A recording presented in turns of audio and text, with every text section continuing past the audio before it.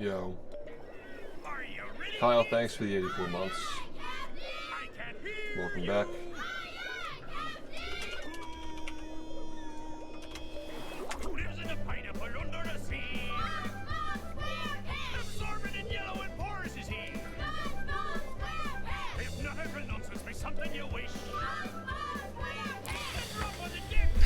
How's it going?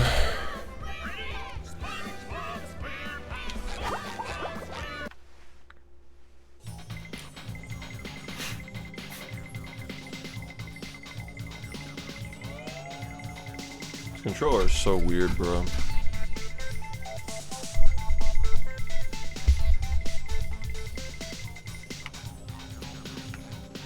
Poopy birthday. Yeah, thanks for the happy birthday. Super Mario. Bruce, yeah. Thanks for the resub. What's up?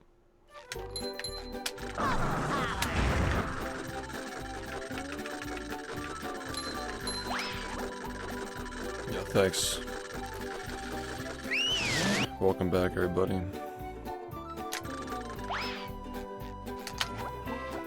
Hey, how's it going? What's up? Yeah, yesterday it took us 8 hours to I guess, warm up, so like de-rust the game. So we'll see how long it takes today.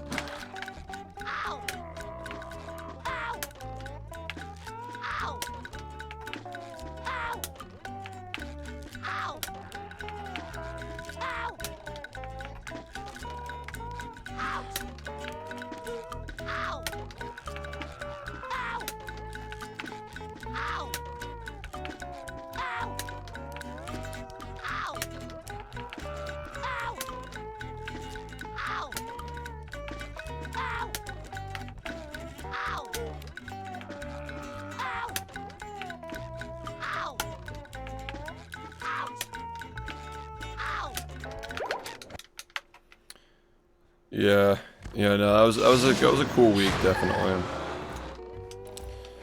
That was a cool little detour. Couple of weeks really with like Summit and then the Patrick Star game, right? But now we're back to reality. Getting that 40. 3 years running. Thank you. I was thinking about this as well. More Patrick speedruns. I don't know. I mean, it's not a game that I'm not opposed to going back to it, but I'm certainly not interested in that right now. You know? Like, I like the game somewhat. It's different enough from this to actually be kind of cool. But it is also kind of cursed, you know? Yeah, thanks. Yeah, me too.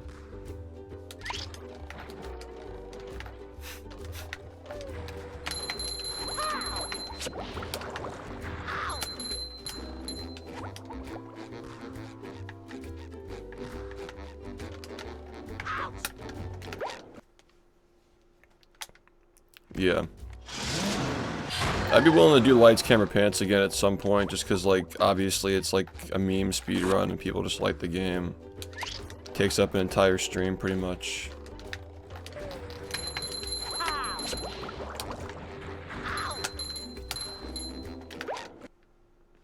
Hey, thanks. Yeah, no problem. Yeah, Patrick was pretty...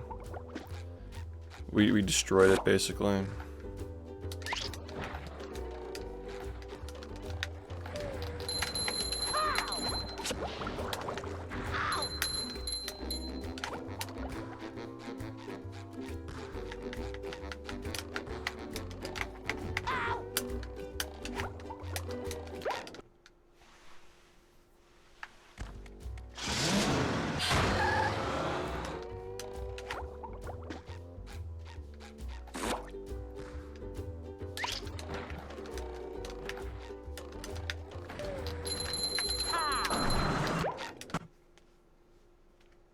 Cosmic Shake, I mean, it's not too long to speedrun, I just personally don't enjoy it. And I always have goals that I'm setting in this game, which are out prioritizing all the other games that I may also be playing, but... yeah, I don't even know like what my second choice for a game would be if it weren't this, as far as speedrunning goes. Not really, you know.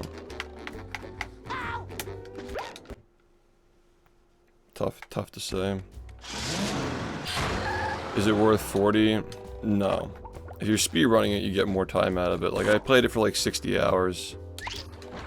So, I probably got more out of it than most people.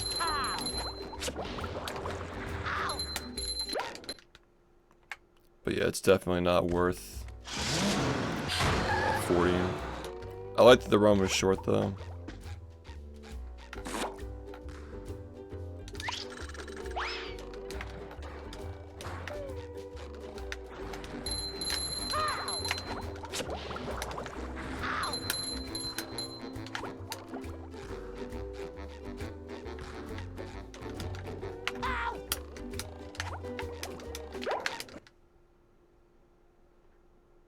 SpongeBob.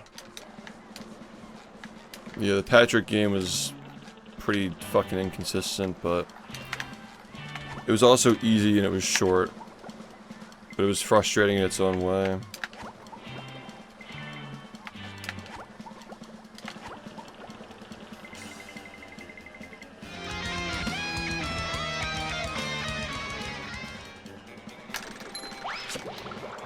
Tex, thanks for the 71 months. Welcome back.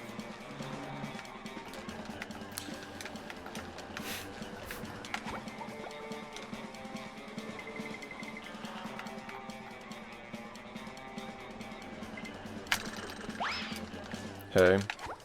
Thanks, dude. Best of luck with the Patrick game if you continue running it.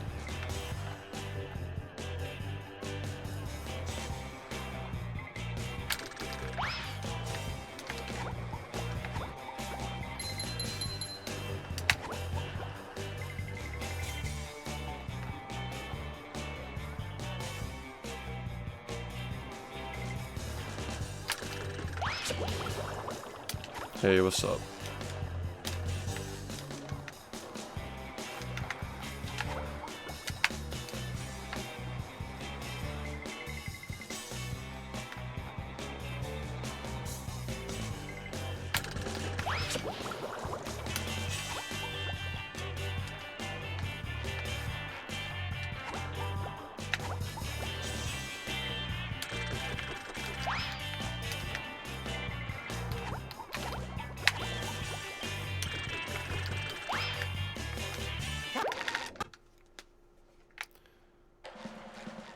That was like a very...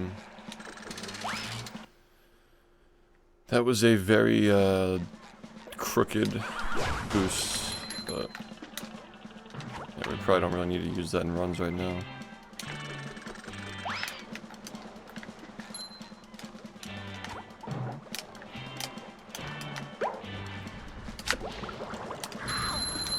You've just met the Sponginator.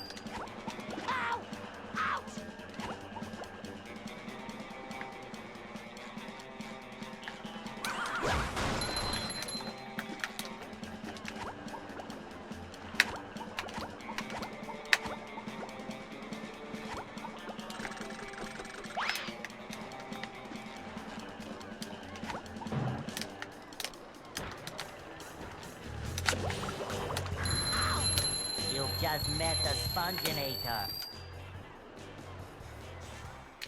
I'm ready, I'm ready, I'm ready.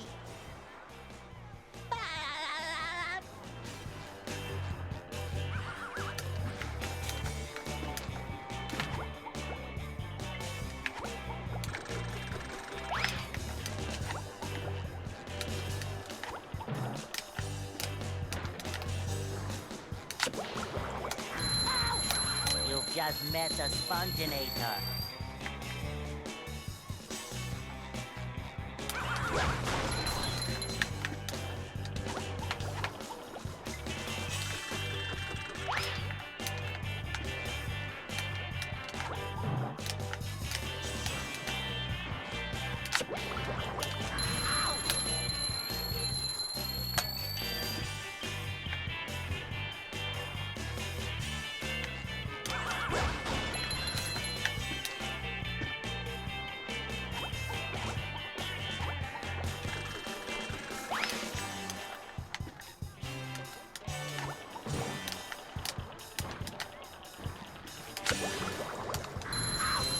You've just met the sponginator. Patrick is dead.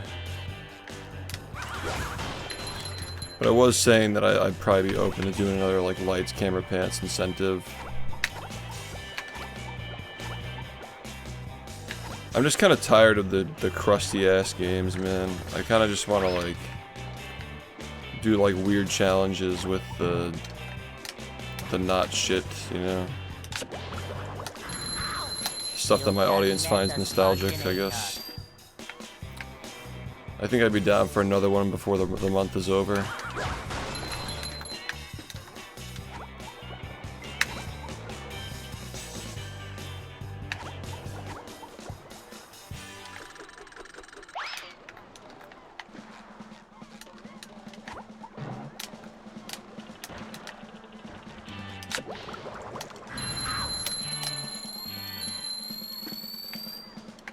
Yeah, I'm not. I think we gotta like play around with that a little bit.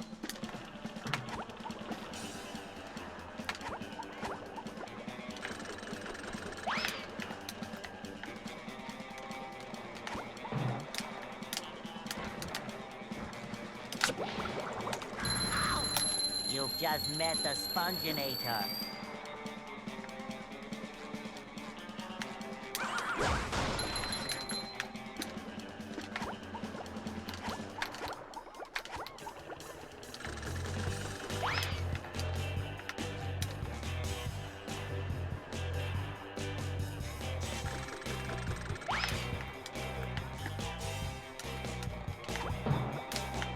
Not sure what that is. You've just met the sponginator. Yeah, they gave him his own game.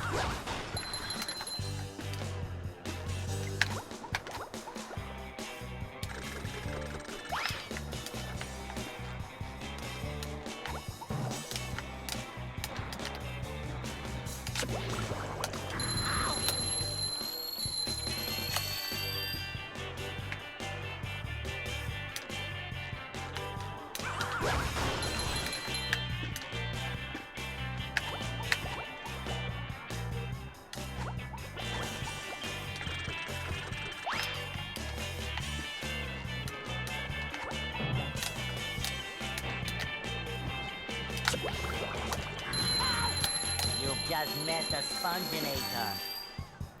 I see, I see.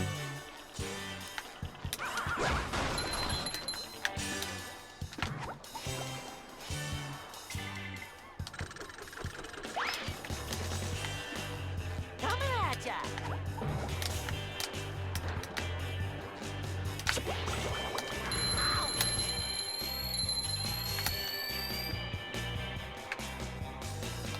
I'm ready, I'm ready, I'm ready.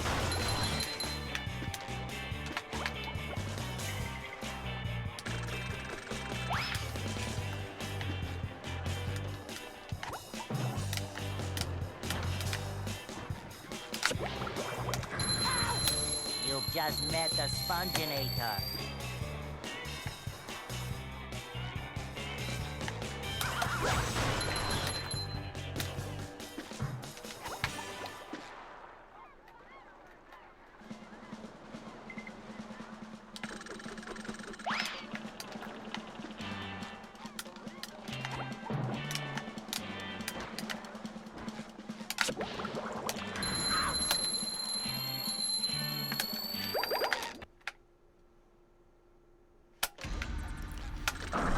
It took 8 hours to get through everything yesterday, by the way, so we're hoping to make that a little shorter today.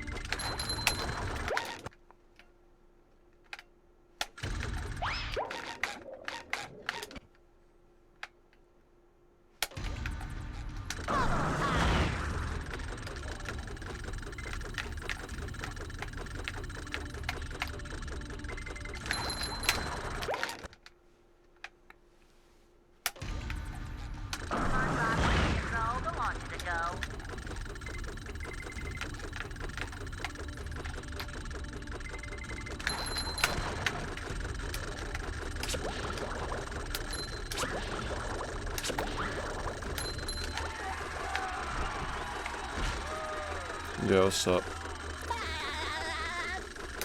Feeling alright.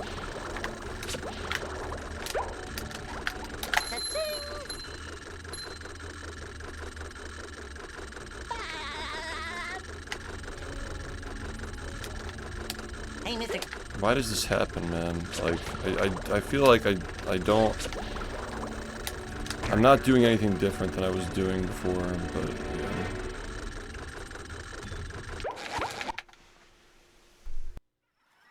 Are you ready, kids?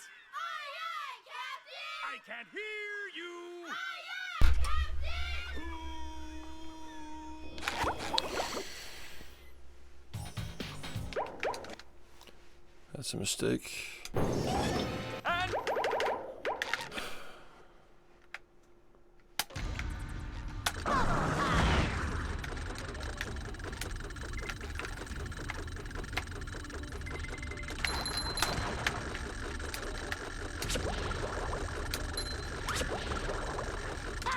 I don't understand how that just happened.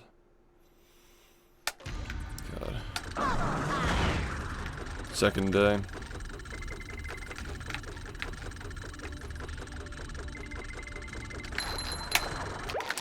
Oh, you know what? I forgot that yesterday we didn't start the stream with this game, so it actually was more like 7 hours of practice, I think.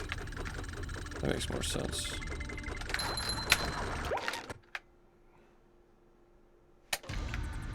Say hello to my little bubble friend. Okay.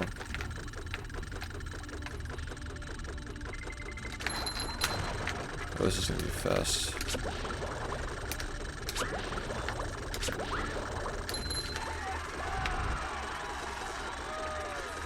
Yeah, I mean, I heard that it was not, very kind to me, and I did speak to him personally. But he really does not understand speedrunning as far as, like, the dedication that goes into it and how common it is for people to spend years playing the same game. That was one of the few things I couldn't really get through to him on. Like, what I'm doing here is not only accepted as normal, but also respected in this community. And he also couldn't really answer the question when I tried to understand, like, if you're watching clips that are cherry-picked from people that you acknowledge are psychopaths, and you're using this information and only this information to, like, judge my character, how can you say whether I've improved or not improved over the last few years, since I literally was, like, depressed and, like, stuck inside from COVID? And he couldn't really give me an answer for that. Yeah, it is ridiculous. I think that's the reason why he changed the title, because people were calling him out for saying that I wasn't actually what he was saying that I was. He just seems a little bit out of touch with speedrunning. Like, he says that he's watched speedruns before, but he's probably seen, like, and again, no offense to any of the guys who are like this, but, you know, like, Small Ant is, like, a guy who used to speedrun competitively, and, like, now he just does it as, like a content piece, you know? Like, he's not, like, actually, like, pushing himself, you know? You know, that's one example of it, right? There are speedrunners who have, like, a lot of viewers who don't push themselves, and they just play casually with a timer on the screen. Again, nothing wrong with it, but that's not, like, really what the core speedrunning is all about.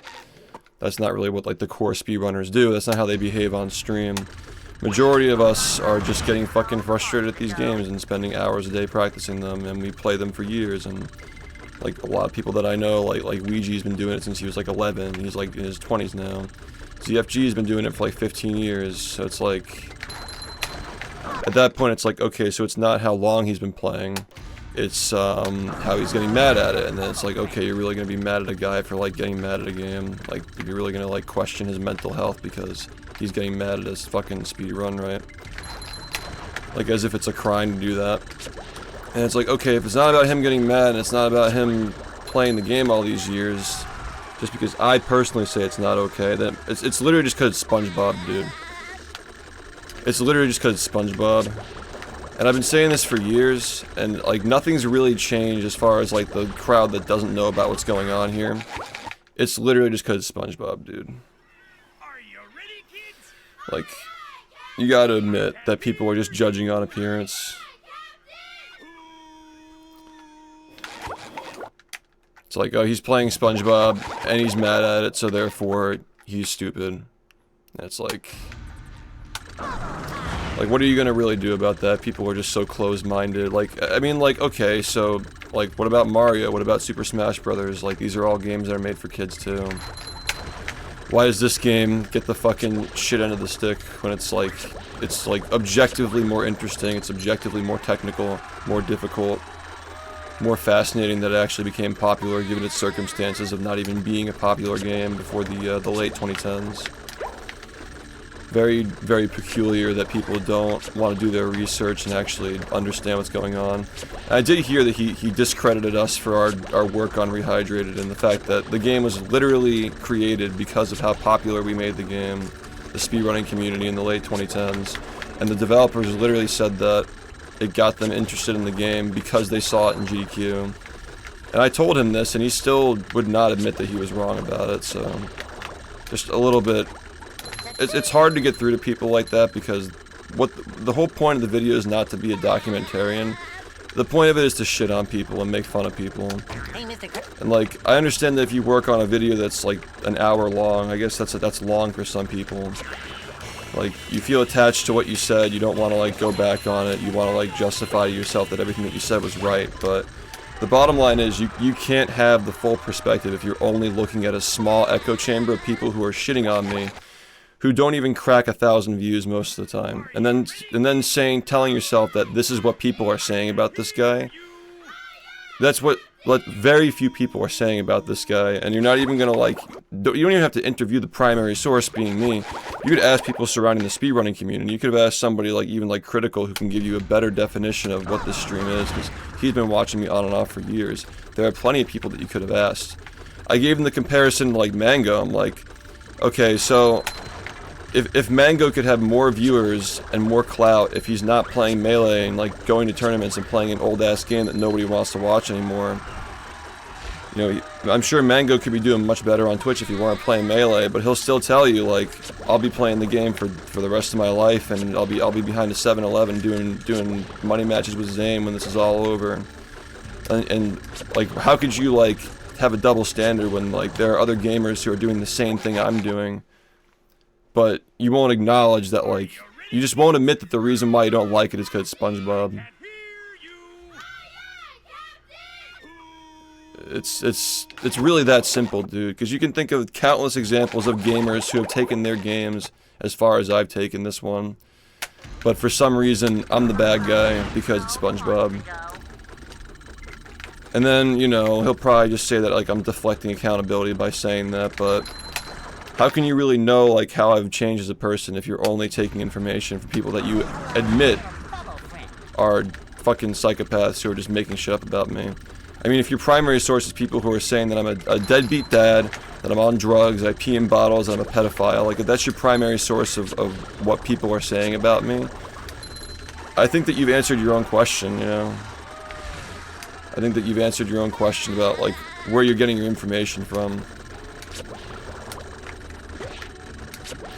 But, you know, at the end of the day, like, I said this in the comments section, the people who watch that channel are just looking for someone to shit on, and they'll forget about this in a week or something, and at best I get a bunch of new people who learn about this or relearn about it because they stop watching the stream after a while. Well, that's what I'm saying is, like, if your primary source is people who coerce Kiwi Farms into making a thread about me, just telling lies and making shit up to get people to talk shit about me, and even the Kiwi Farms thread eventually moved to realize that, oh, the guys who are shitting on him are the fucking weirdos, right? Like, where are you getting your information from if not only from that corner that doesn't know anything about this? But the silent part wasn't being said out loud, is that the whole point was like, I just want a story that I find interesting and funny, regardless of whether it's accurate or not. Like, there's just not, exactly, man, it's just like, if you really did your research and looked into it, you'd find that, like, a lot of these clips of me lashing out at people who objectively didn't deserve it were during COVID, when I admitted, like, I was lashing out at people and I was going through a lot of shit, like, physically and mentally at the time, which a lot of us were because of COVID. Again, like, That's like a 6-month period out of my entire 8.5-year career. And he didn't have an answer for that either when I said, like, how is it fair to judge somebody based off of, like, a little 6-month period of time where I was miserable objectively when I actually was rock bottom depressed, just like, you know, everybody eventually feels in their life. You have to live a pretty easy life to never be depressed at any point. Well, that's exactly what those kinds of YouTubers do, is they act like they know people when they don't actually know them. And I could tell that by the end of the conversation that I had with him privately. He'd come around to some things, but he still was not open to the idea, because he really just, like, doesn't understand the speedrunning world, or, like, the competitive gaming world, where, like, most of these communities that keep these games around are intertwined with the developers and the publishers. Like, the Smash community is, like, literally, like, going on stage with Reggie and, like, other PR members of Nintendo, like, promoting their game and shit back in the day. Why is it so hard to believe that the CEO of the development company that made the remake said that he got back into the game through speedrunning, and that the publisher tried to hide it, but they did use this community's tools to remake the game. That's the only reason why they were able to do it with such a low budget. I mean, THQ was a bankrupt company that was purchased by a smaller development company. It was one of the smallest, I think it still is, like, the smallest market share out of all the major developers out there. And they pretty much had a golden ticket to have a hyper successful game off of the publicity this game was getting on the internet at the time. So they said, okay, this game is getting a lot of attention. It seems to be coming from the speedrunning community and competitive gaming, like, commentary communities. And this guy SHiFT is the main guy who's doing this. Let's get him into the studio and have him test the game, which, by the way, we're using his community's tools to remake at the same time. And we'll put him in the credits. Like, it's like, come on, man. It's like Walmart Magazine's headline over The Last of Us 2. The cover story was Speedrun SquarePants, man. Over The Last of Us 2 remake. It was a pretty big fucking deal, but, you know, like I said, man, SpongeBob can't be serious. Nobody takes it seriously. It's SpongeBob. It's SpongeBob. Guys, did I mention it's SpongeBob, by the way? It's a kid's game. Not acknowledging that, like, you know, like, Smash Bros. Had a similar, like revival because of competitive competition, and same with, like, Mario and Zelda and all that on the internet. The internet revived these games and made them relevant again, if only for a brief period of time. And I don't really know why it's so hard for some people to, like, actually do their research and wrap their head around, like, okay, back when this was the most popular it's been, like, during its golden era, there was like an article from, like, a random news source, like, once every other month about, like, what was going on in the community. Like, I had Kotaku in my DMs, like, once every other month asking about the game's developments, and, like, PC Gamer and so forth.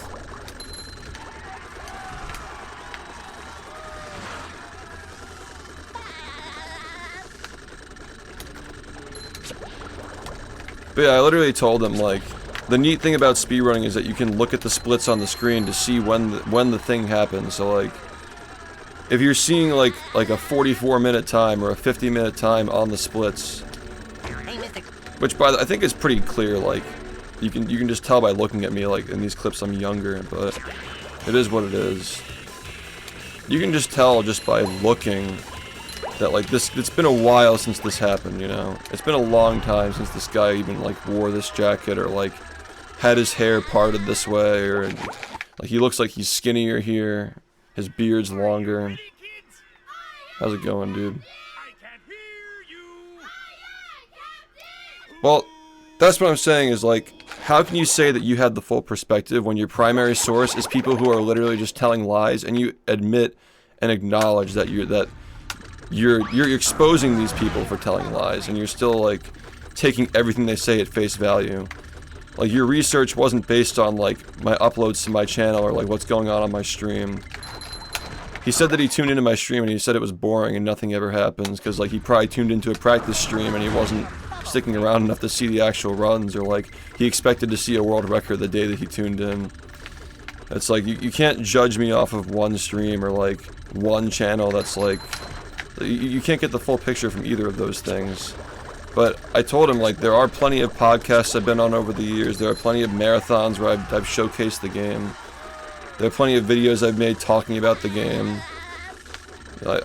Like these are like a lot of controversies I've been involved in where I've been forced to express my character. You know, it's just really weird to like only base somebody's character off of like he plays SpongeBob, he plays it a lot, and he gets mad at it. Like, yep, that's all there is to this guy. But there's no like actual like journalism going on there. It's like not like why is he getting mad at the game? What's his investment in the game? What are his goals? What are his long-term and short-term goals? What keeps him going? What makes him do this? What drives him to do all the things he's doing? But there's just none of that. Are you ready, kids? I would still run it with this controller. I can hear you. Yep, people still get really mad at Mario, which is also a kid's game.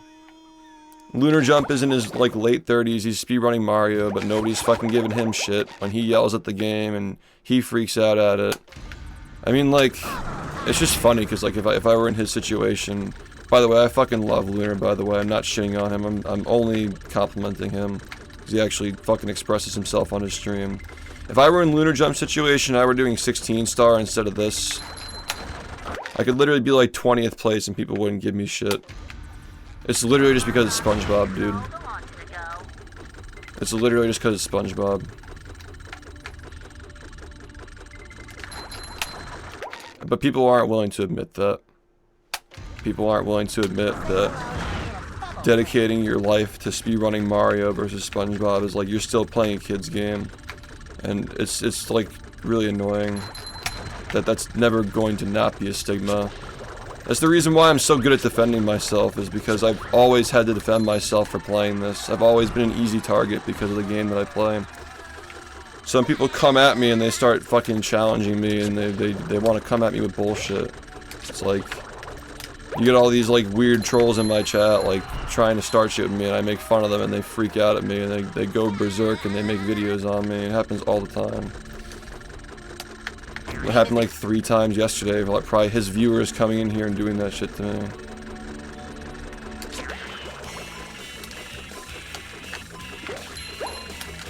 So yeah, I think that like all of us are trying to get better, all of us are trying to take more accountability for our actions, but I think it's ridiculous to vilify somebody for getting mad at a speedrun and then point out like the game's made for kids when 99% of the speedrunning community is speedrunning games that are made for kids.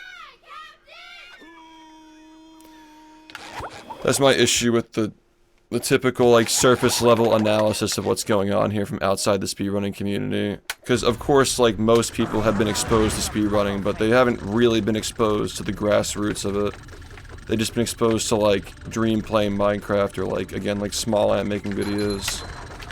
Those kinds of things, but they've never watched like Inkstar speedrun a game. For example. They've never watched the GoldenEye players run their games. They've only watched like history videos on it. But they never like really like truly watched like what the speedrunning community is actually like. They just know it based off of like the people who polish and clean up the appearance of it and then show it to their viewers on their large channels. Like lots of edited content.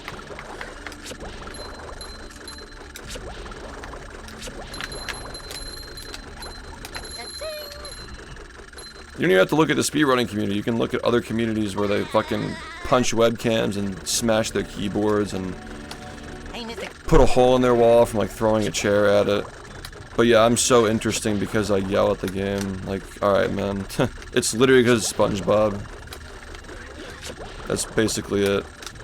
And I know this is also true because I tried explaining to him like, how is speedrunning any different than like any other fine-tuned motor activity like playing an instrument or like, for example, like sewing or whatnot. Like how is it any different than something that you just do as a hobby throughout your life and try to get better at it?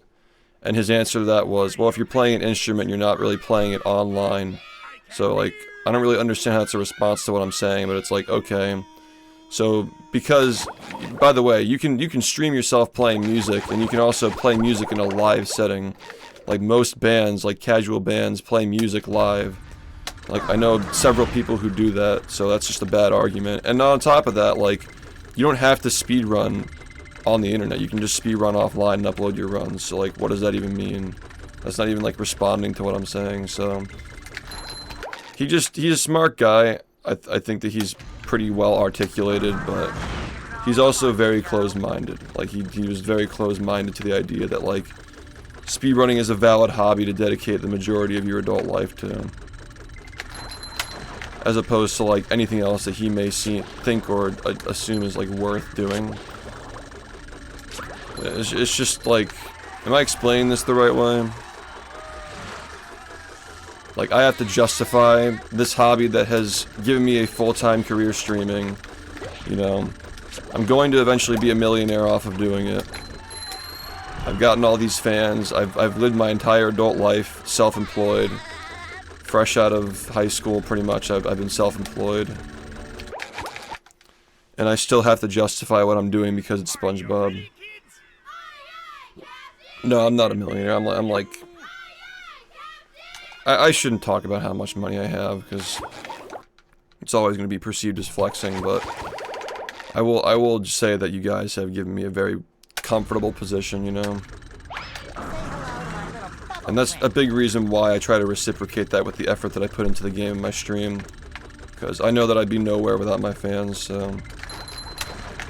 I owe it to everybody who's around the game, who's a big fan of what's been happening here for the last 8.5 years, to give my best effort in it. And of course I have to live my own life, of course I have to, you know, exist in the real world, but I'm doing the best I can to balance everything and still continue the legacy of what we've been doing the past 8.5 years, even if speedrunning is no longer, like, revered on this website, and if we're not really viewed like professional athletes of the internet anymore. I still think it's cool. I still think it's worth doing. Yeah, it's like, you got a good point. Like the Sky News reporter who covered Tetris, like, imagine spending that much time on a video game. Just go outside. You just come off like an asshole saying that stuff. Exactly, Spook, exactly. Are you ready, kids? It just gets easier from there. I mean, like, once you make your first 100K, like, you just make way more on that, and I'm beyond that, like, way beyond that at this point. Thanks for the 3 years, George. But it's, I don't think that you need to have money to justify what you're doing. Like, you don't need to make money from what you're doing to justify it. As long as you have control of your life, if you're taking care of your financials, if you're taking care of your physical and mental health, then you just gotta live life. Like, isn't that the American dream, is to, like, get yourself set up and then give back to your community? That's kind of what you're supposed to do. You get yourself set up financially, physically, and mentally, and then you just give back to your community and do what you want to do. And, like, hating on somebody who's literally done that is just weird. Like, I've actually made it. I'm successful. I've made it in life.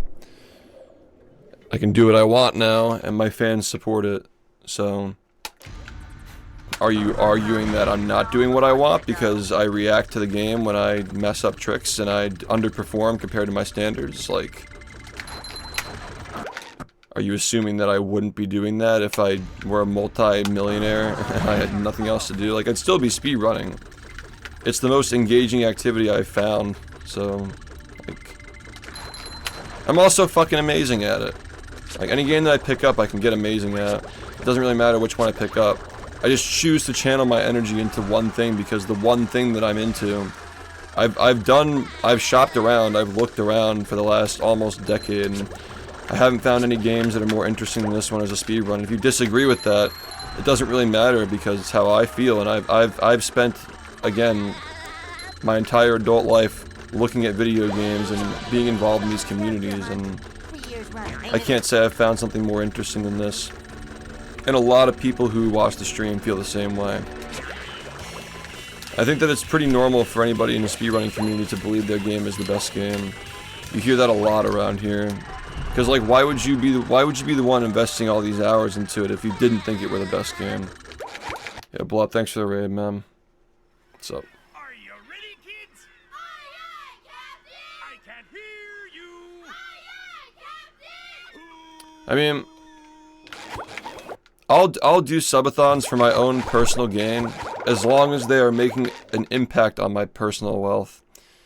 Because, like, if I do a subathon that makes, like, $100,000, and I have, like, $2 million in the bank, like, what's another $100,000 at that point? I'd rather just donate it to charity, or, like, do it for, like, some kind of a cause to, like, raise money for, like, an event or something.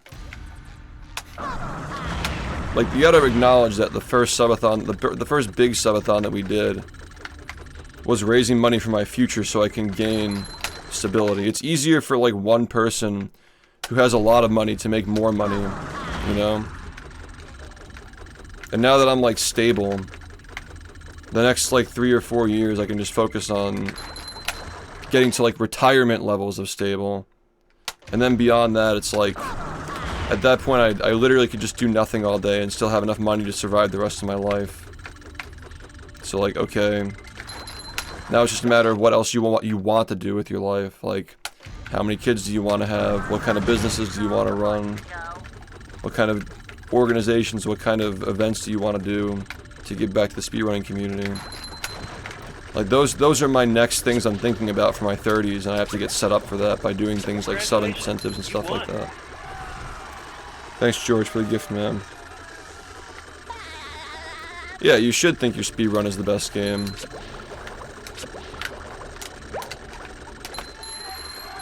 Would I still think this is the best game if it were the exact same way it was in 2016? Probably not.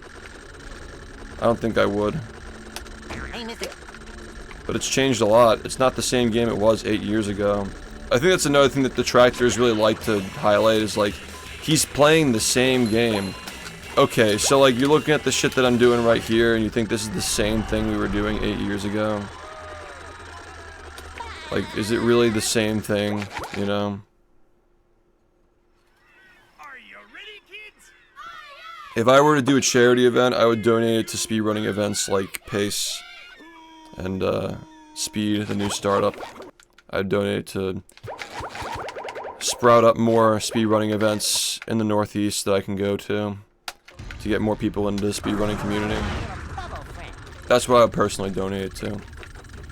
Or like animal shelters, like for cats, stuff like that. Those are things that are important to me.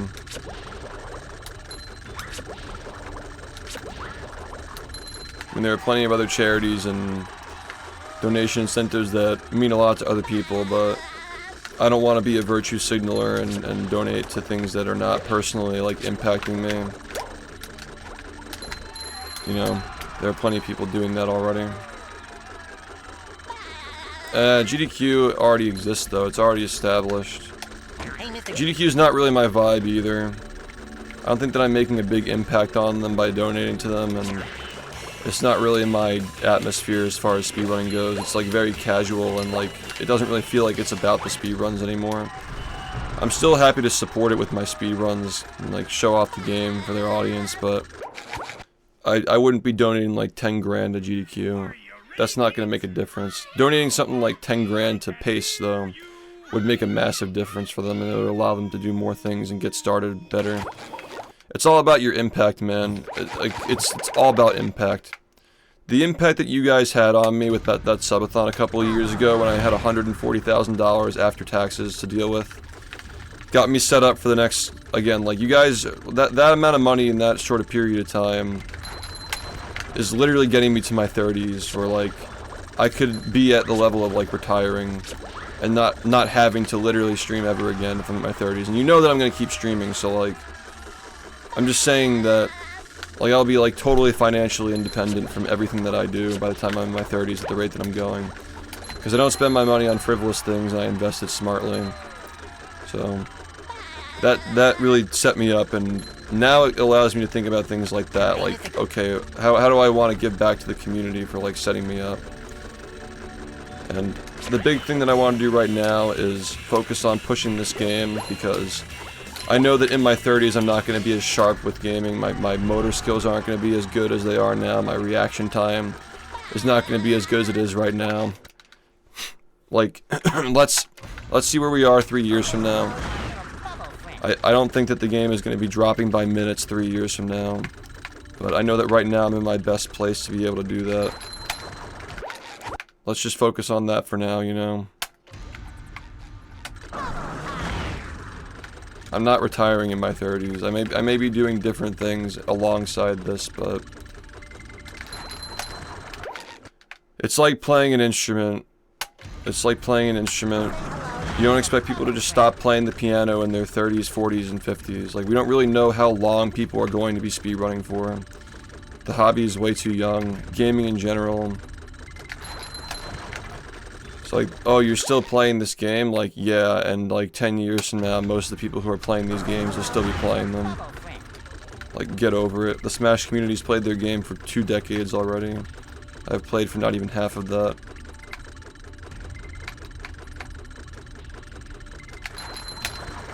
See, a pretty flimsy argument. It's all just bullying. It's all just like, let's bully this guy who looks like an easy target, but let's not actually say it to his face. Let's just like dunk on him behind his back and like not actually interview him. And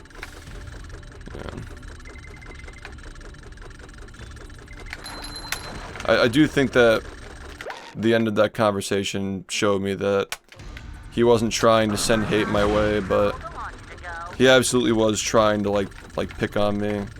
But I don't think he was willing to admit that like a lot of the criticisms that he can make on me are just like, very easily debunked, and a lot of it is not only accepted as normal here, but it's also respected and looked up to and considered inspiring to people. Like, dedicating your time to the same game for all these years. Like, a lot of people in the speedrunning community wish they could do that, but they lack the motivation and conviction to do it. Or the time. So I'm not saying I'm better than people, I'm saying that a lot of people support me because they look up to me.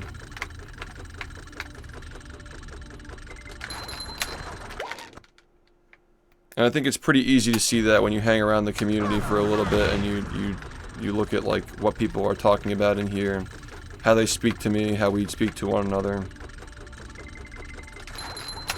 The fact that people stick by my side after all these years, even after I have made all these mistakes and said these questionable things on stream, people still give me the benefit of the doubt and hear me out whenever I make a mistake. When I'm live every single day for 8.5 years, more or less. You know, the fact that people don't drop me like a fucking bag of shit after I make a mistake, I think speaks a lot for how much people respect what I do and how much they want me to succeed, even if I am not perfect.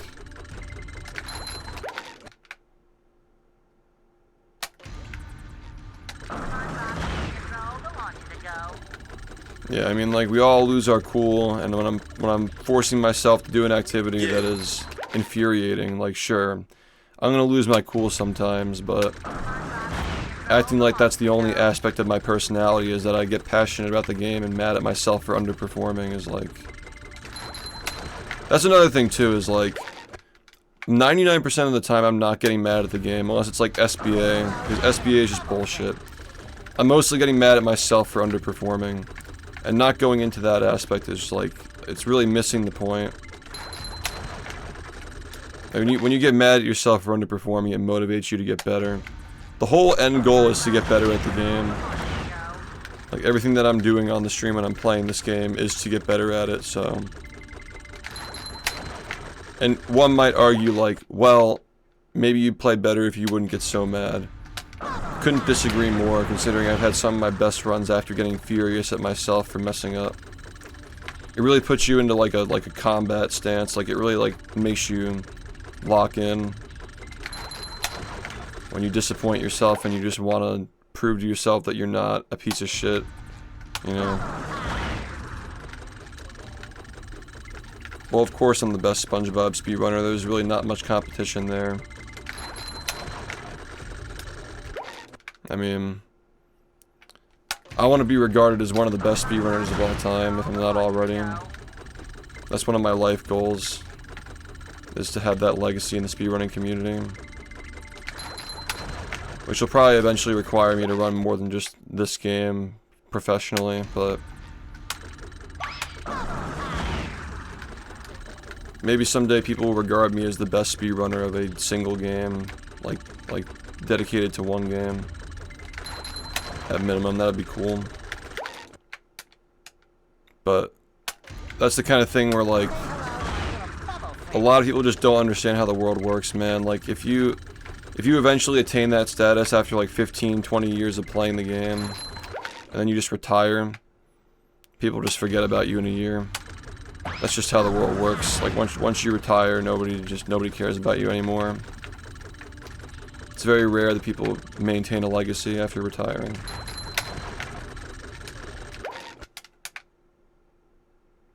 I think that'd be a cool status to attain in a community that, like, has given a lot to me, and I care about it quite a bit.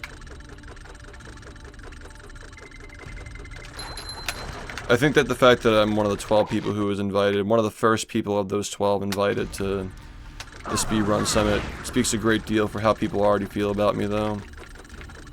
I think that, you know, this game started off as a very controversial game with a lot of shit being thrown at it and a lack of respect toward me and my peers for running it. But it's really made its way into the hearts of the speedrunning community. I think that's an awesome story. That's worth telling and worth continuing the legacy of. And you're not going to be able to convince me otherwise. I'm open to being criticized and scrutinized, but I don't think you could form an argument in good faith against that sentiment that this is a really cool thing that's happened on the internet and it deserves to keep going. See, I'm not gonna let anybody fucking tell me that what I'm doing is stupid. Are you saying I'm not a decent person, or? I mean, I don't really get satisfaction off of being a decent person. I think you can just do that without, you know, focusing your life on just being kind to people and nothing else. You should just try to be kind and open-minded for the sake of, like, being a part of humanity. But it doesn't have to be the only thing that you do. Some of us are competitive, man. Some of us want to be remembered for our accomplishments. And being nice isn't an accomplishment, it's an expectation, it's a responsibility.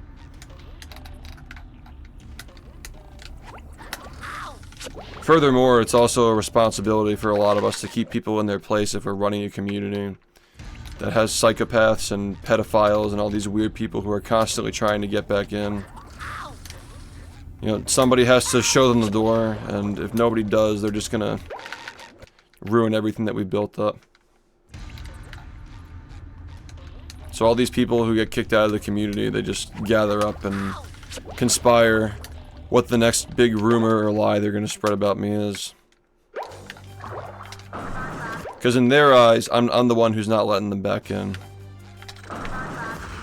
But in reality, there are a lot of people who know what these people have done and continue to do.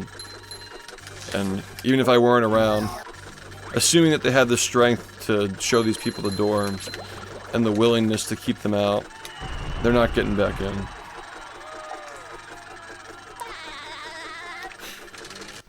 Yeah, drama comes with the territory of actually having gatekeeping in a community, though.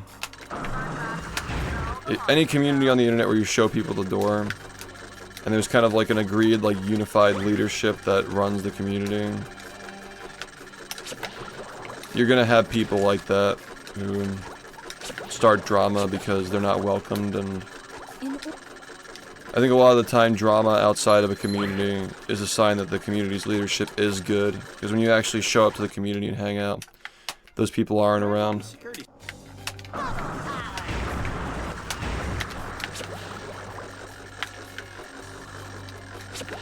I'd rather have a small community that's actually nice to be around than a big one that's a fucking shit stain.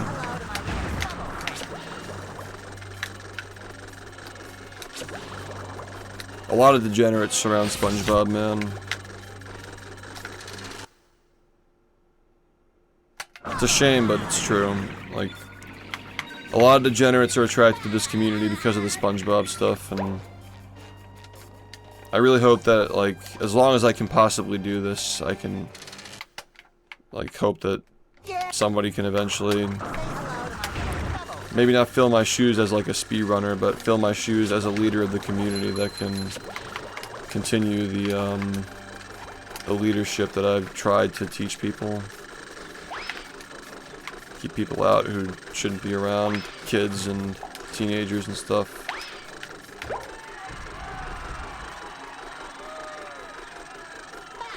Every speedrunner gets it.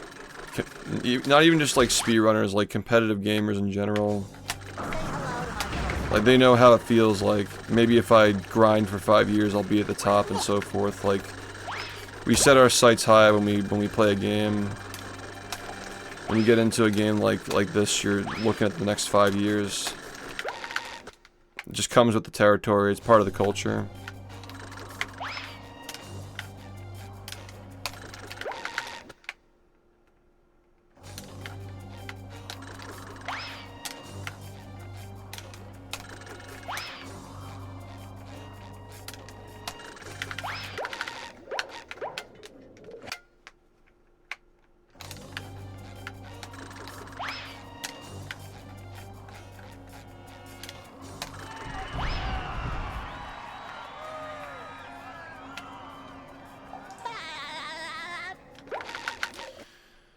I mean, most of it affects me, but it affects all of us, man, because, like, you can't deny that, like, when these people smear my reputation, it smears the game's reputation.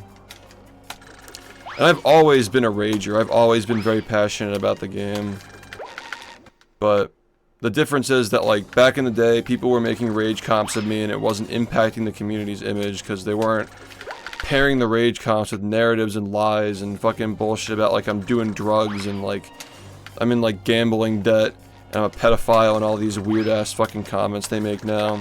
It was literally just like, look at him get mad at the game, it's funny. And a lot of it was honestly endearing. Like a lot of the comments on those videos are just like, I love SHiFT but he needs a break or whatever, right?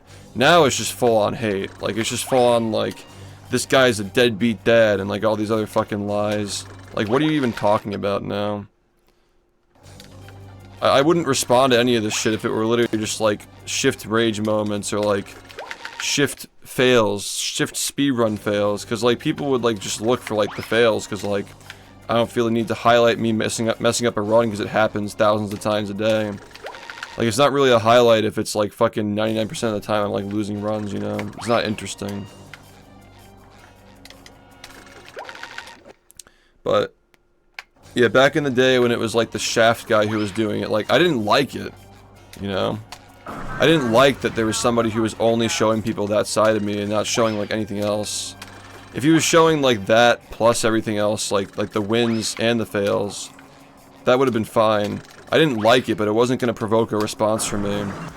But the people who do this shit now are just fucking psychopaths.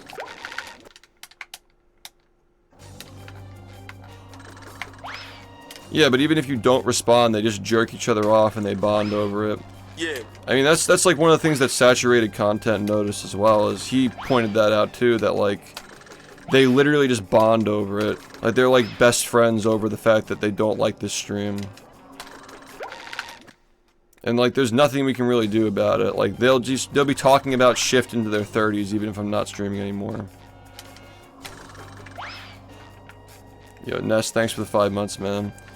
I have this, like, bruise on my finger that I cannot, like, what's going on here?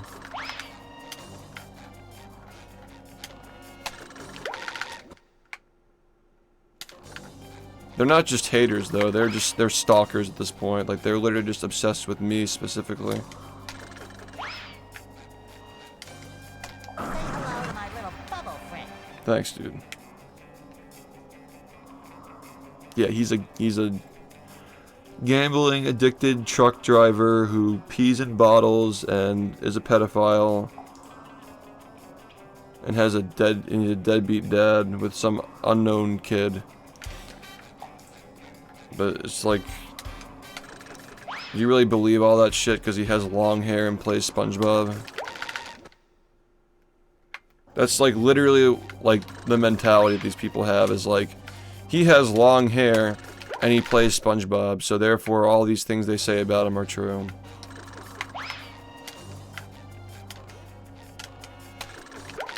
It's not about any of the singular things. Me getting mad at the game on its own is not interesting.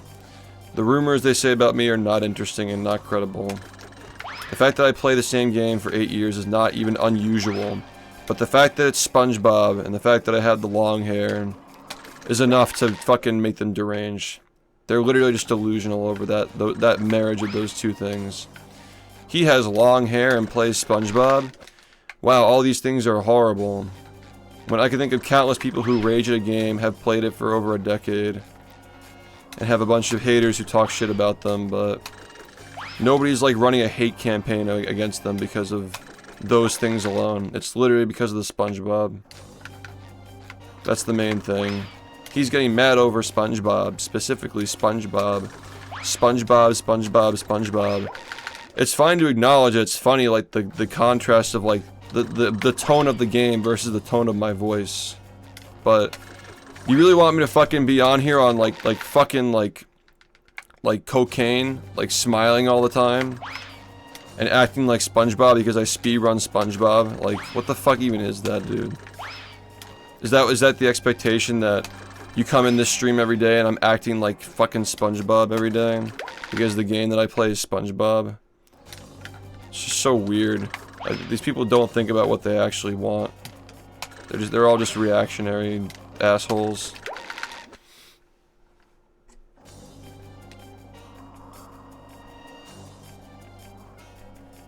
But yeah, most of them won't say the quiet part out loud. Because I can think of countless examples of people who take their games as seriously as I do that are also kids' games, and it's not SpongeBob though.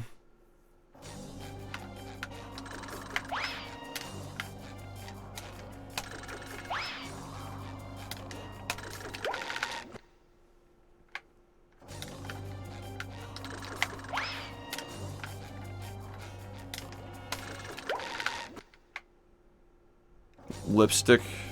Does it look like I put lipstick on?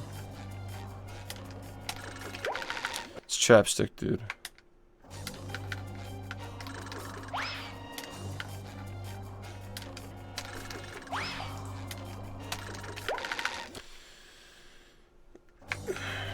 When you talk and you blow air out of your lips, you gotta keep your lips from getting dry.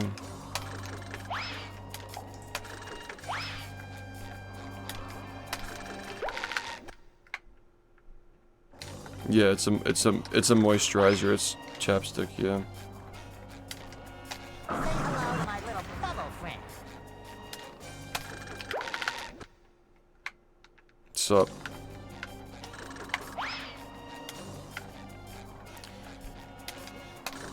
Well, this game belongs in a museum. That's definitely a sentiment that I want to try to fulfill. So, like, this game is... I want this game to be one of the remembered pieces of gaming media from the early 2000s. Like, immortalized. Not just like, oh, it got a remake and whatever. Like, I want this game to be immortalized in gaming history.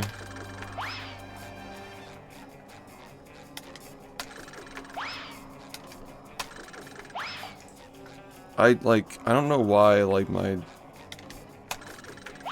freaking finger is just, like, so beaten up.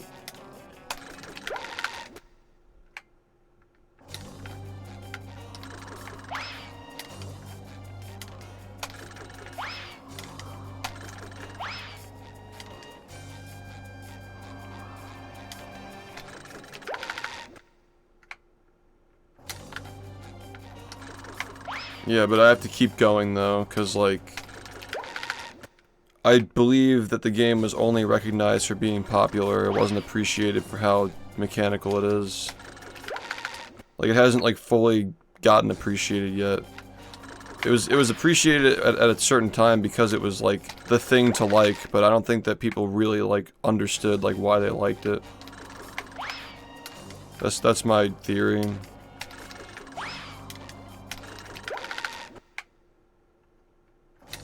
Yeah, it's been weird the past few weeks, yeah. I think maybe I'm like hitting the... I'm striking the controller with like the wrong part of my finger.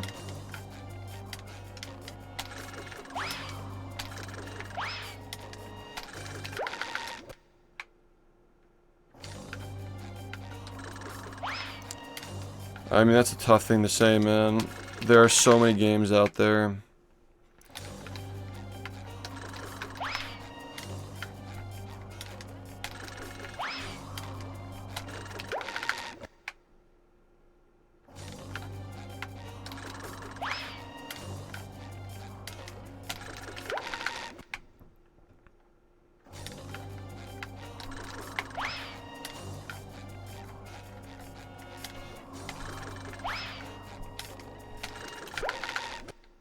I'm probably not aware of it.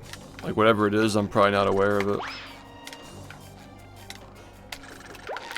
It's probably like this game was before I started playing it. It's just like, nobody knew about it. Yeah, thanks, dude.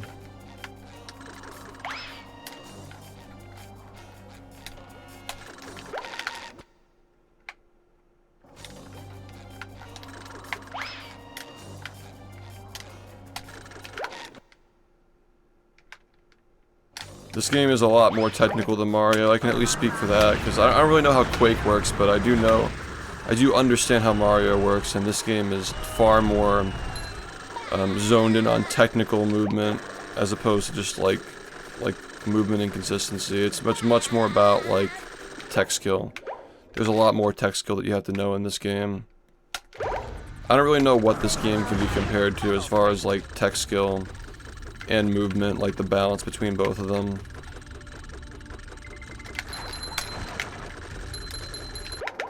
I don't really know what else can really stand up to it.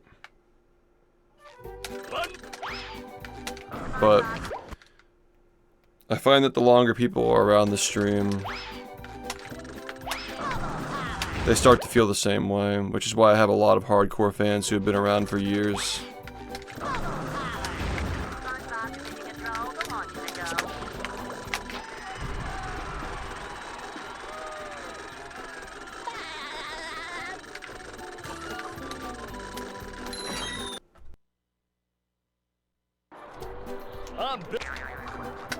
Friday.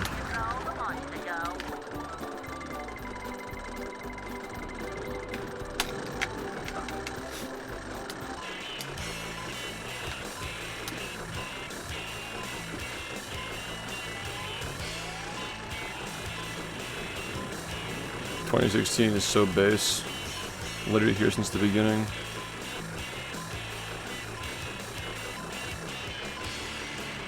Yeah, maybe Incredibles has potential, but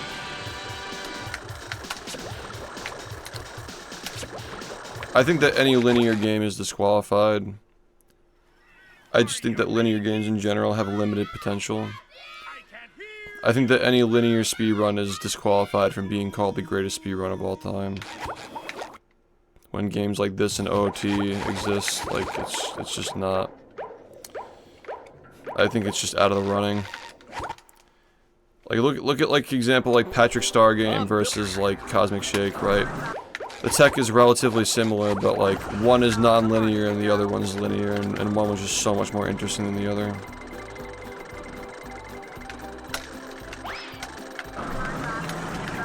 Very good comparison in my opinion. Like those two games are similar but so different.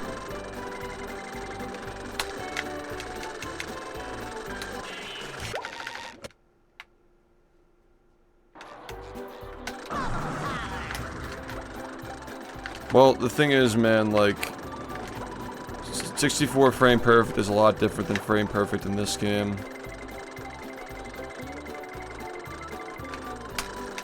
.64 frame perfect is like you're pressing BA to like kind of like make it like a bigger frame window, if that makes sense, for the rollouts. So like, yeah, they're frame perfect, but they're not like you know, they're not difficult, and it's also 30 FPS too. Like twice the window. Like a 1 frame trick in that game is a 2 frame trick in this game, and you're not messing up 2 frames in this game. And then of course like Carpetless has a buffer on it, like you can buffer it to do it. And like that's not even just me talking because I haven't ran the game, but I take it from people who run the game who explain these things to me. And, like that's actually a direct quote from Lunar Jump. Like we say it's frame perfect, talking about him with Mario. Like he says, like we say it's frame perfect, but really like we have strategies to make it consistent.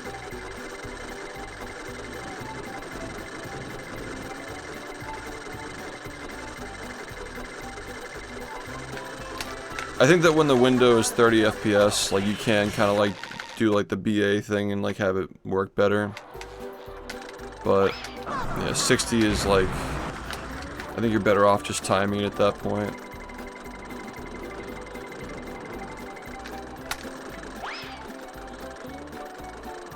Yeah, pianoing, exactly. But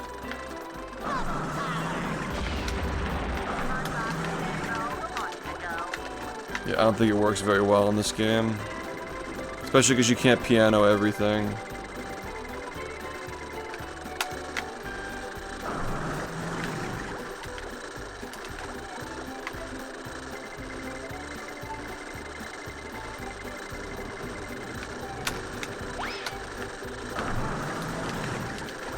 Yeah, I see a lot of fighting game players in this stream. They relate to the whole like 60 FPS bullshit. Most speedrunning is 30 FPS, and they complain about frame perfect tricks and buffer them. Like frame perfects are not really like a. They're kind of like seen as like this big bad thing in the speedrunning community oftentimes. But you know, for like certain games, certain communities, it's kind of just a fact of life. You just got to deal with them. This game is weird because not only do you have to do unbuffered frame perfects, but you also have to do them in 60 FPS. And like as a speed run. Like there's no opponent that can like slip up, or like there's no like mind games or strategy. Like you're literally just like, can you do this one frame input a million times in a row? If you can't, then you're not good enough, you know?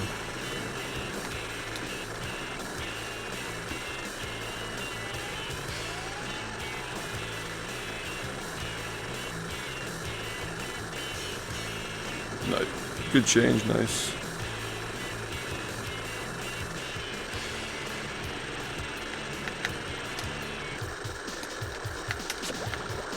But yeah, there are a couple of things, like, obviously, like, pianoing wouldn't work on every single thing in this game as far as the one frames go. You're better off just learning the timing. That's my first opinion. Second is that you have console lag to deal with on this, which is usually not a problem. Usually not a problem in fighting games. They run pretty smooth usually. So like a lot of the time, like if you're doing it like that, you might not even be doing it on different frames.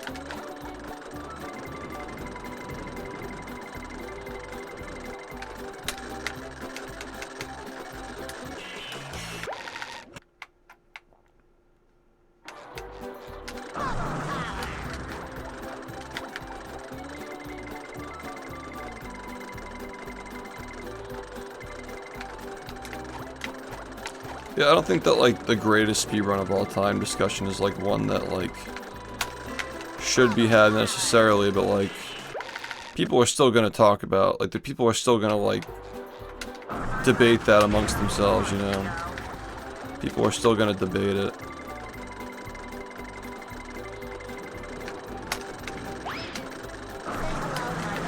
And of course, like, if not even outwardly, I think a lot of people debate it with themselves to figure out what they want to spend their time playing. So it's something that I've thought about, like, is there a game that's better than this one that I'd want to put this kind of time speedrunning into? And the answer is just no. Like, I know that I'm gonna have a hard time, like, taking other games seriously when this is over. So hopefully it never is over. I mean, as far as speedrunning goes for me, I'm not planning on stopping. I don't know when I will. I hope this game stays interesting forever, as long as I can still play it. And even after I can play it, because, like, obviously someday I'm not going to be able to play it anymore. No idea when that'll be.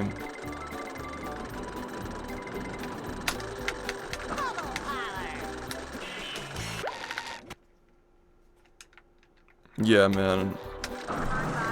Yeah, because you see, I'm a full-time streamer. Would you ask the same thing to somebody who works in a cubicle? Have you seen the sun this week, bro? You seem to be sitting at a desk all day doing your job. Have you seen the sun, dude? Do I look like somebody who doesn't see the sun? It's October, by the way. Like, we're not, like, going to the beach, you know? We're not going for walks outside when it's, like, you know, getting down to, like, 40 degrees. In some mornings, some days. But yeah, go off, bro, when you're on Twitch at 8:20 at night. tell me that I don't get sun. You can never take somebody in Twitch chat seriously when they question what you do with your life. And they're talking shit on the internet on an anonymous account. Like, get real.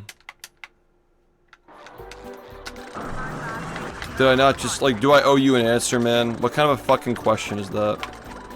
Do I look like somebody who doesn't get sun? Do I look like somebody who doesn't touch grass and go outside? Oh, it's because I speedrun SpongeBob, right? You're all just unattractive.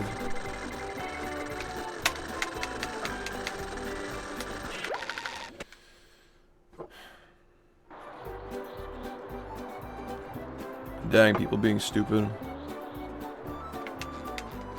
I think I owe you an answer for, like, how much time. Let me start a timer, guys. Like...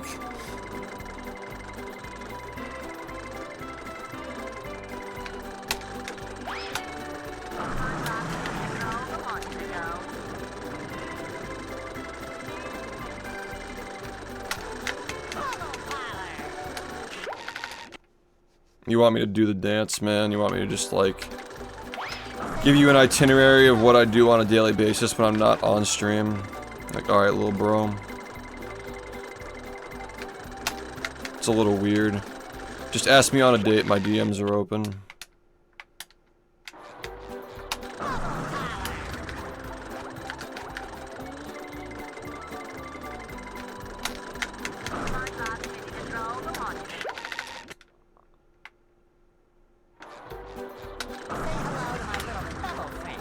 Because they literally spend 6 hours a day on TikTok and they don't understand the concept of time management. Like, it's really that simple. If I'm streaming for even 10 hours a day and I sleep for 8 hours a day, that gives me 6 hours to do anything else. And a lot of days I don't even sleep for 8 hours.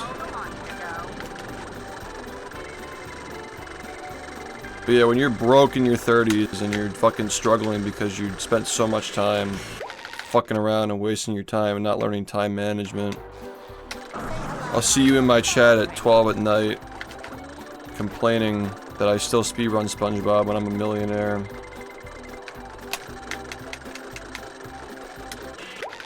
People are just fucking haters and losers, man.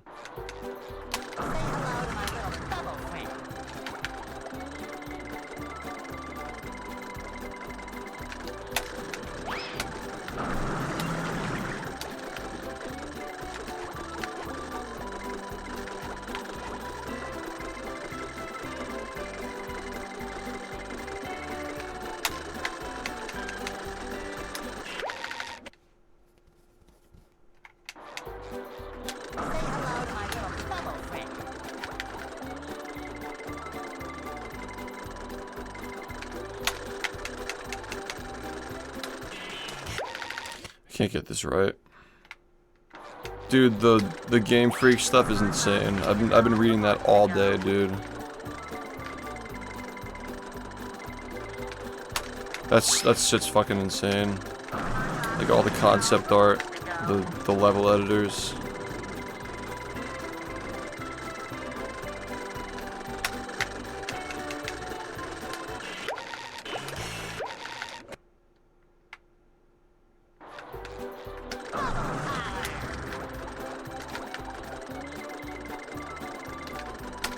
I haven't looked into the freaky stuff. I don't really care about that. I just like to see the concept art and stuff.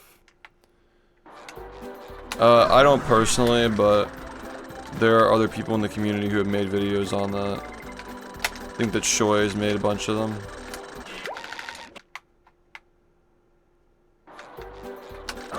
They had a giga leak, like a terabyte of information leaked. Apparently including the source code for the next games they're making as well. Which is like... It's like every generation leaked. Like all the beta concept art and like... level editors, like basically everything. Like the whole fucking thing leaked.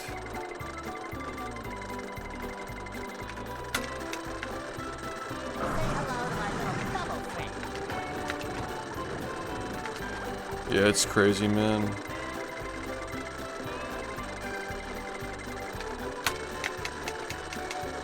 I think that's awesome for internet preservation, like media preservation.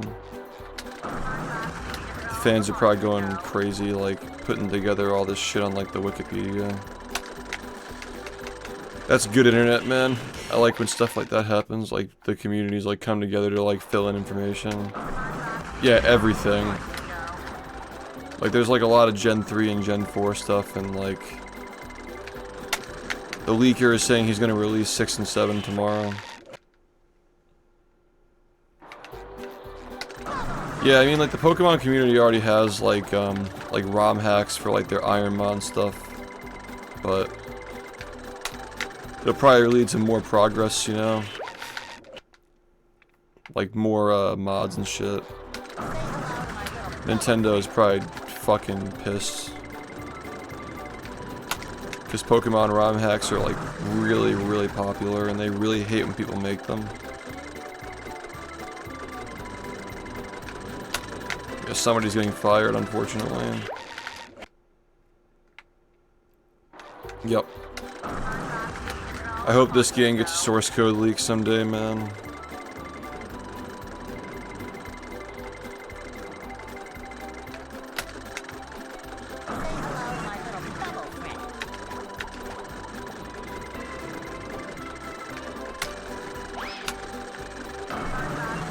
The thing about like source code leaks is it's bad for online games, but for single player games it's just perfect because you get like mods and stuff.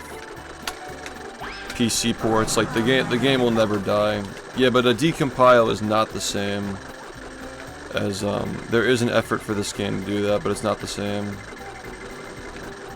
Like the source code is like literally the game, you know? It's literally just the game.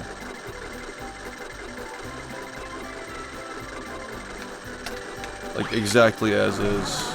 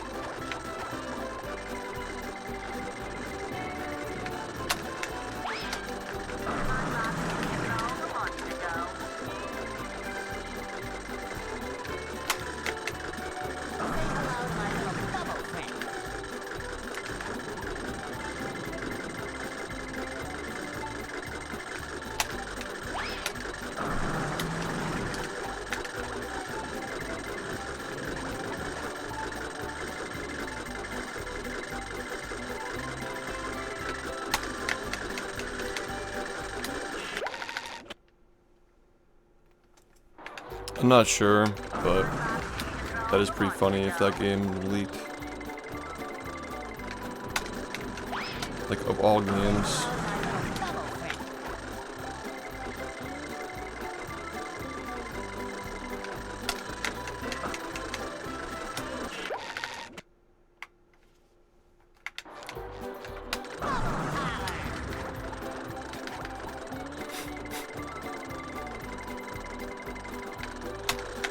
Someday this game will leak, I really hope, man.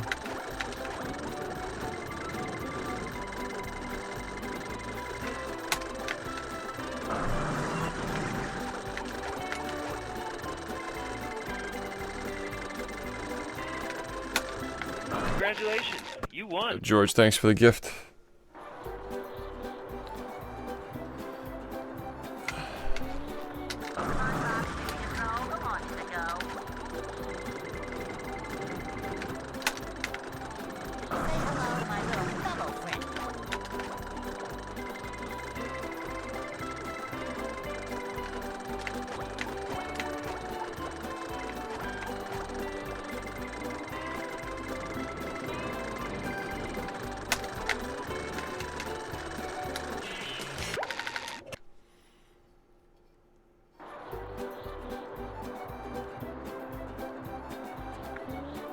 Nah, I'm not really much into like mods.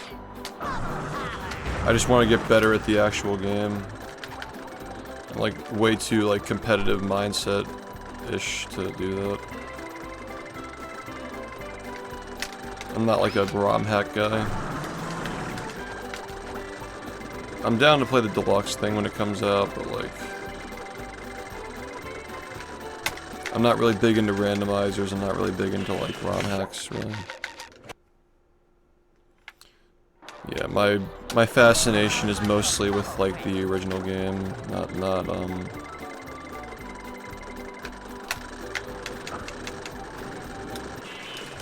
I don't get bored easily, just put it that way. Can't remember the last time I was bored with this game.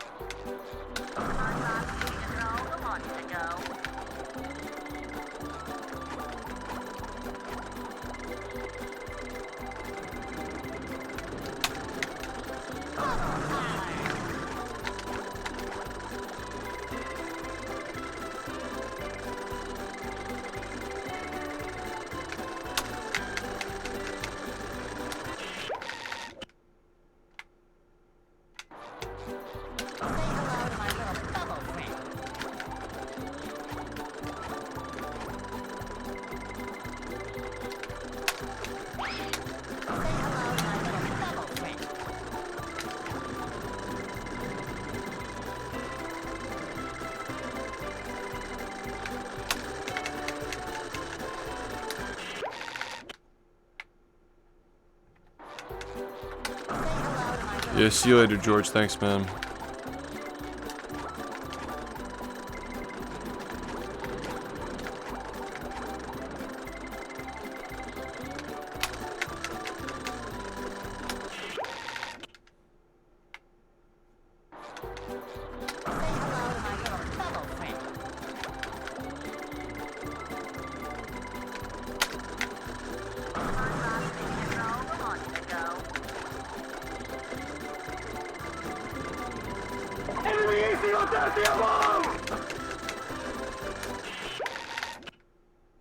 Oh, can't even. Thanks for the raid. Hope you had a nice stream. It's actually really early in the night. I didn't even realize how early it is.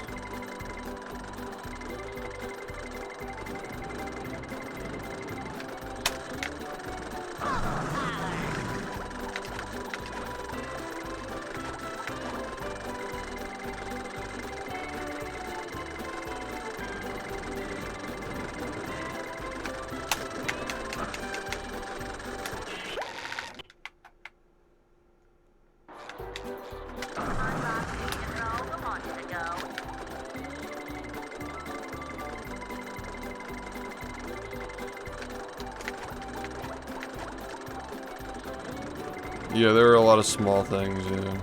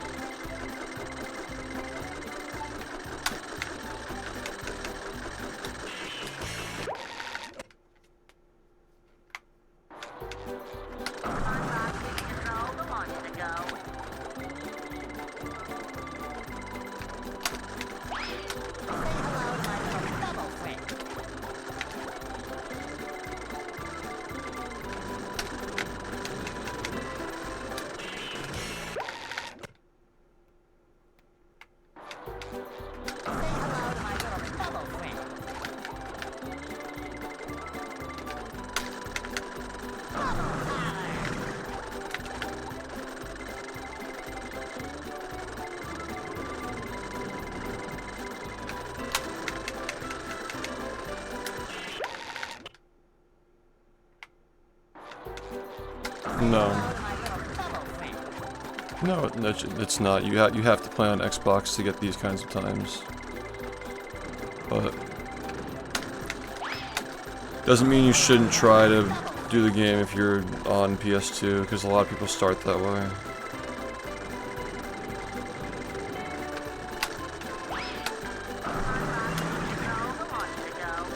Well, again, like, it's still not going to be fast even if you do, because they're slower consoles.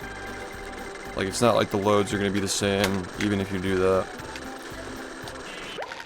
I mean, we're talking about, like, investing $100 into an Xbox for a hobby that's going to last you for years, right? Like, nobody's forcing anybody to, like, get an Xbox when they try out the game, but if you spent a good 500 hours speedrunning a game, you know, maybe look into, like, I don't know anybody who works for 500 hours and can't afford to buy a $100 Xbox, you know? Like, make some money, get an Xbox for like a little under $100. How do I explain this? Like, the amount of time it takes to make $100 is way lower than the amount of time you're going to be spending playing the game. So it really doesn't matter that we play on a specific console, you know?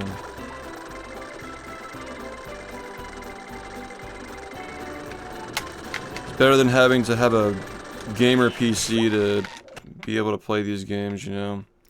All you need is a shitty capture card and a shitty old console. Well, removing loads for this game doesn't make sense because everybody has different loading zones. Like, everybody loads different levels. Everybody loads different areas a different number of times. It'd be entirely arbitrary to do that. Second reason is because the loads are consistent. The reason why people remove loads from speedruns is not because the loads aren't part of the game. They are part of the game. But on PC, when everybody has different loads, it doesn't make sense to rank people based on the loading times they have. Like, for example, the Patrick Star game, like, some people it took them like 30 seconds to load in, it took me like 9 seconds, so we just don't include that in the time. So the timer starts after the first load for that game. It's an original Xbox, yeah. Loads are part of the game, and a lot of the routing decisions that we make are like, done because certain loads are slow and so forth. Like, part of the game's competitive development is choosing which things to do based on, like, how long it takes to get there, and the loads are still part of that whole thing, you know?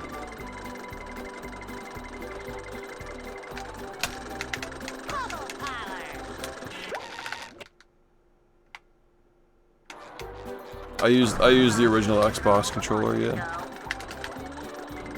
I use the small one. Which is still big, but it's the smaller one. Patrick literally only had one load, so I think when they set up the leaderboards, they're just gonna have all the consoles on the same leaderboard because they're all the same, basically. If the Switch version is slow, they might not. They might have the Switch separate, but yeah. Slow as in, like, slower frame rate, I mean, like, lower frame rate, because then the physics might be different.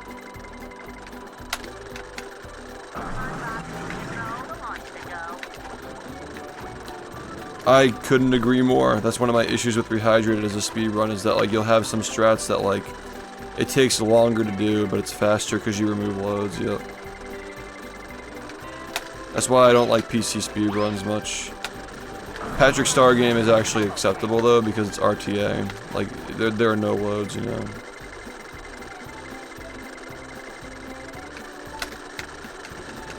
Yeah, it's cool that there's only one load, so the whole game is just consistent to all consoles.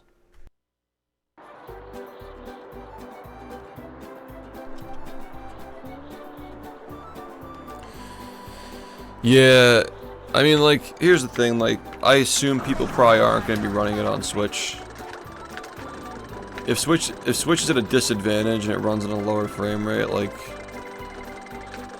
I don't think that we need to have a separate leaderboard. You can just filter it, because, like, nobody's going to run it. It's, like, slower. If Switch is, like, faster, then maybe you separate it, but yeah. Seems like it'd be slower.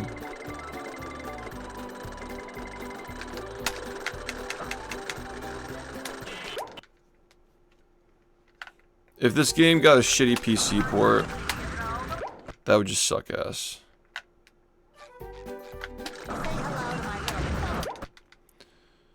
Yeah, because like a lot of PC games from this era are just like garbage ports, yeah.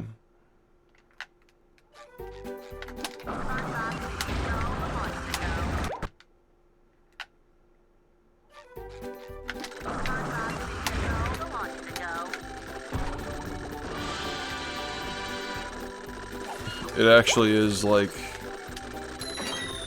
I like that people realize we dodged a bullet. Because like Rehydrated exists now and internet preservation is really good, so like the game's not going anywhere.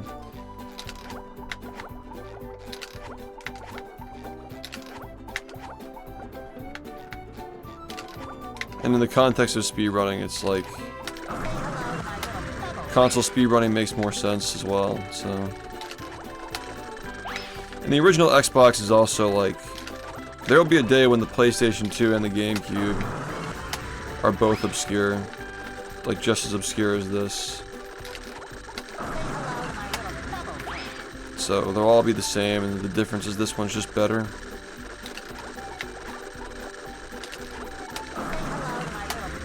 Like, are people really buying NESs to... well, I guess Mario Bros. Is not a good example, but like... people are buying N64s exclusively to speedrun Mario.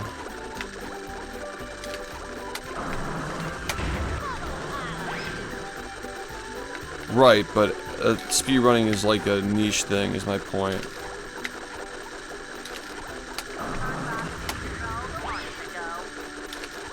And it's becoming more and more obscure, the older consoles.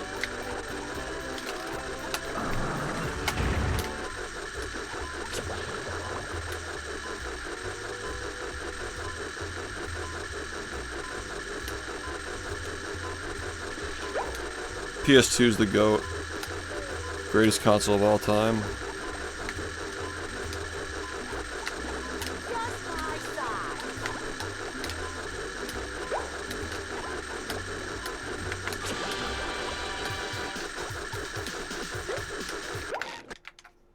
Yeah. PS2, Xbox 360, Nintendo DS. Those are my top three.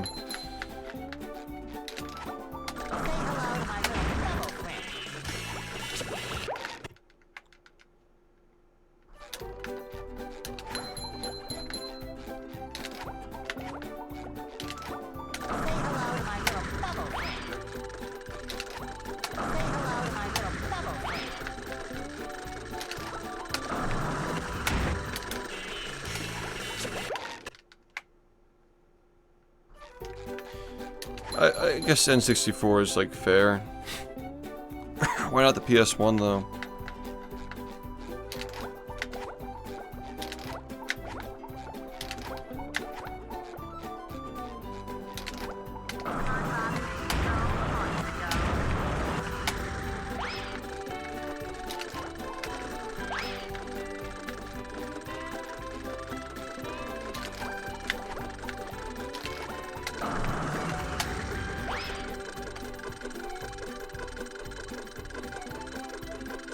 Yeah, the N64 like low-key has a small library.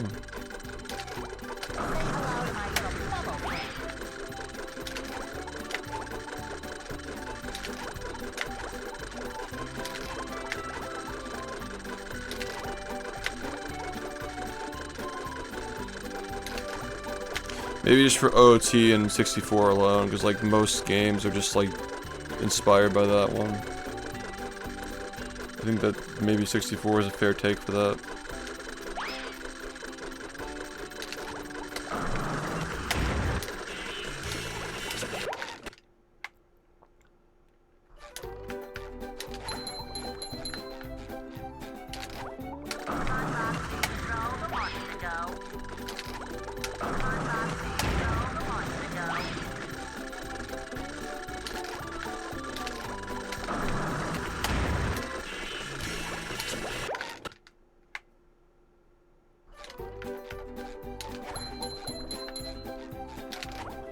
N64 over GameCube though.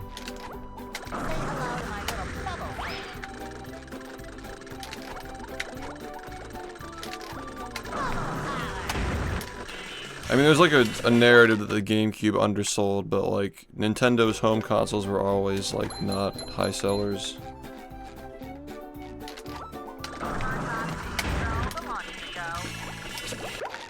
I think the GameCube is better, yeah.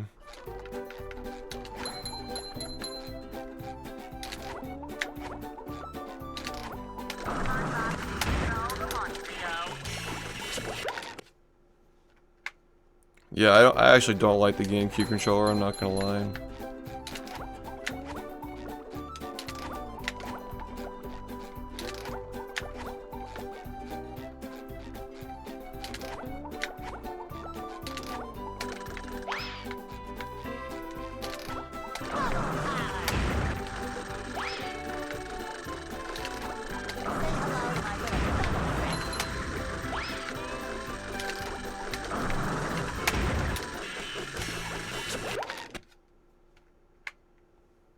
Fair enough.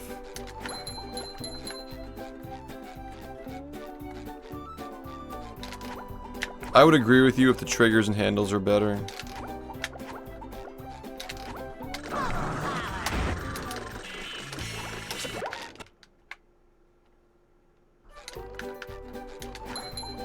I think the Wii U is a fair pick. It's pretty underrated, especially as a modding console. But I don't think it's better than 64 or GameCube.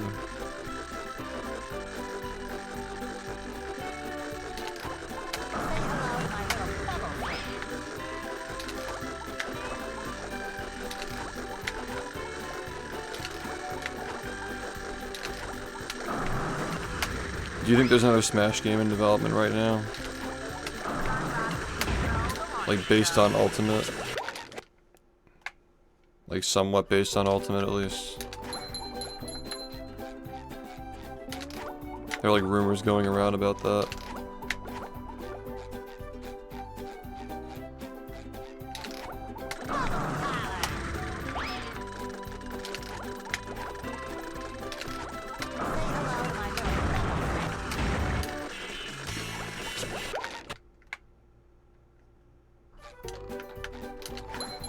Yeah, I mean like Sakurai is basically dedicating his life to Smash Bros at this point because like every time they want to make another one he gets roped back into it because he loves the franchise. And he doesn't want anybody else like tainting it, I guess. Like, he seems to understand the concept of like if you want something done right you have to do it yourself. Which is one of the things that I'm big on too. So I relate to it. Like every time they're like, we're gonna do a Smash game, he's like, I don't want to do this, but I also want to do it, if that makes sense, you know? Yeah, it's not like he just keeps like changing his mind, like Nintendo just wants him to keep making them.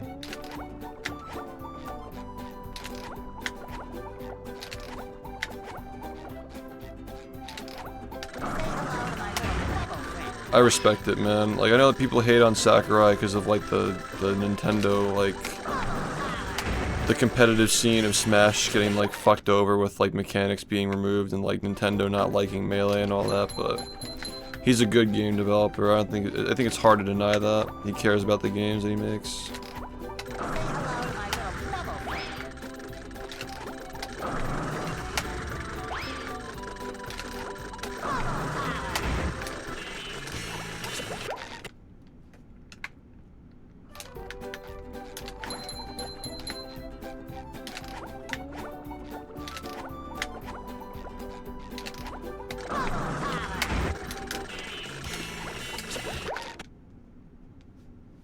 Dude, I've been down that road, man, let me tell you.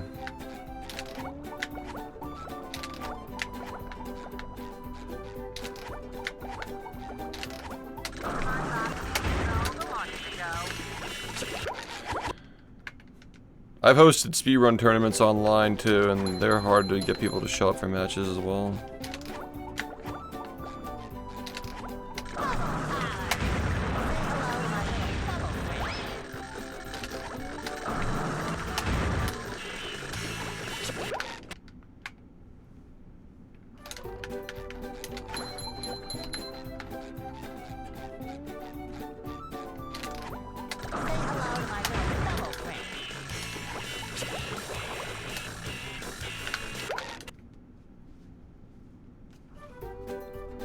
Nah, Sakurai as a game designer does not like competitive Smash.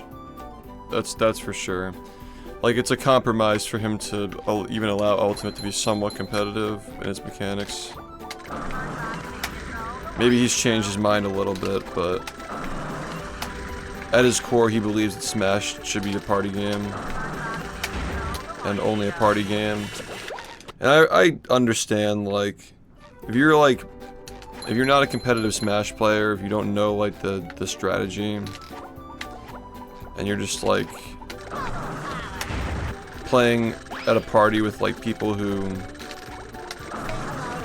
do know what they're doing, it kind of ruins the game. But you can say that about every game, though. Like, scrubs at any game are just gonna be, like, you know, like, not having a good time.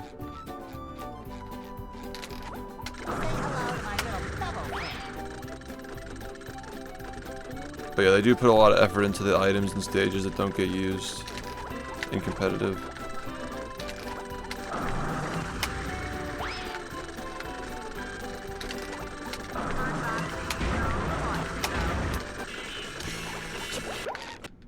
Yo, what's up, dude? No runs yet. A lot of practice.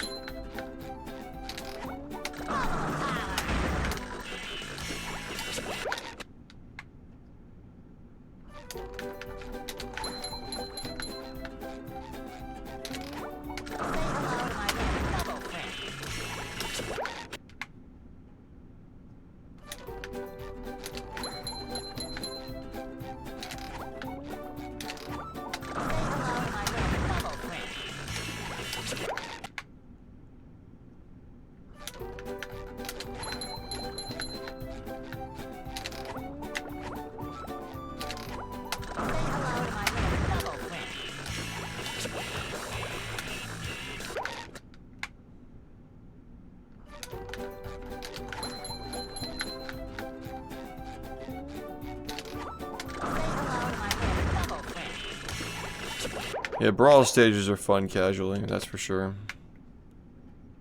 Here we are in.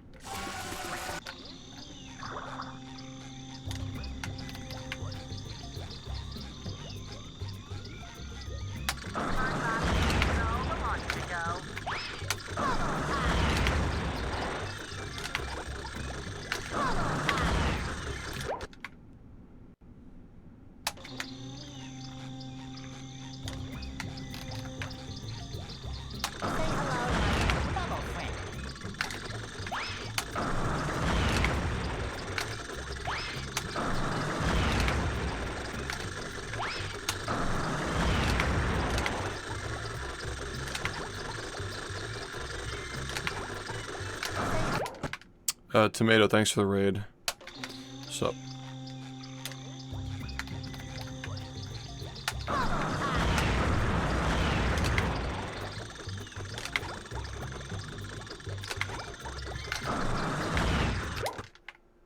Yo. How's it going?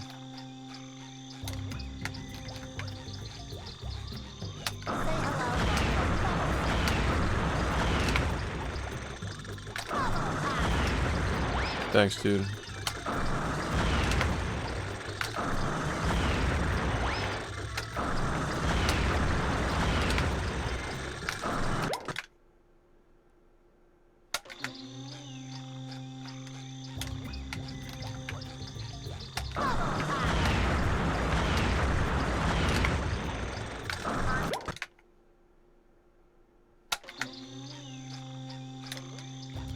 I played it recently and like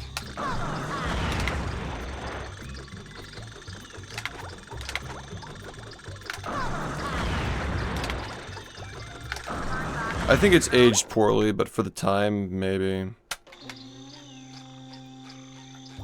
It's between melee and brawl.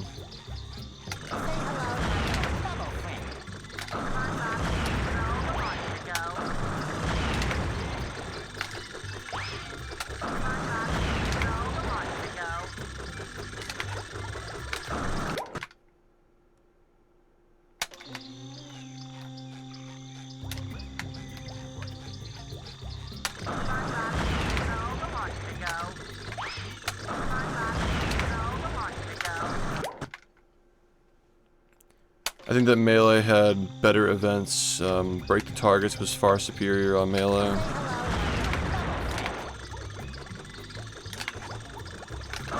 I believe it introduced adventure mode, right?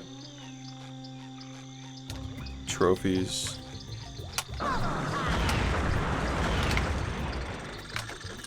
The stage list on melee was just a massive step up.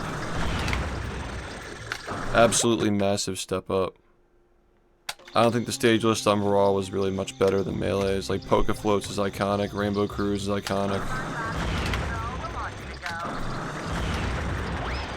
The Metroid maps.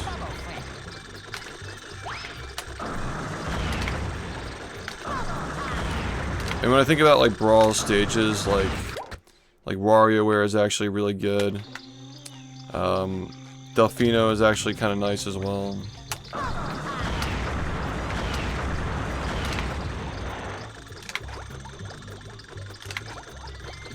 Yeah, I don't know. I still think that Melee had the best improvement for stages. I mean, like, Hyrule Temple, dude. Like, is Hyrule Temple not the greatest stage of all time for, like, casual? It's, like, literally the GOAT.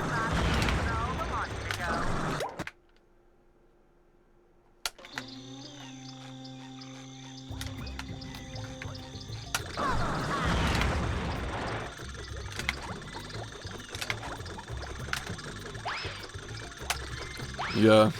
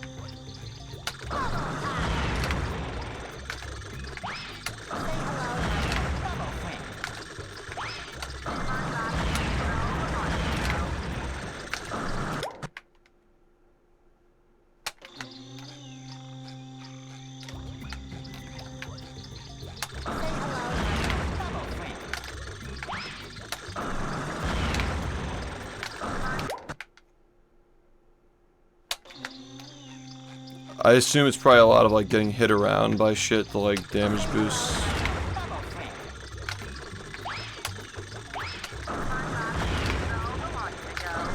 Like, stuff like that. Yeah, yeah.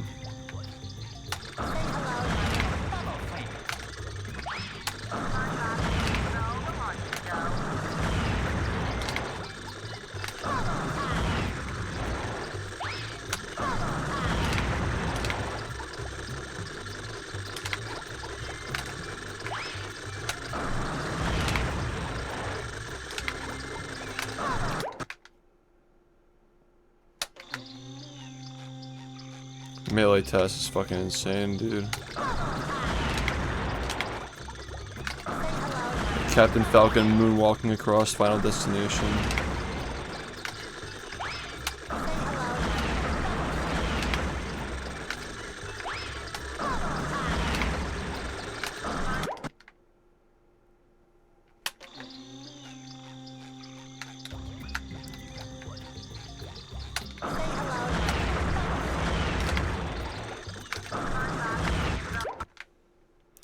Dude, I missed when Project M was like an actual like streamable competitive thing.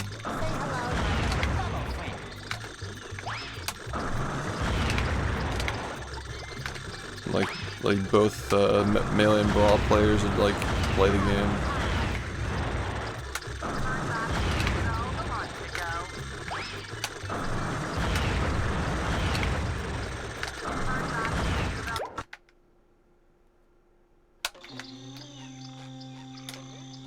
That's wild.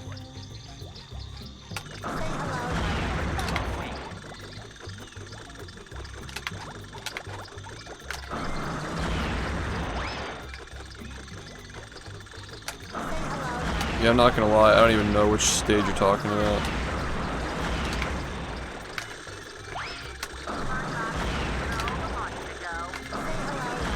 Yeah.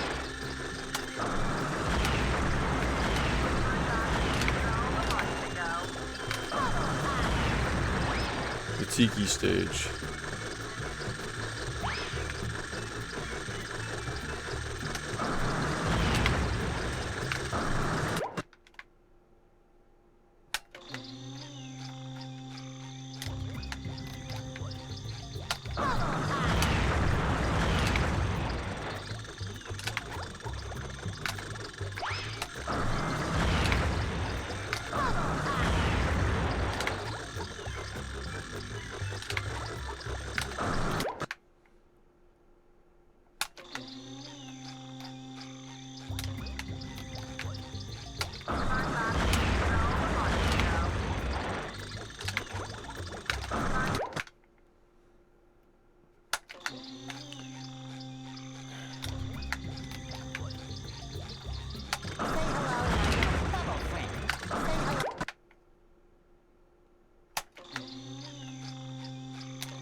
Oh, I thought she was joking.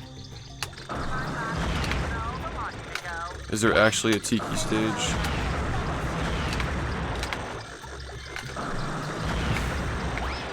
I'm so confused.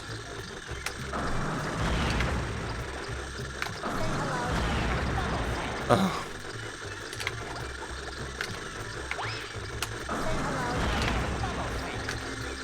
They added the successor to Hyrule Temple as well, the Palutena Temple or whatever. Shit was fucking huge.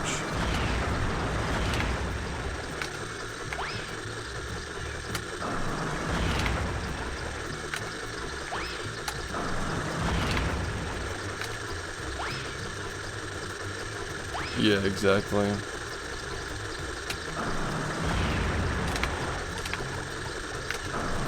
Are you talking about the fucking Kirby map? That was one of the worst maps ever made in that franchise.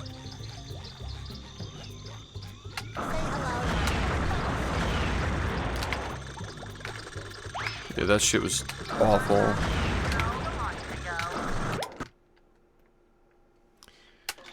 I didn't like the Porky map in Brawl either.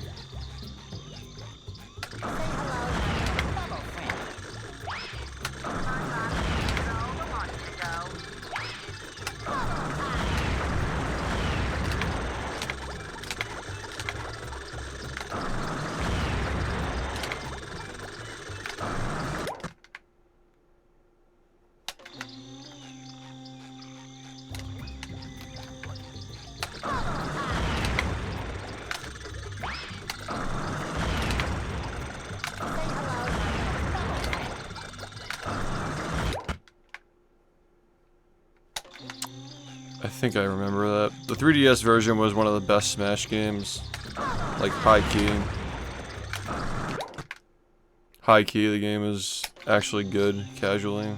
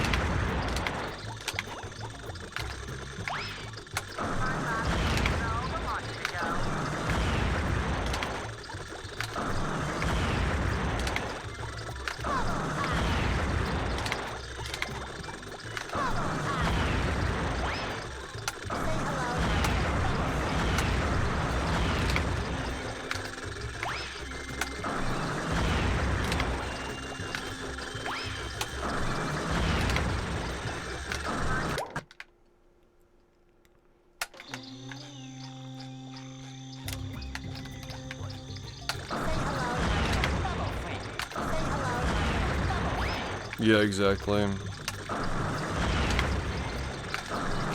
They cooked with the DS games that year, like Omega Ruby, Alpha Sapphire, and Smash.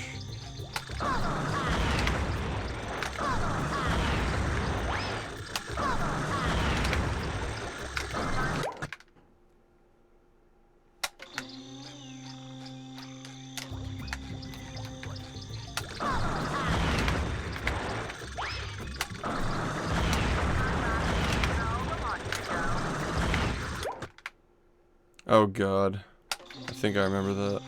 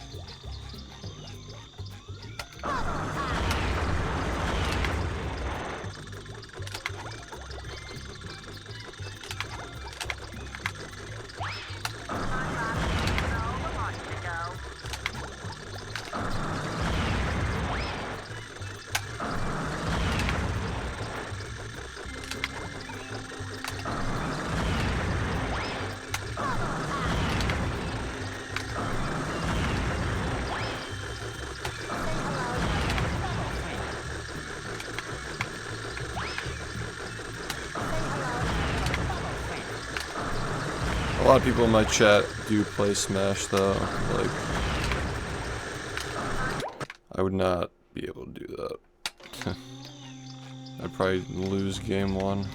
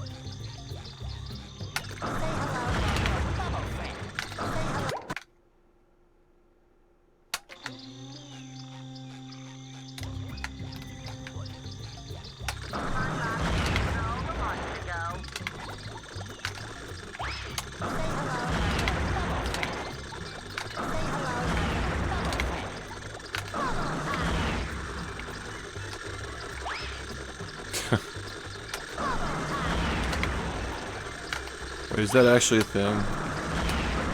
Did you look into the game?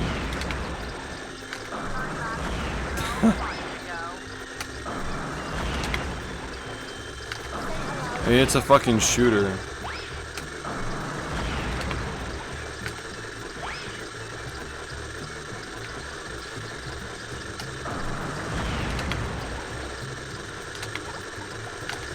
third-person shooter.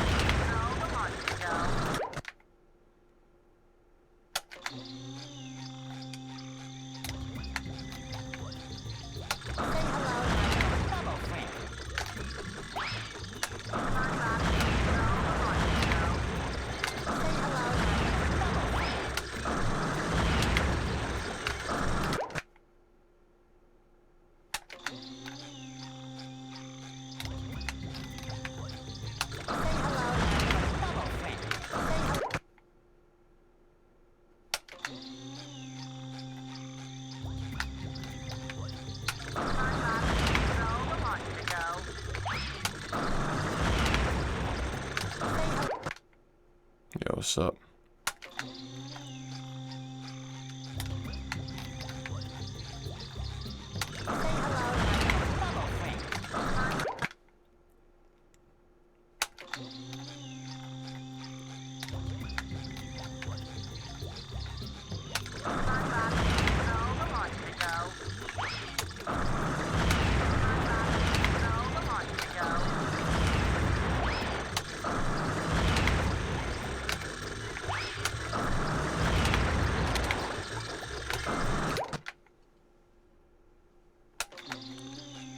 A little better than yesterday, I guess. I don't know.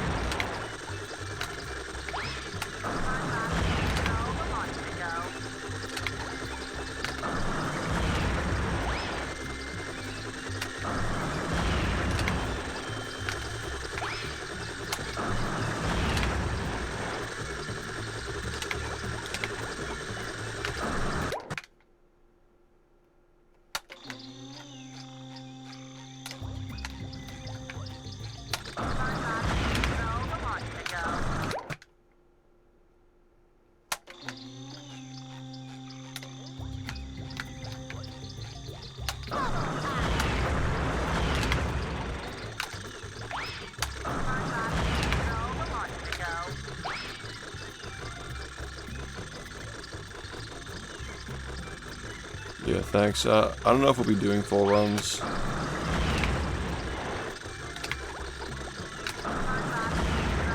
Like, they probably won't make it to the end because I'm rusty, but yeah. I'm gonna at least try to get a run past SBA today, that's my goal.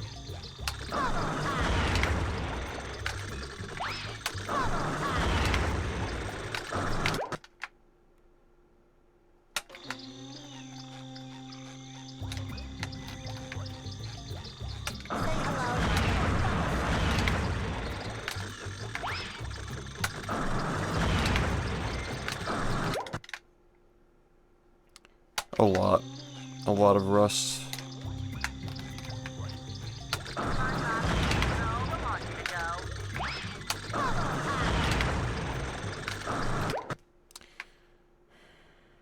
I'm glad it was on keyboard and mouse though, so I could just like not fuck up my muscle memory with a controller.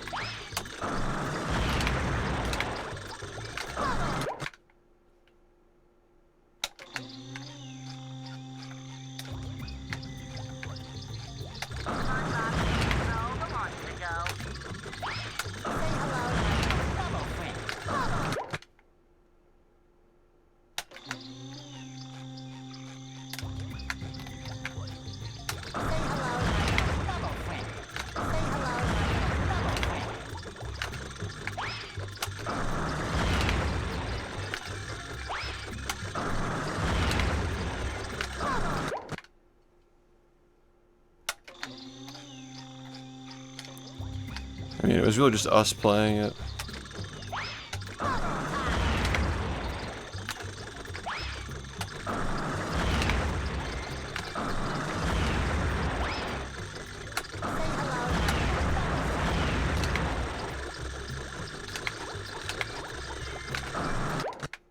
Yeah, thanks.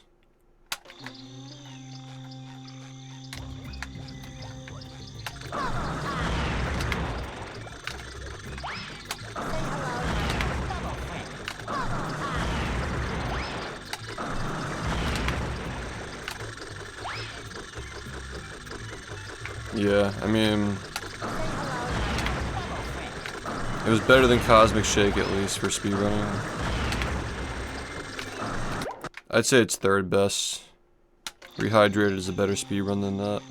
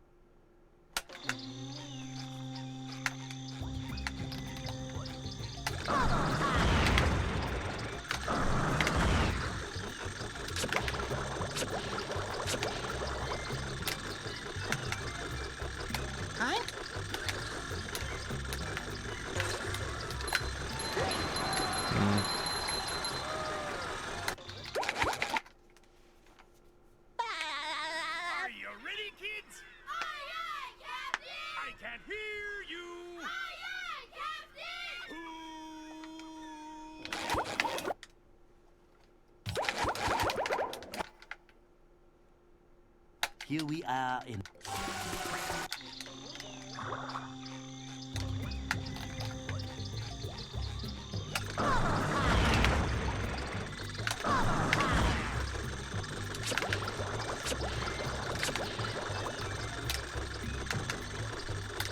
Huh?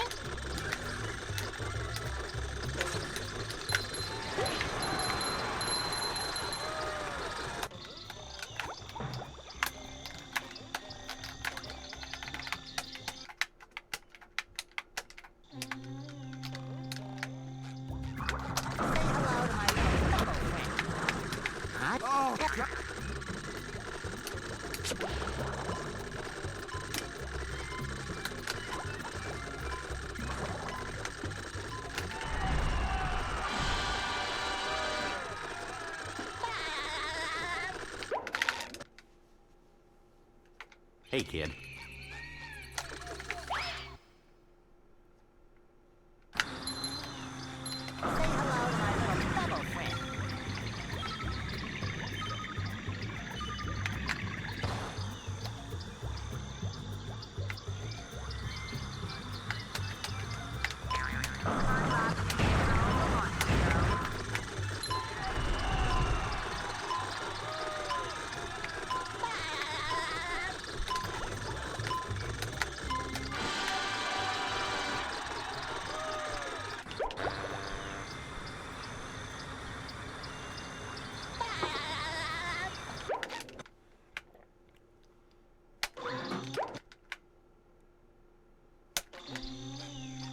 Oh, we gotta do the yeah.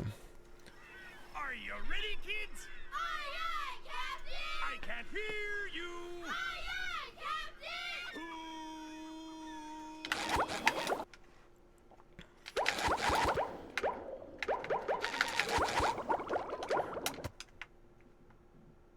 Hey.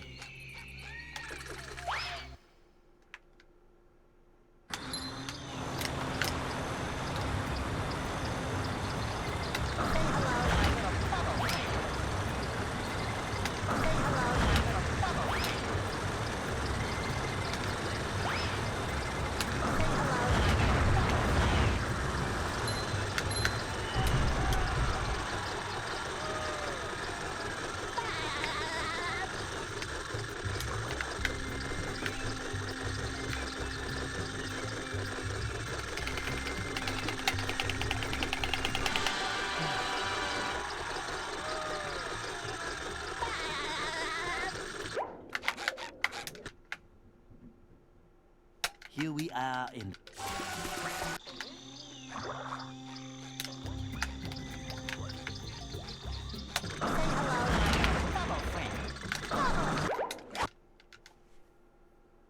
The graveyard.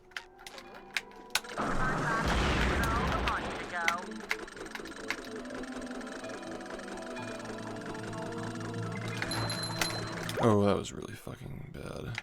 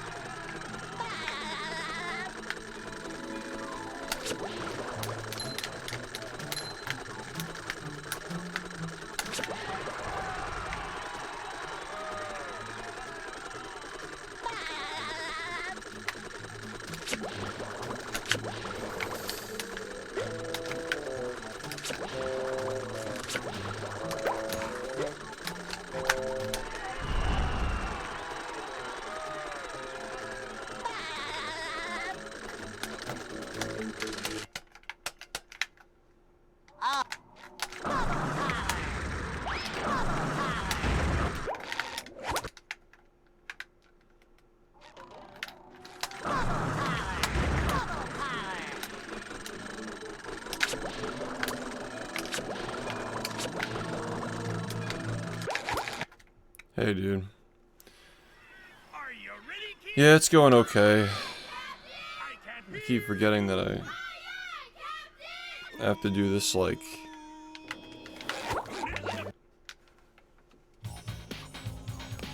the making of one of those Creo cards this month.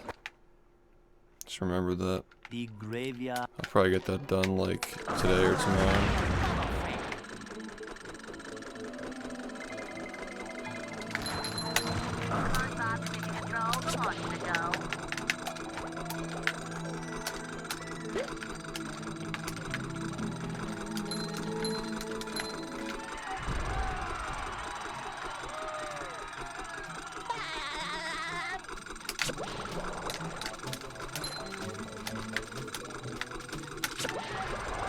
That sucks. What's up, dude? Yeah, I want to get back to promoting them again. Are you ready, kids? I can't hear you. Maybe I'll wait another month. So we can get the backs done. Like, finished versions of the backs. The I do like graveyard. November instead.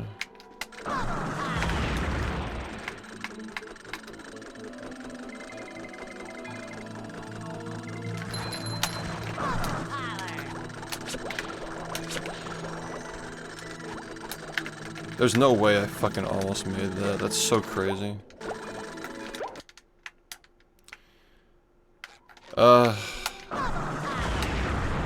Almost a year. The project started last November.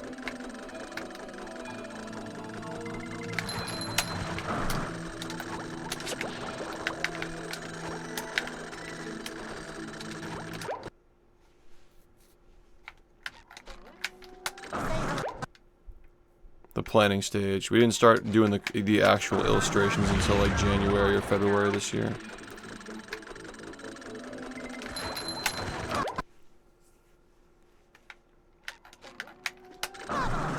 Yeah, pre-orders won't start until a year from now, basically.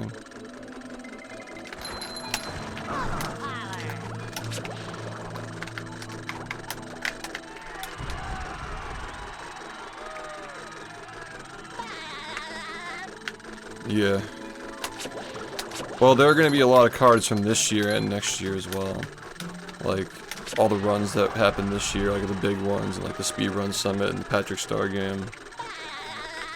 But I think that a good way of, like, getting caught up on the references is, like, you know the greatest hits video that I put out this summer? It's a good one to watch. Kids? I can't hear you. Yeah, no, I mean, we're almost at 70 finish now. And I'm still really pushing for the collector's binder, The like to like graveyard. store them in with like the lore written on them and shit. But we'll see if that happens.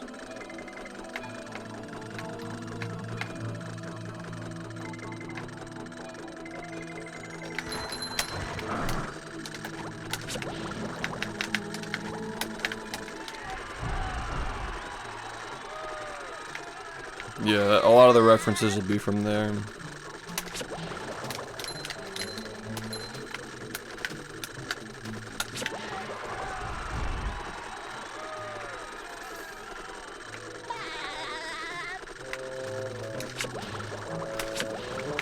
Bro, why?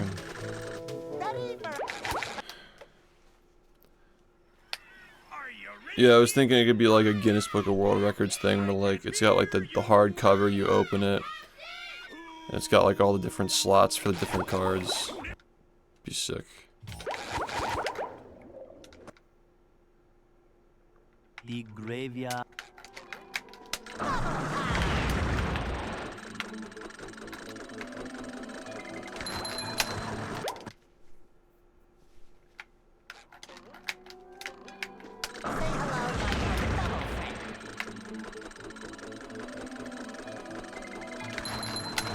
Hello to my little bubble friend.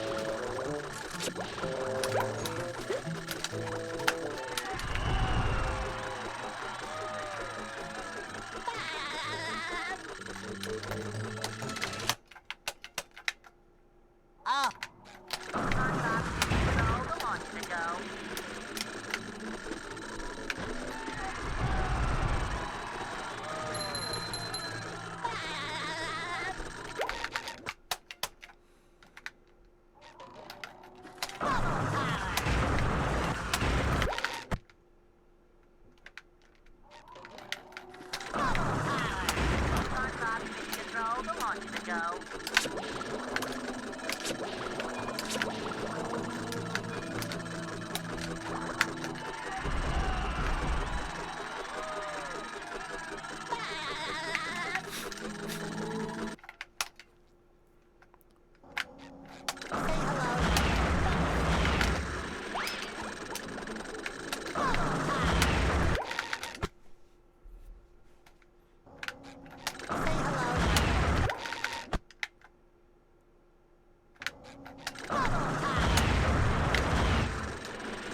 Ahoy!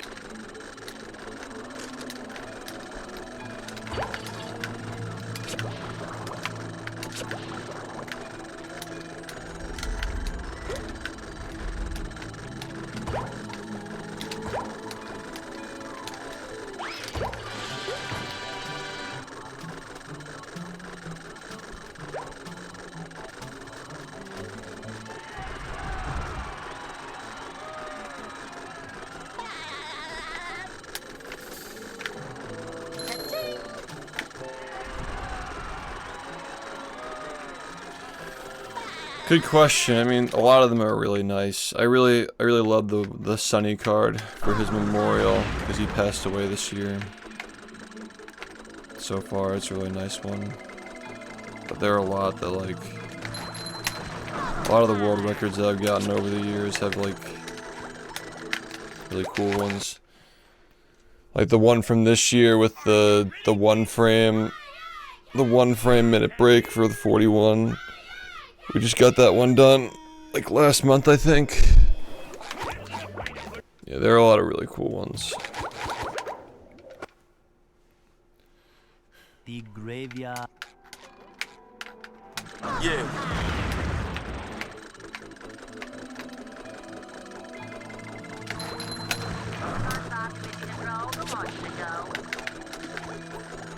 Yeah, Lee, thanks for the 55.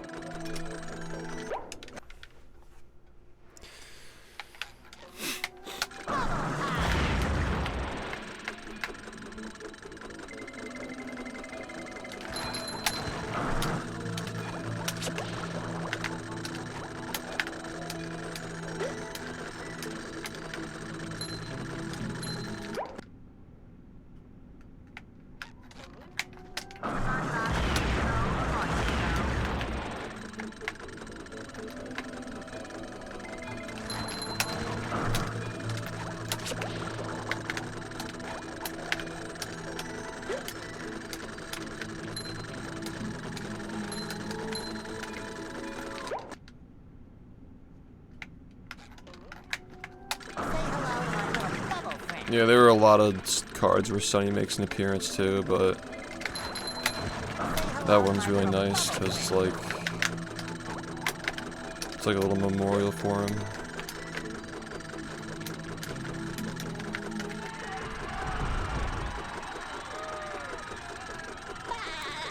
Runs will happen. I don't think we'll be practicing for the rest of the time. We'll have time.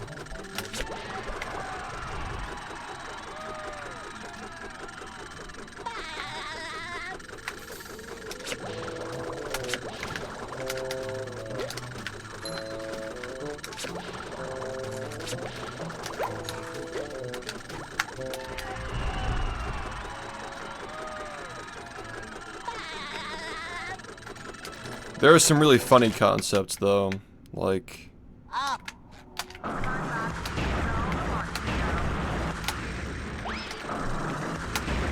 as far as the actual art goes, like I have a bunch of favorites, but some of my favorite concepts are like the Zoo Day when everybody got unbanned in chat for one day and the chat was just a fucking shitstorm for just one stream.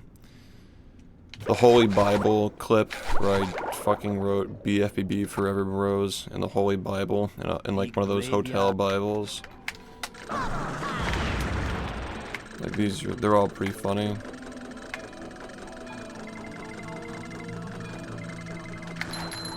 They're all like meme cards. And of course there are serious ones like the world records and shit. But the meme cards are really funny too.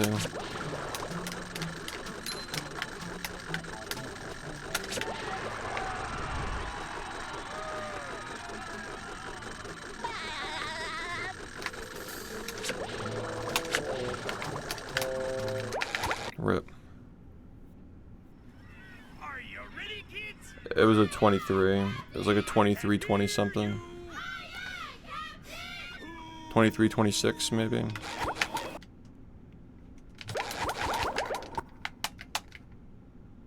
The graveyard.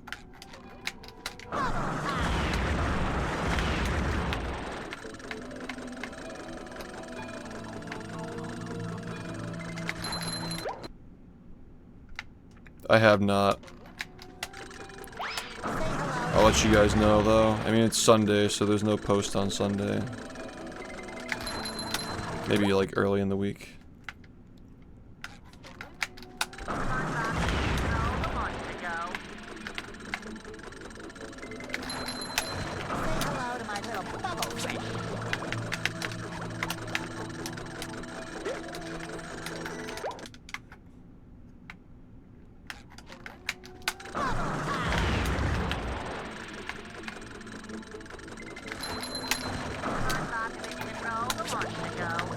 Yeah. Hey, Swag, thanks for the 10 months.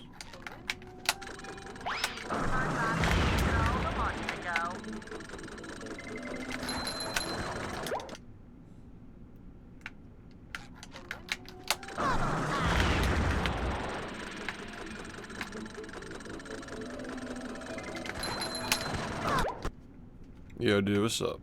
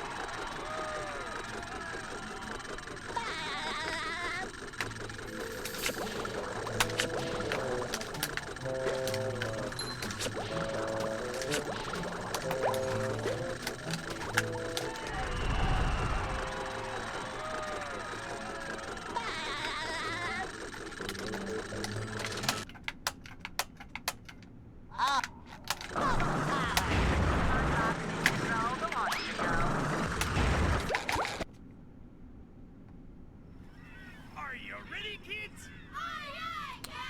Lots of practice, man.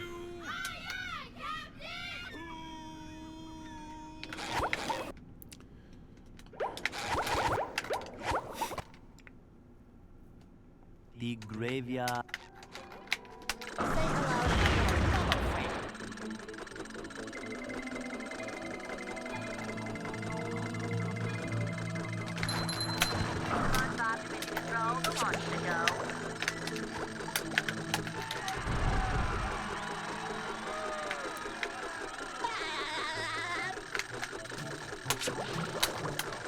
That sucks.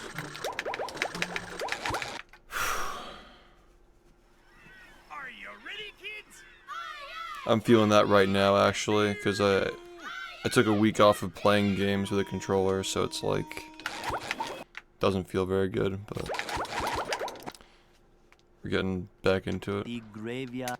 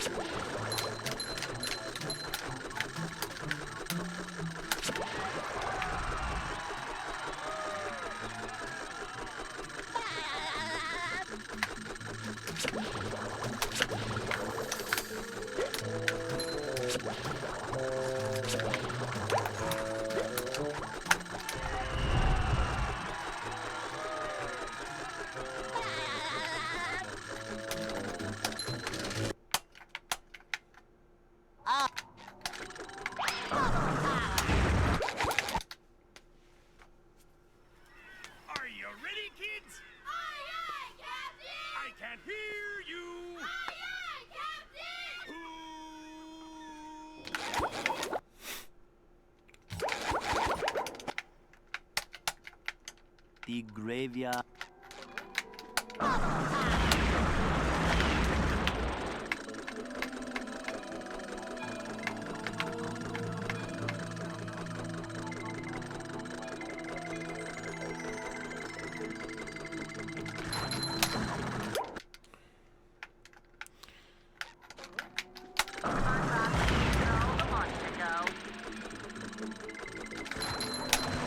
Hello to my little bubble friend.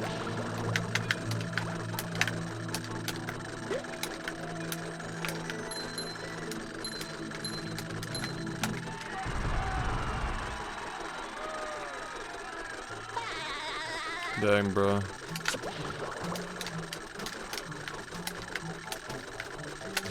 You ever make like the cookie brownies with like the cookies sandwiched between the brownie, or like the other way around?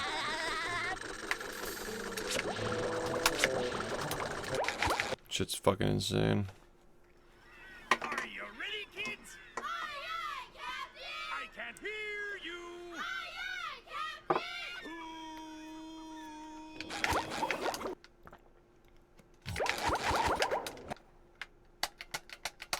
The graveyard. Hello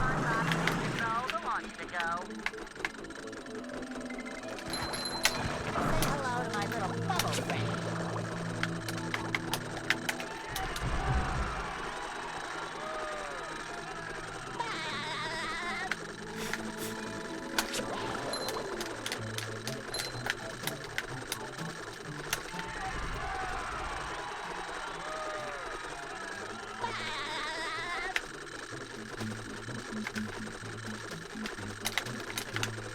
Congratulations, you won.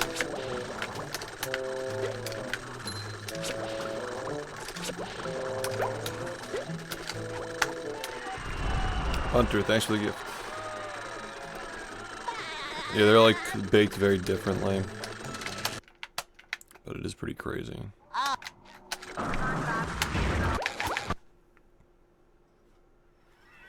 you ready, kids? Aye, aye, Captain! I can't hear you. Aye, aye, Captain!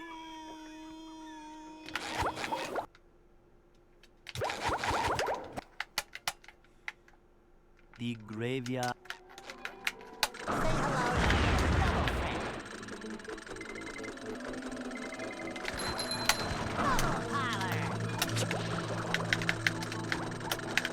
Hello to my little bubble friend. Yo.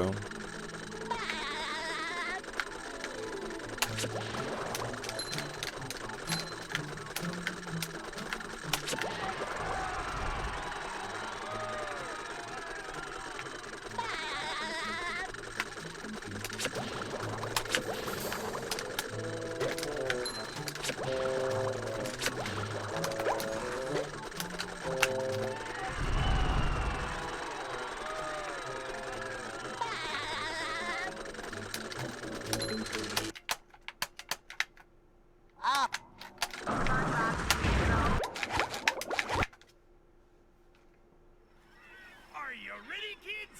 Aye, aye, Captain! I can't hear you. Aye, aye, Captain!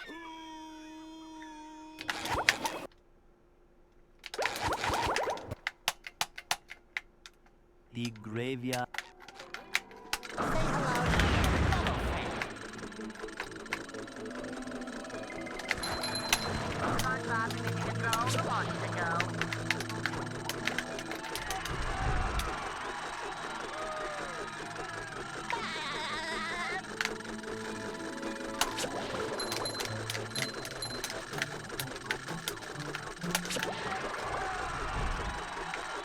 That'd be fucking sick.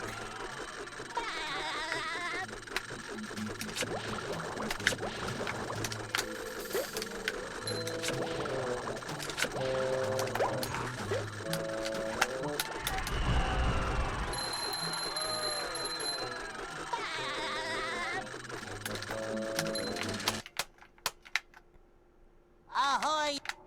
Say hello to my little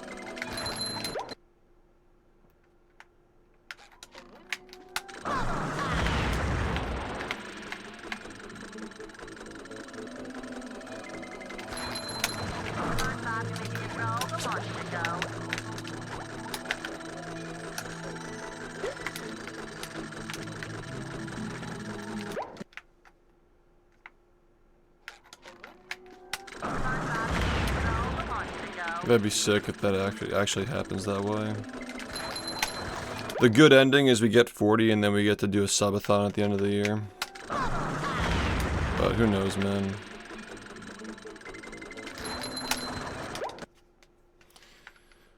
Gotta buckle in for the next month and a half.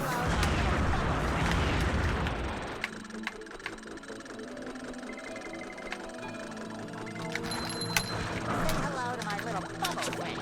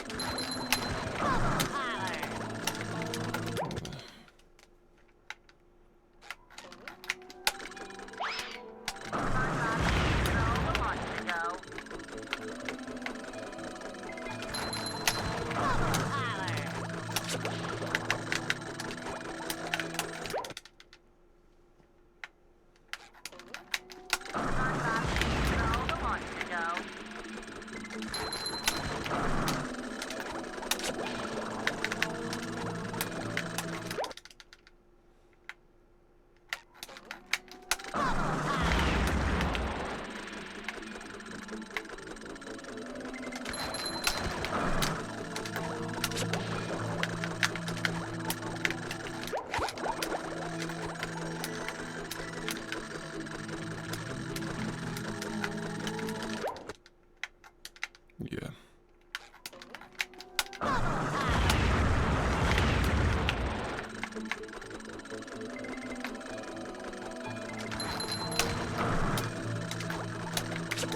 Fuck off, man.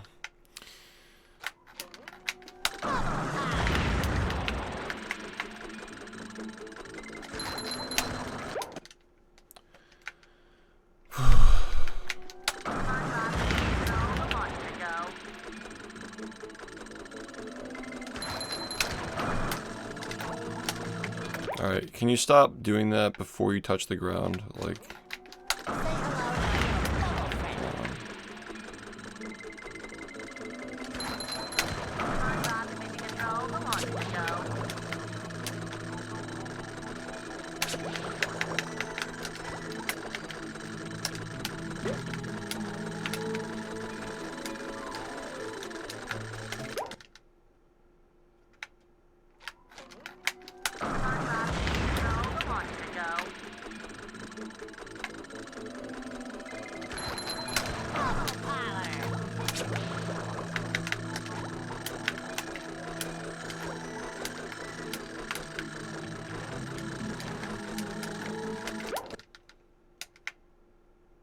True.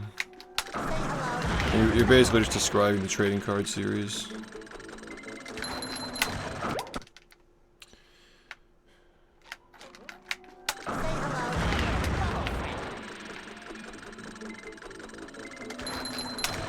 Hello to my little bubble friend.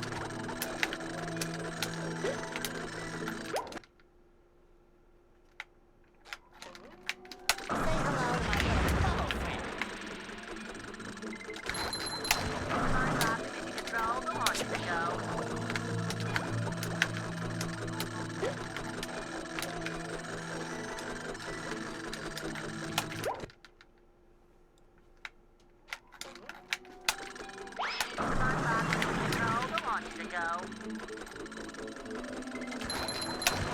Hello to my little bubble friend.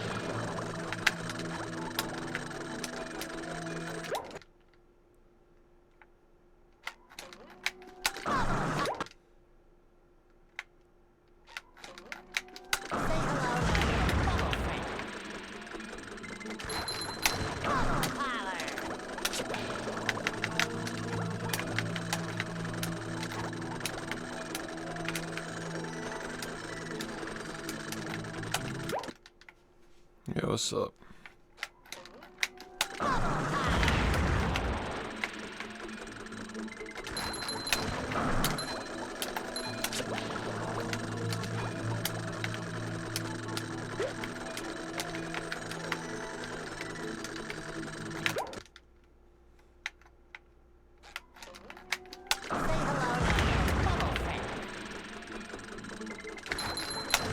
Hello to my little bubble friend.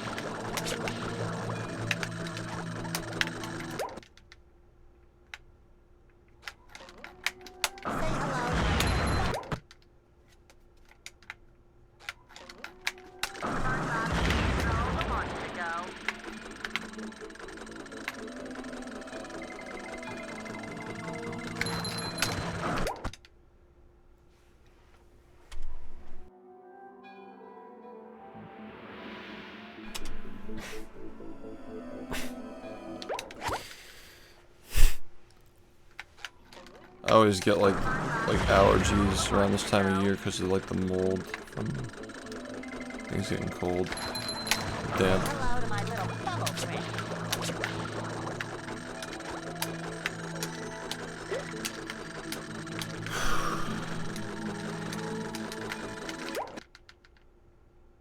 Yeah, no problem, man, no problem.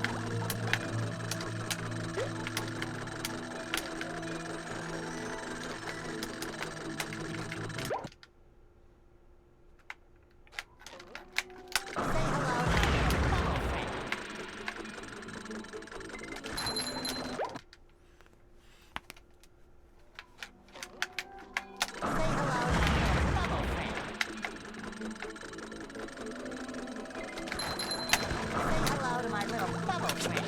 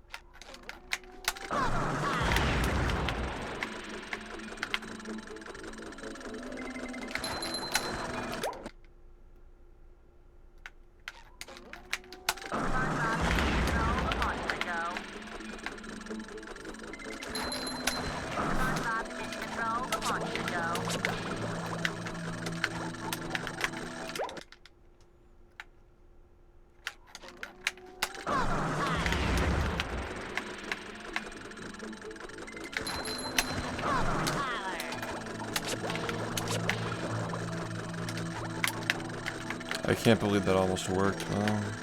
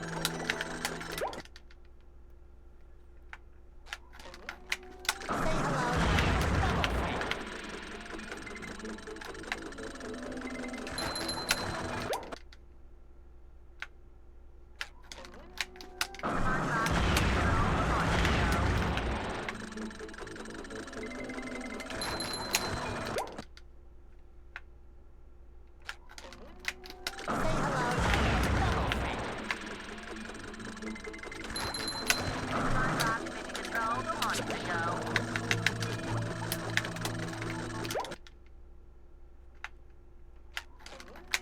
Control the launch to go.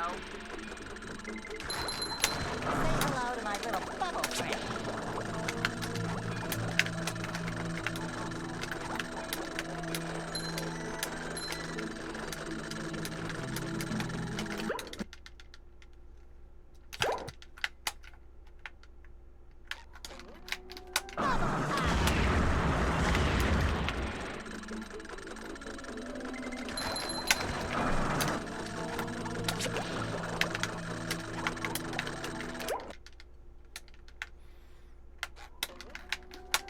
Dude, I'm not required to respond to everything that you ask me, especially if it's a stupid question like that.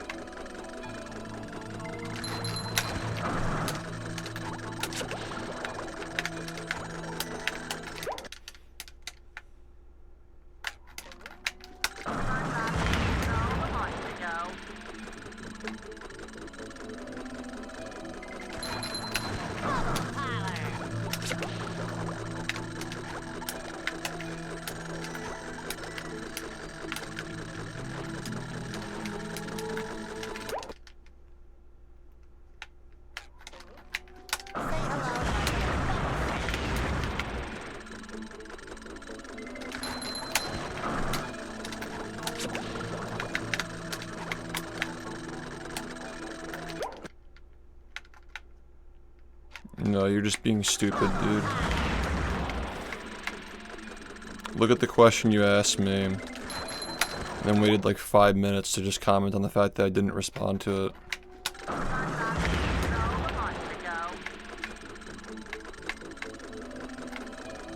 Like, think about how you're presenting yourself.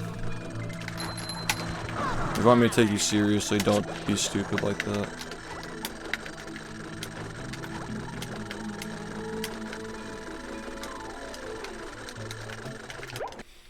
I wouldn't have said anything if you just left it at the stupid question, but the fact that you then tried to coerce me into responding to it is fucking cringe.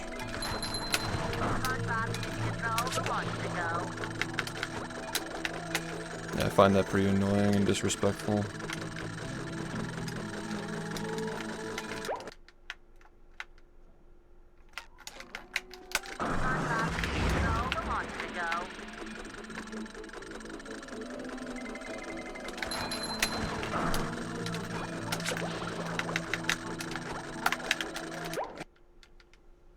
Alright, you know what, man?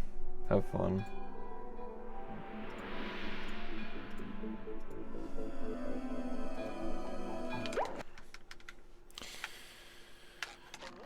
More where that came from.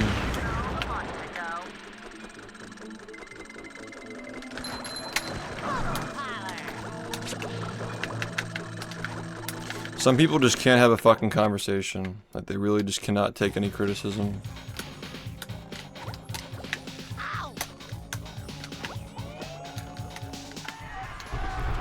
Thank you, Mar.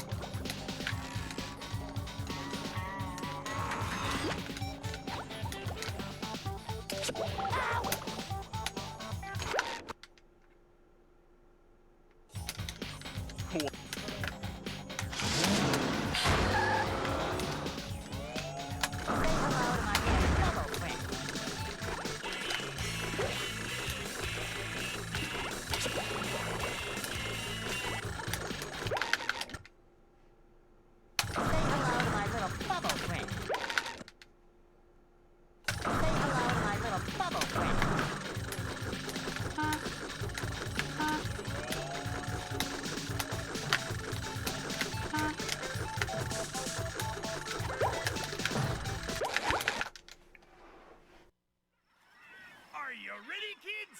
Aye, aye, Captain! I can't hear you. Aye, aye, Captain!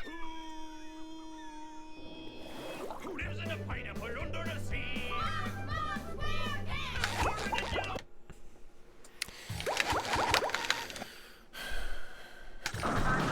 Control the launch to go.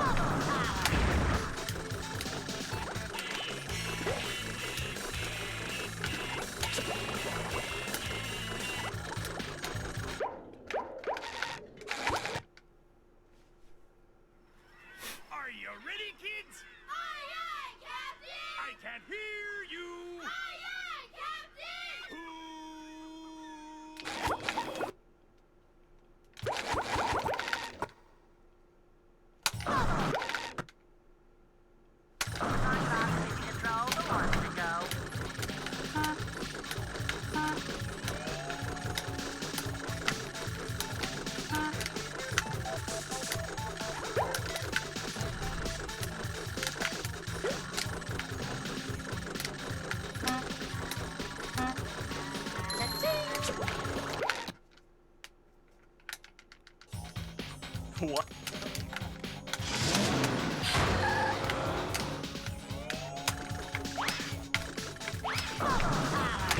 Say hello to my little bubble friend.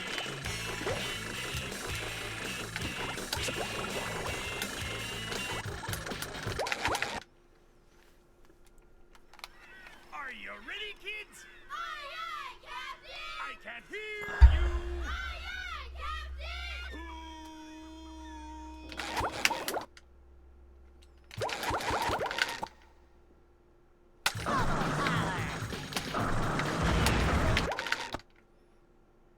Say hello to my little bubble friend.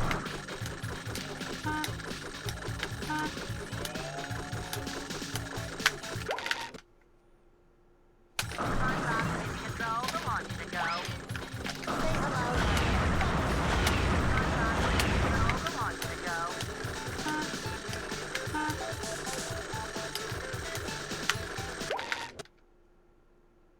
hello to my little bubble friend.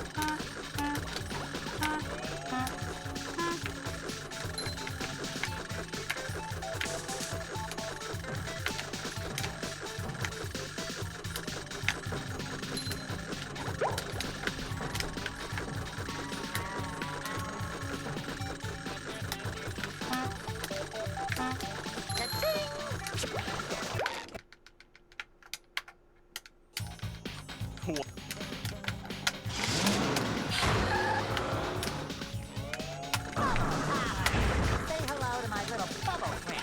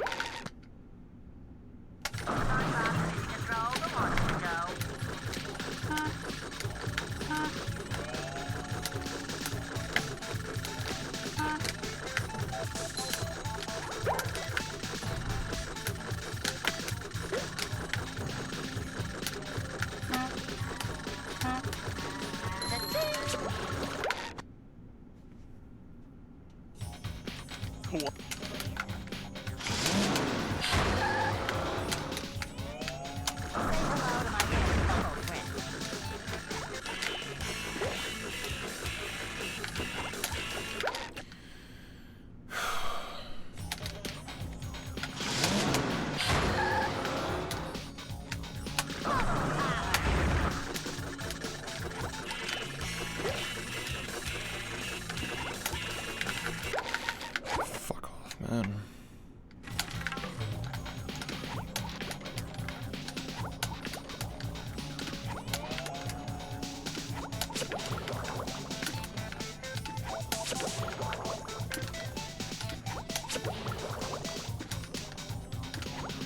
Thanks, but everybody deals with that.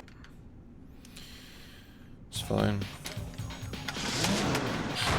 I just have higher standards for what my community's like, because we all interact and work on the same games together. Most people just let idiots talk in their chat, but I prefer not to allow that.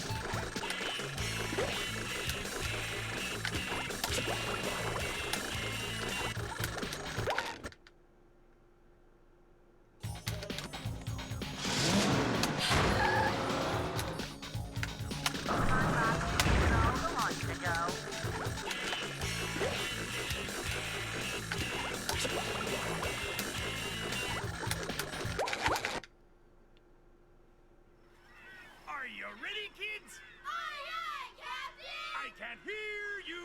Aye, aye, Captain!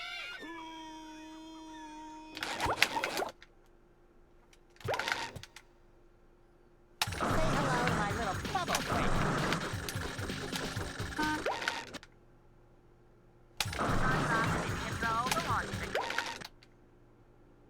Say hello to my little bubble friend.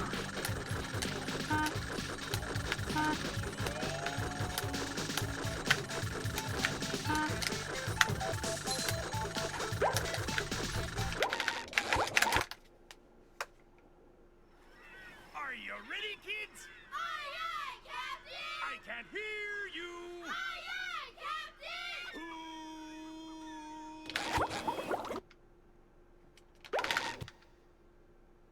Say hello to my little bubble friend.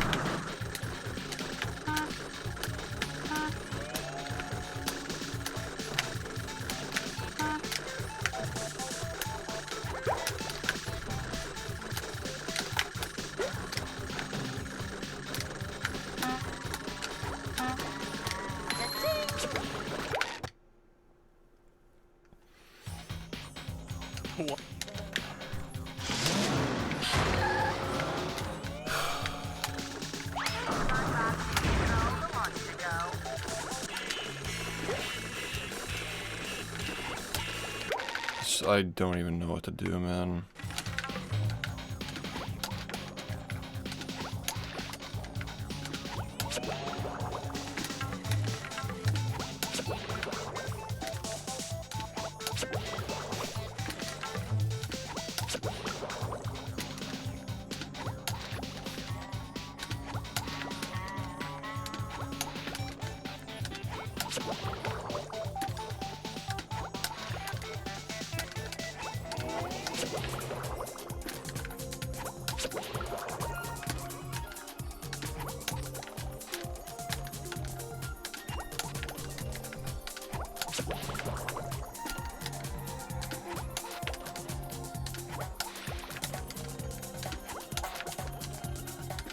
Are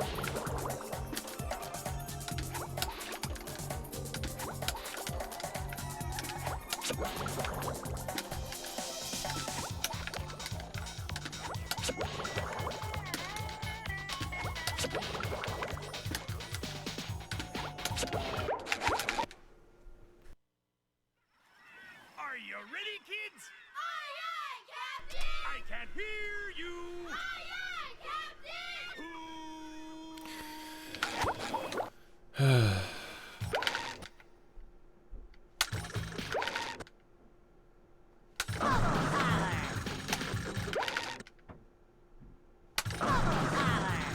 Say hello to my little bubble friend.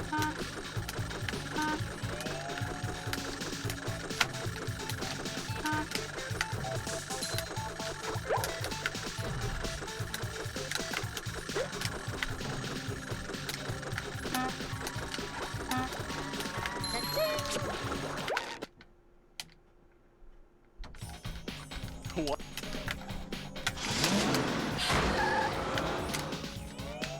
Say hello to my little bubble friend.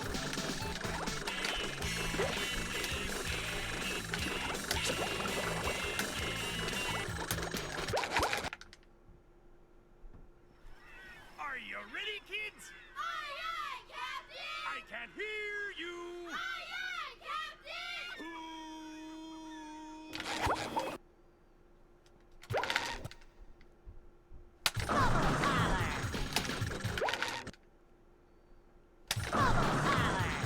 Say hello to my little bubble friend.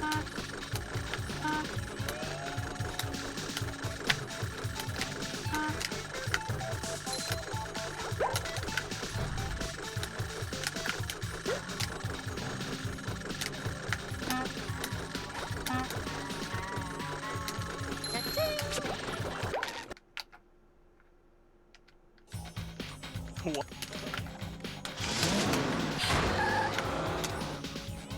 Say hello to my little bubble friend.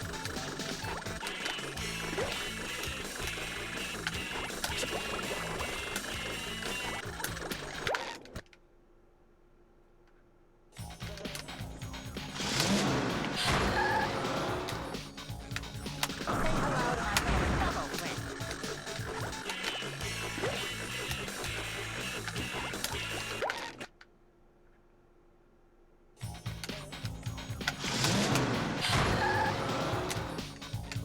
Say hello to my little bubble friend.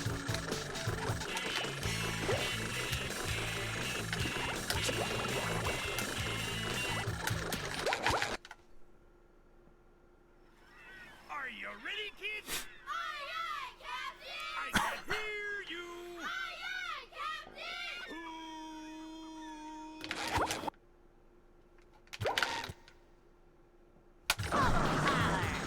Say hello to my little bubble friend.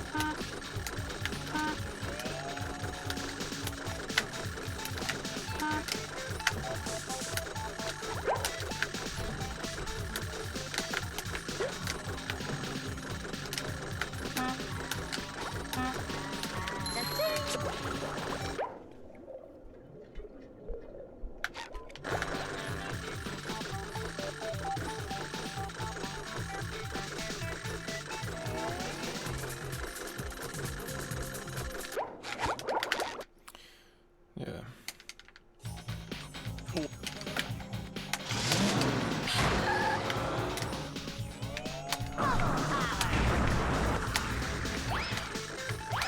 hello to my little bubble friend.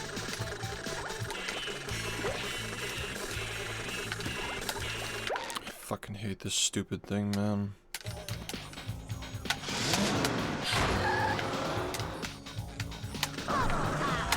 Say hello to my little bubble friend.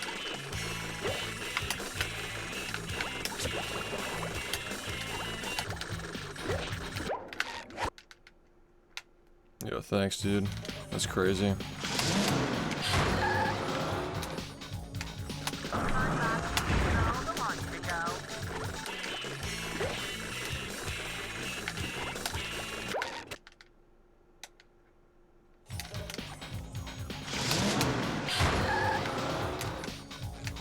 Say hello to my little bubble friend.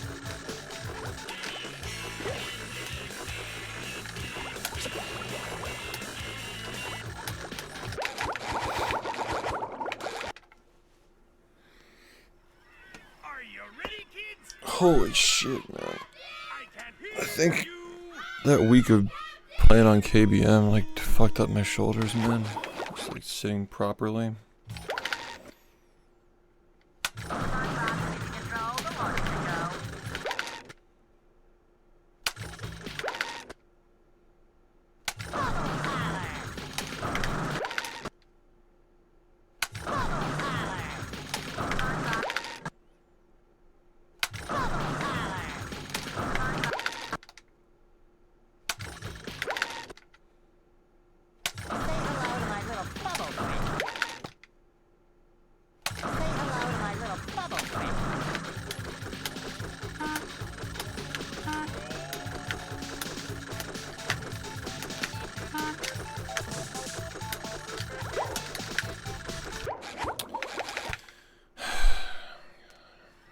Are you ready, kids? Aye, aye, Captain! I can't hear you.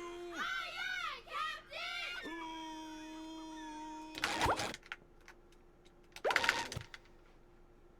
Hello, my little bubble friend. Control the launch to go.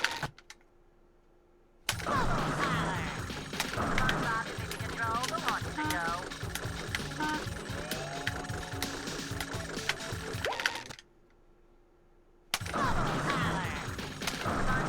Control the launch to go.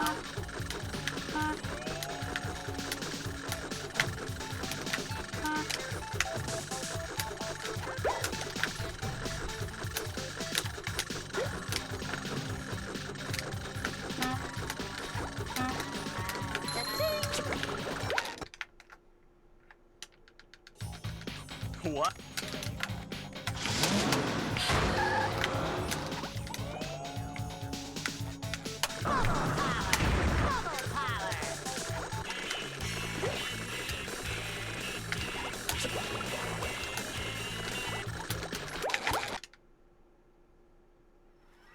Are you ready, kids? Aye, aye, Captain! I can't hear you. Aye, aye, Captain!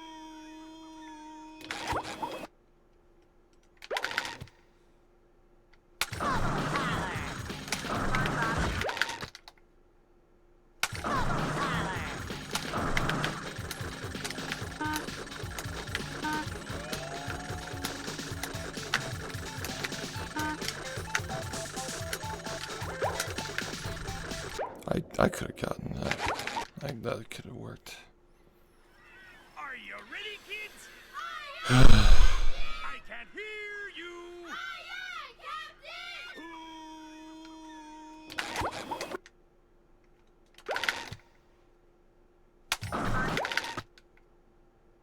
Say hello to my little bubble friend.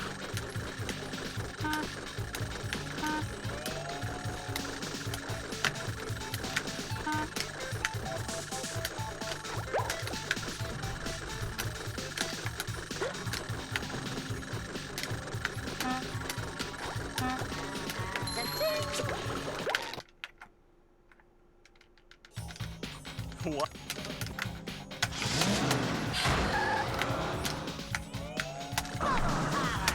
Control the launch to go.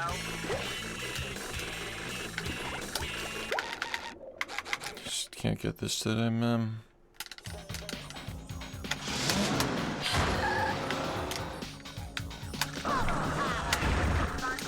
Control the launch to go.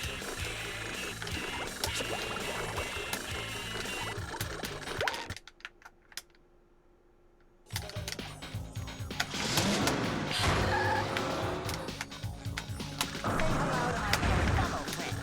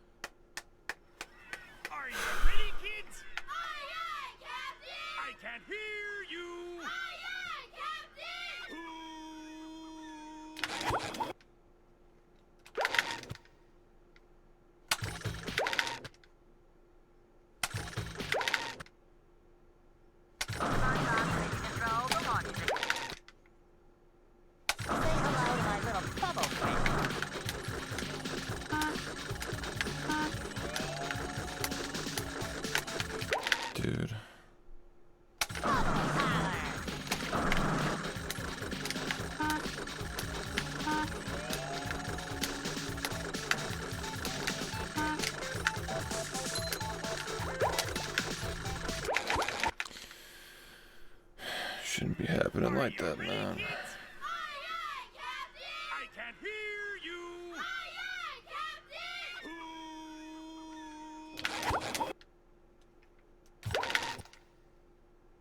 Say hello to my little bubble friend. Bubble power.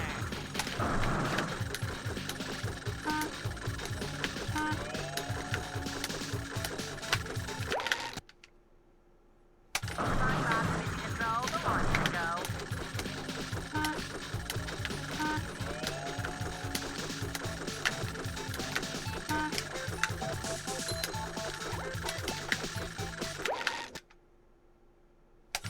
SpongeBob ready to throw the launch to go. Say hello to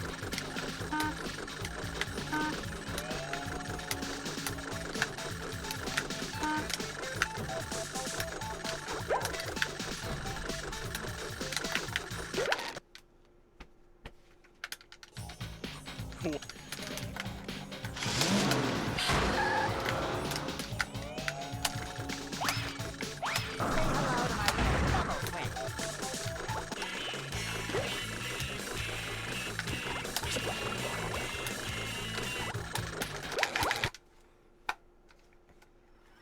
Are you ready, kids?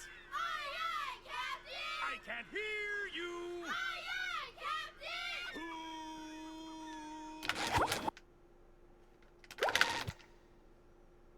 Bubble power. SpongeBob ready to throw the launch to go.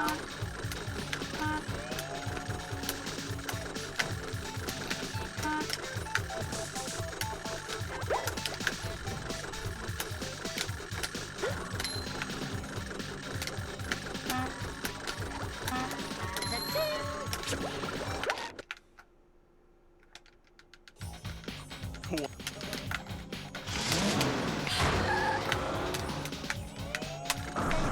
little bubble friend.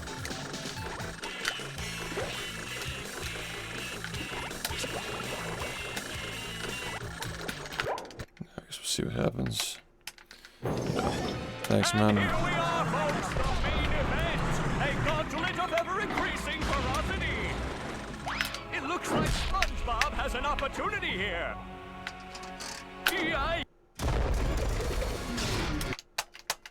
Hey, what's up? Will SpongeBob be able to neutralize the giant Still robot practicing. brain? Kind of just like thinking about a lot of stuff right now, but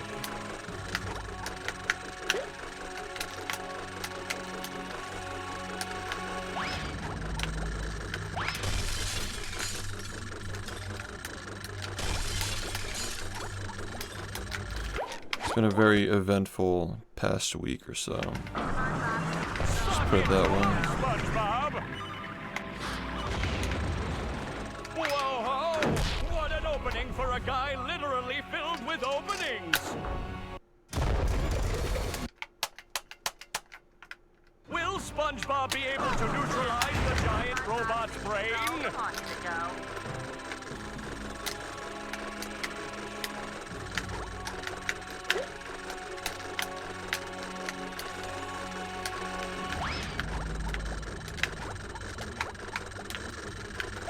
It's so slow.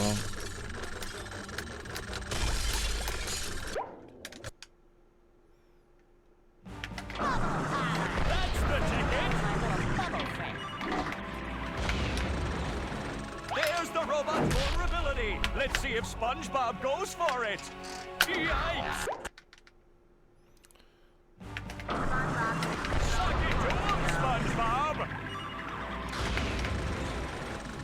Looks like SpongeBob may have a moment to act here! Yikes!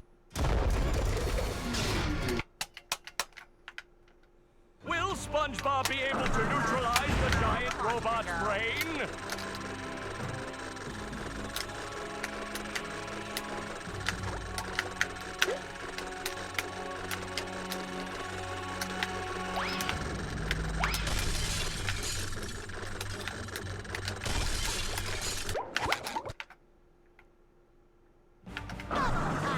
That's the ticket!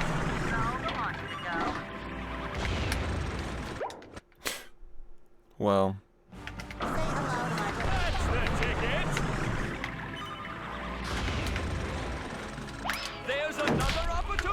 for SpongeBob. Yikes! Will SpongeBob be able to neutralize the giant robot's brain?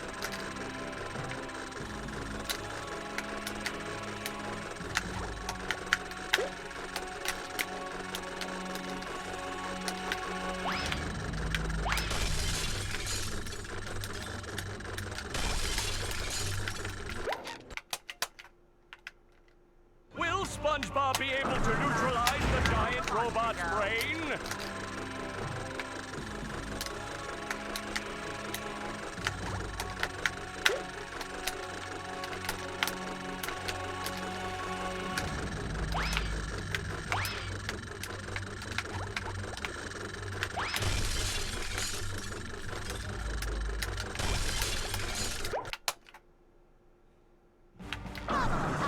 That's the ticket! Looks like the robot's left itself vulnerable. Yikes! Will SpongeBob be able to neutralize the giant robot's brain?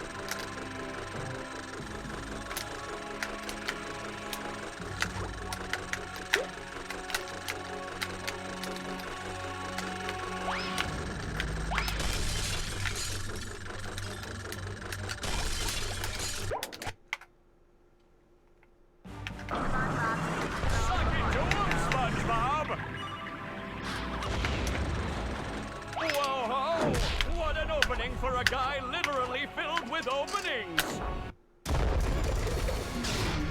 They're literally just blue light blockers, that's it. Will SpongeBob be able to neutralize the giant robot's brain? They just have the film on them. There's no like magnification or anything, they're literally just blue light. They help me not have to blink as much when I play, and I can also sleep better when I get off as well.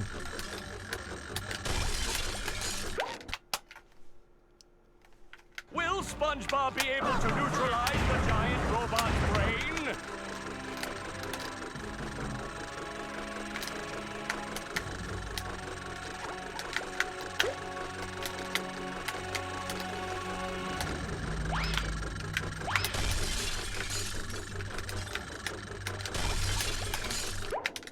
Oops.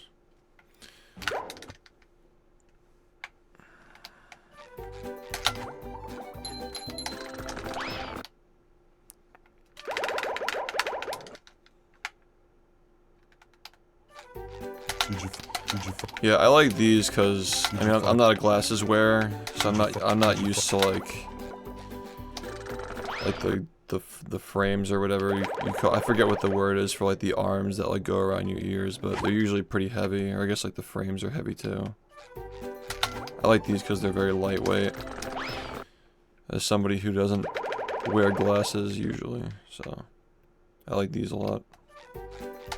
If you're curious to see which ones I have, I'm not sponsored or anything. Like I just have a command, the glasses command. I can show you the exact ones I have.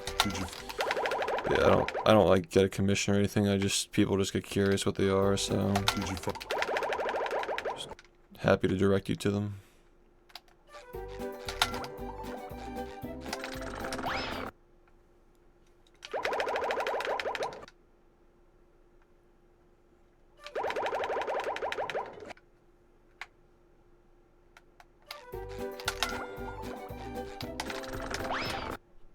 Thanks, man.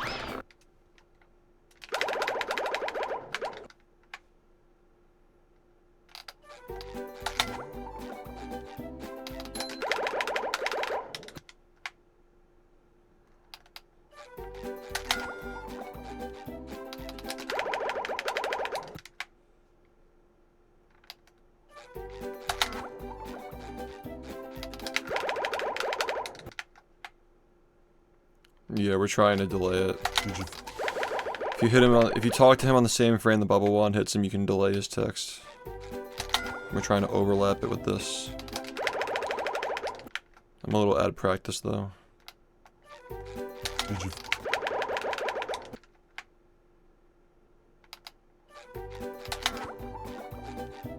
Yeah, that time I got it.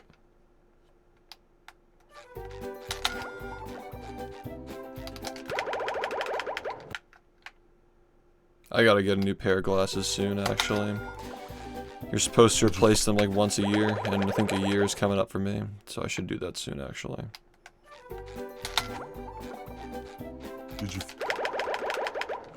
What a quick year, honestly.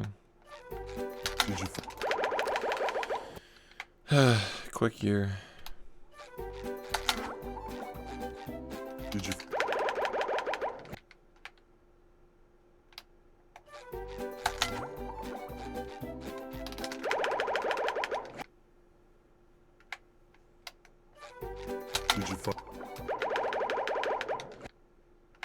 I'll probably stream for another 6 hours, maybe. Yeah, something like that. Yeah, I'll be on for a while.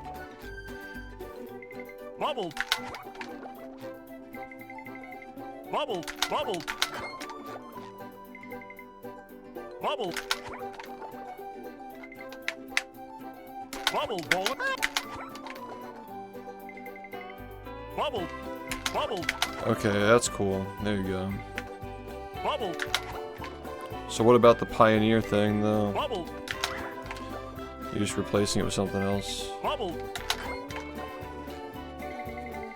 Bubble. Bubble ball. Bubble. Bubble. Bubble. Bubble. Makes sense, yeah. Bubble. You can also do the cutscene stuff with Squidward as well. Bubble. Bubble bowling. Yeah, that makes sense. Bubble. Bubble. Bubble. Bubble. Bubble. Bubble. Bubble. Bubble. Bubble. Bubble. Bubble. Bubble. Say hello to my little bubble friend. They serve food here, yes, but they don't serve Flash! love. And then this.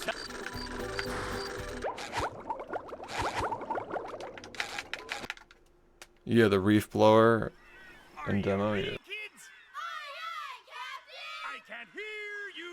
Aye, aye, Captain! Who lives in a pineapple under the sea?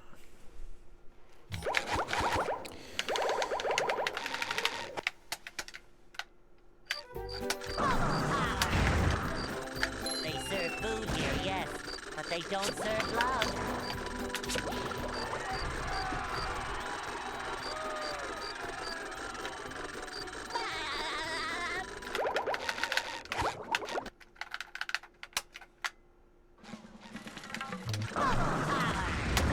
Say hello to my little bubble friend.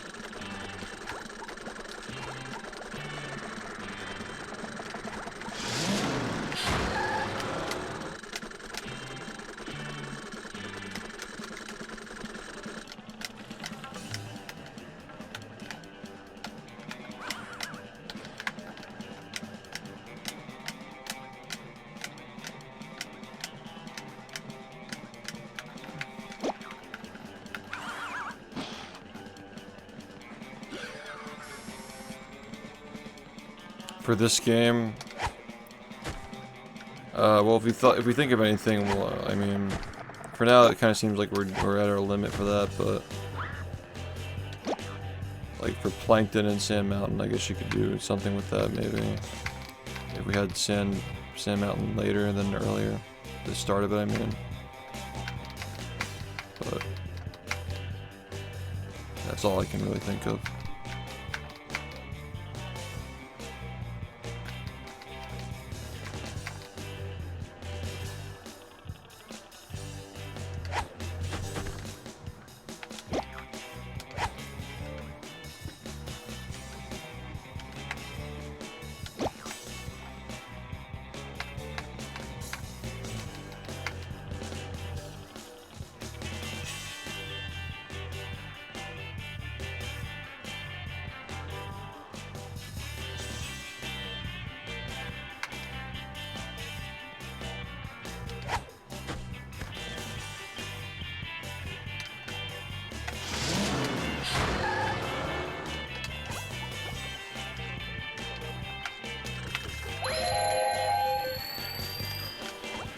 Coming at ya!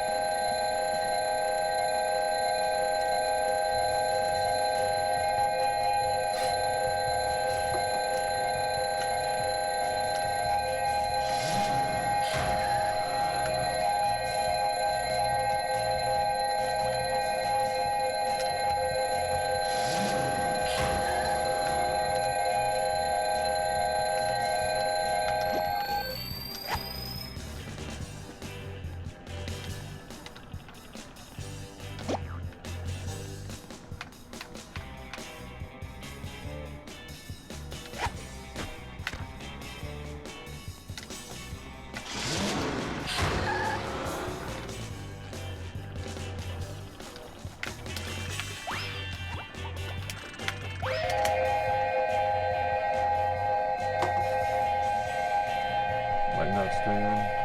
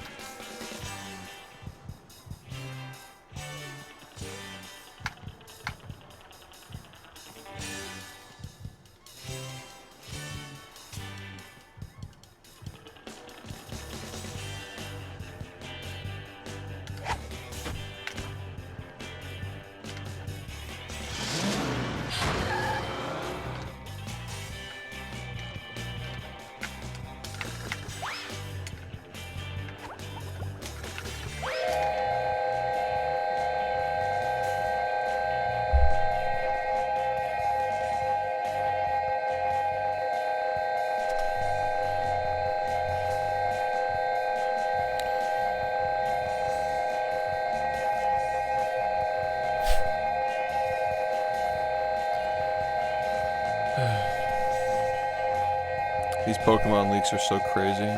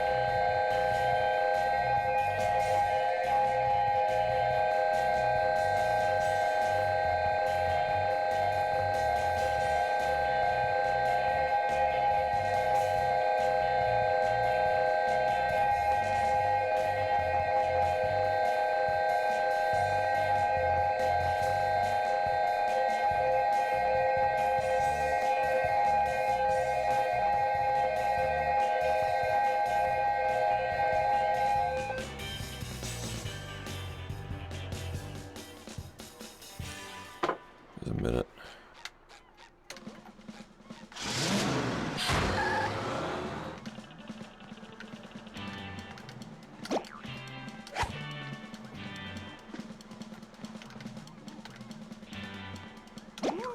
Up we go!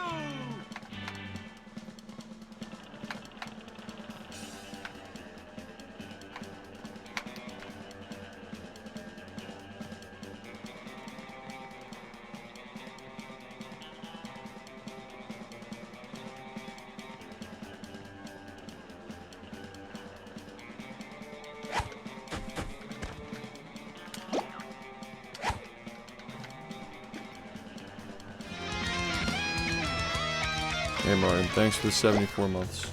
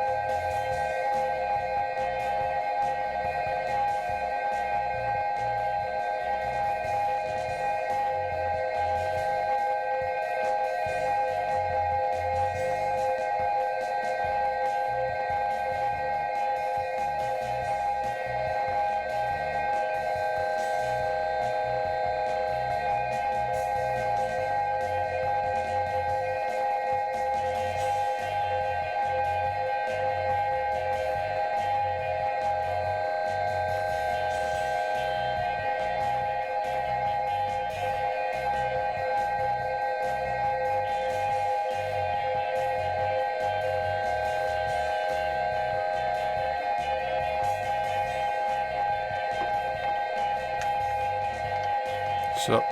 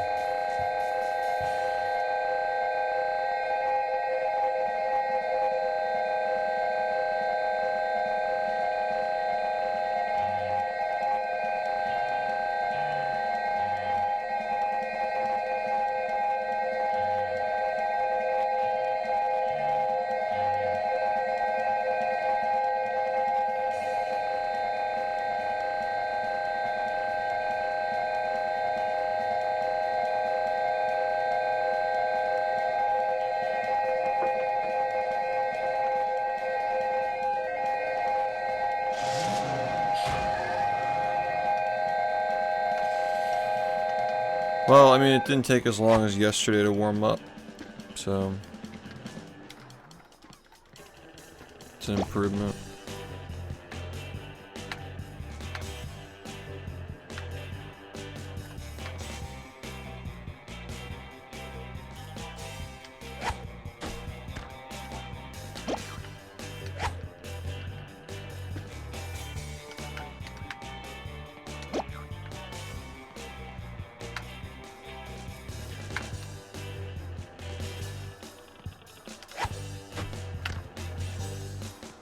No, yesterday we didn't really have much time to do runs, but those that we did didn't make it far. Coming at ya.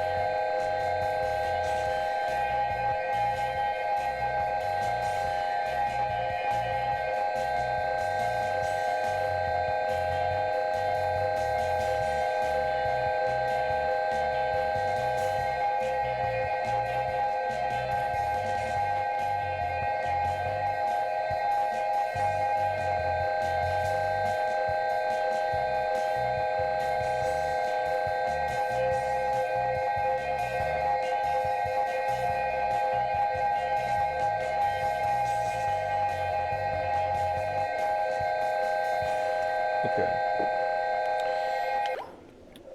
Alrighty.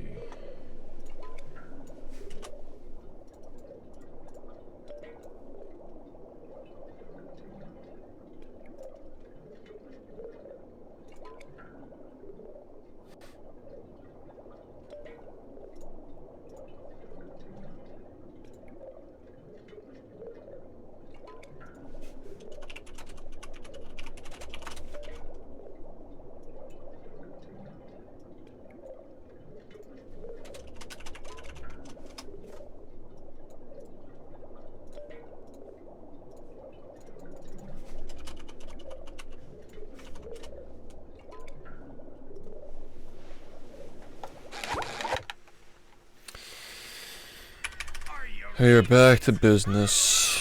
We are back to business.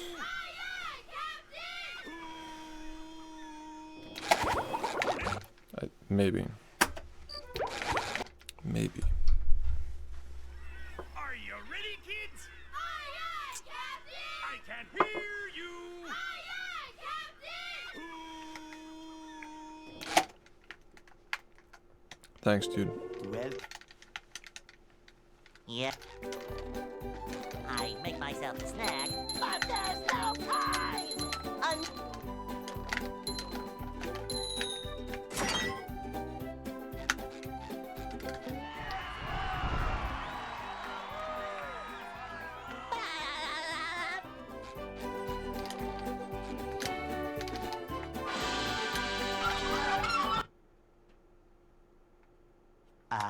they'll Go.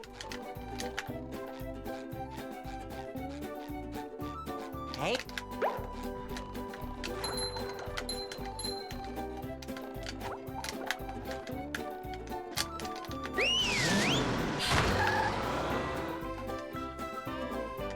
Thanks, man. Thanks, everybody.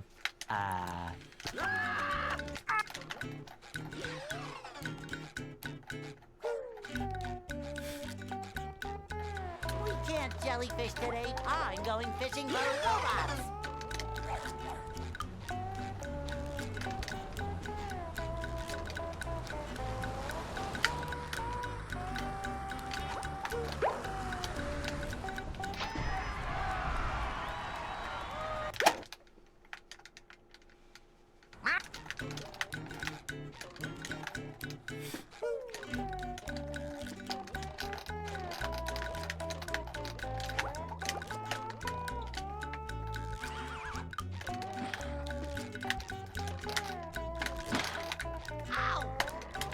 Cool. Just keep it up.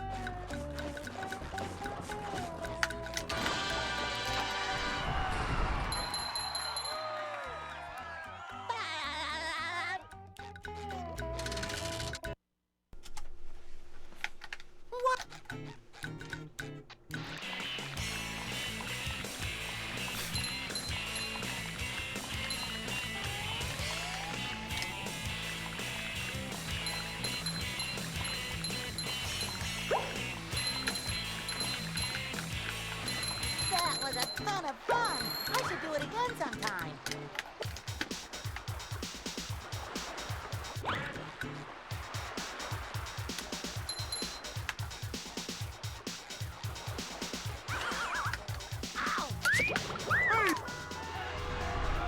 Oh boy, oh boy, oh boy!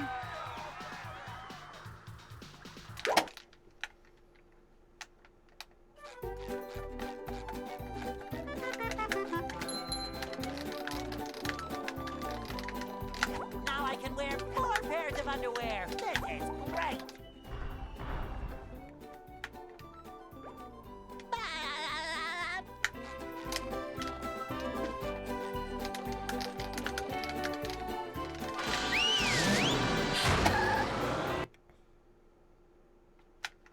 downtown.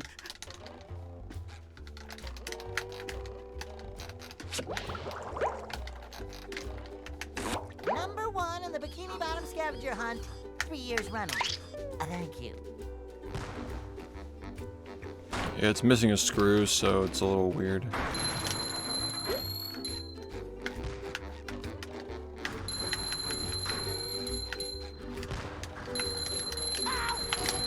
You just met the Sponginator. Sometimes pushing a simple button is the most satisfying. Push, push, push, push.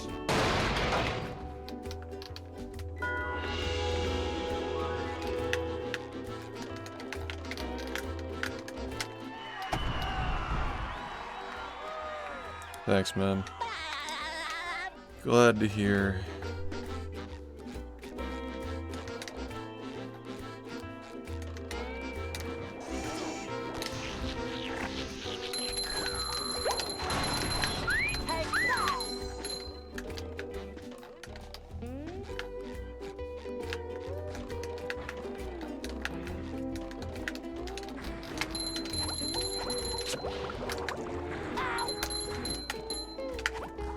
Number 1 in the Bikini Bottom scavenger hunt 3 years running.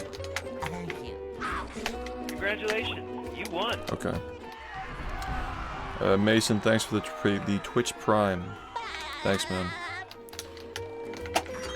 Appreciate the help. What?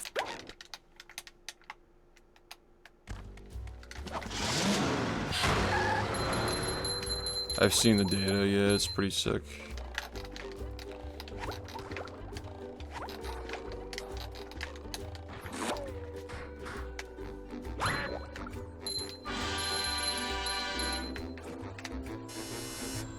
Number 1 in the bikini.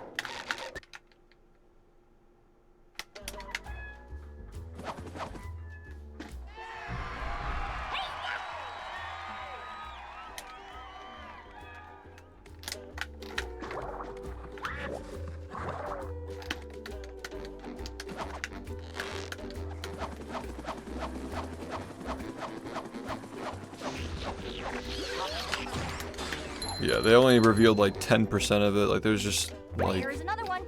hundreds of gigabytes that have not been released yet.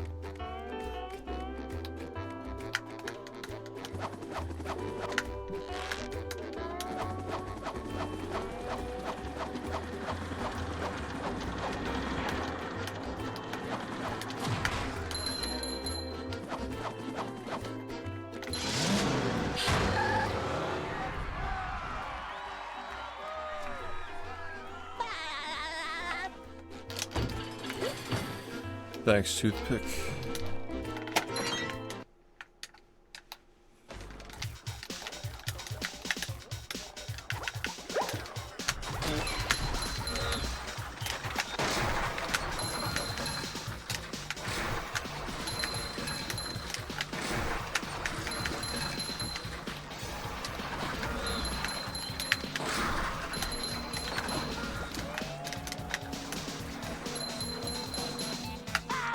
Number 1 in the Bikini Bottom scavenger hunt 3 years running.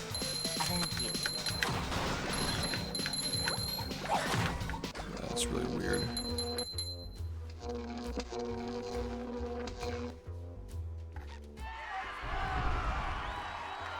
Yeah, the toilet. Yeah, thanks, dude. Fuck, that was slow.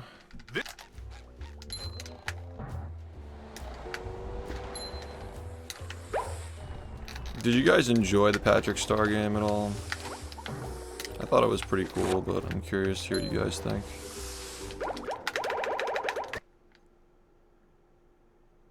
As a speedrun, I mean, not like playing it yourself, like the week that we were doing those runs.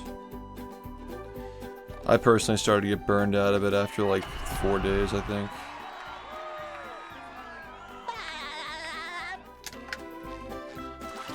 But it was pretty hype at the first several days.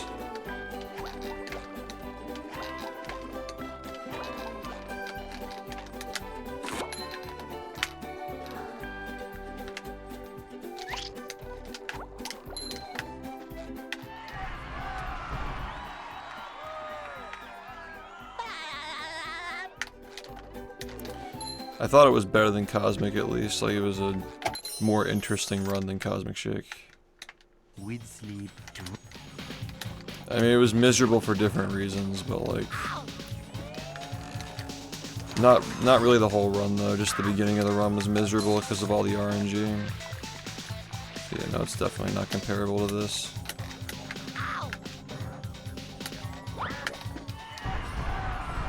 Yeah, the game's just fucking random. That's what sucked about it.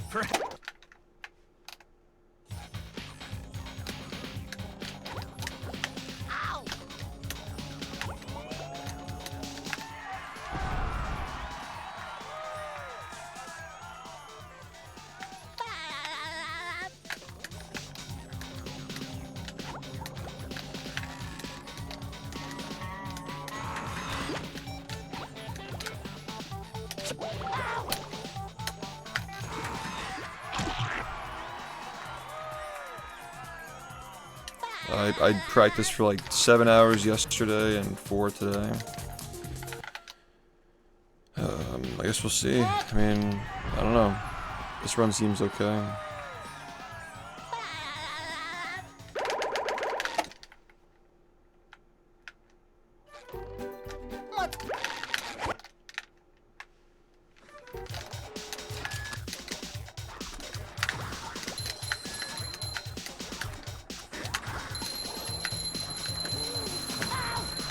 There's nothing like the smell of bubble. I feel like I should be smelled like.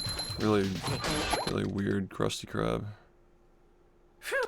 Sponge soul. That.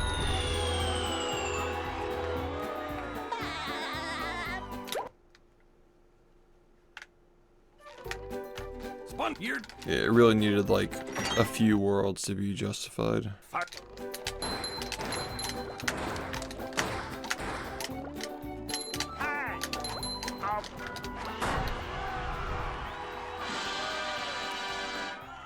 Is it? It might be actually.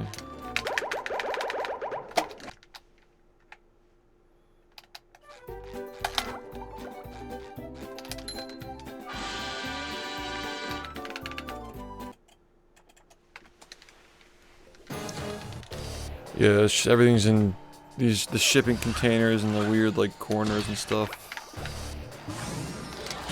Looks like the robot's left itself vulnerable. Great barrier reef.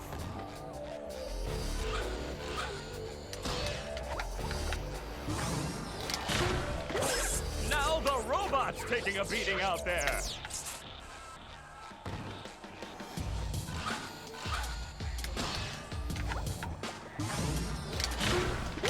The robot better change tactics and fast.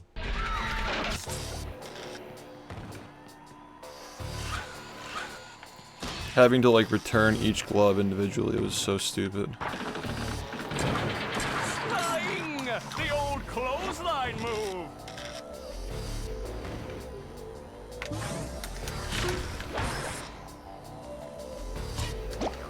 The robot's losing its head.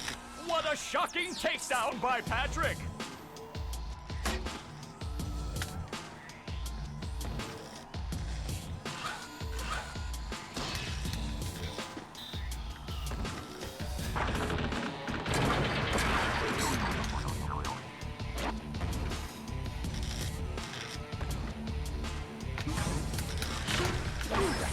Hey, my back feels good.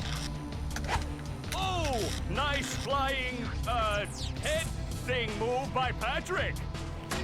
Yeah, that run's like a minute long, yeah.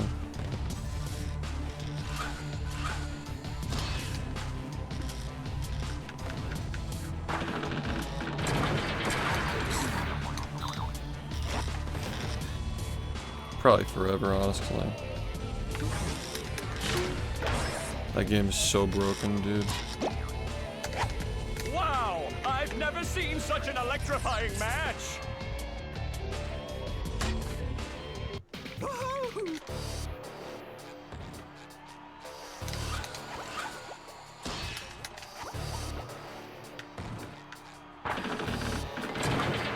Flying! The old clothesline move.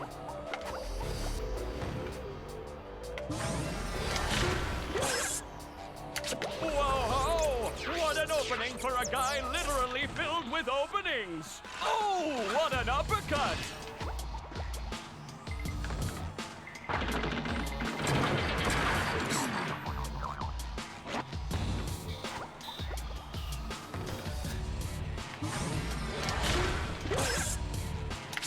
Nice move by SpongeBob. This match is just about over.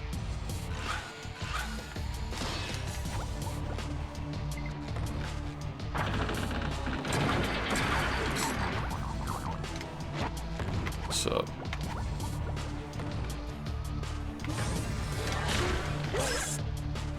That rope. Display, as in like...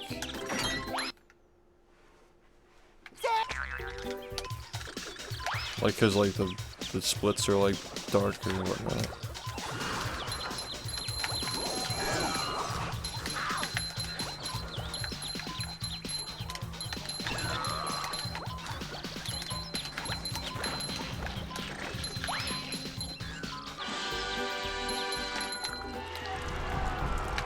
Yeah, that too, yeah.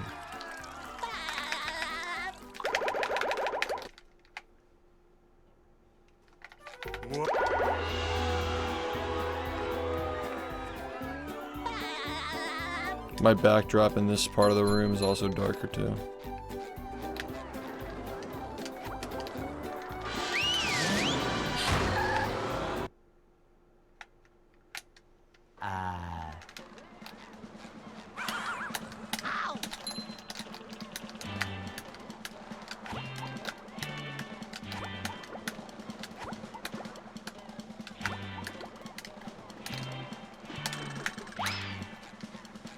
Spot.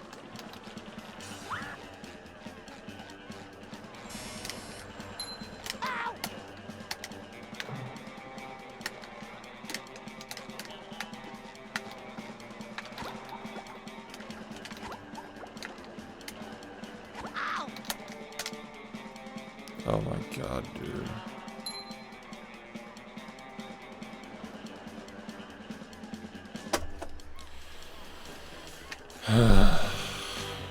It's like, why, man? Why? Okay, so why are you doing this? What the fuck, dude?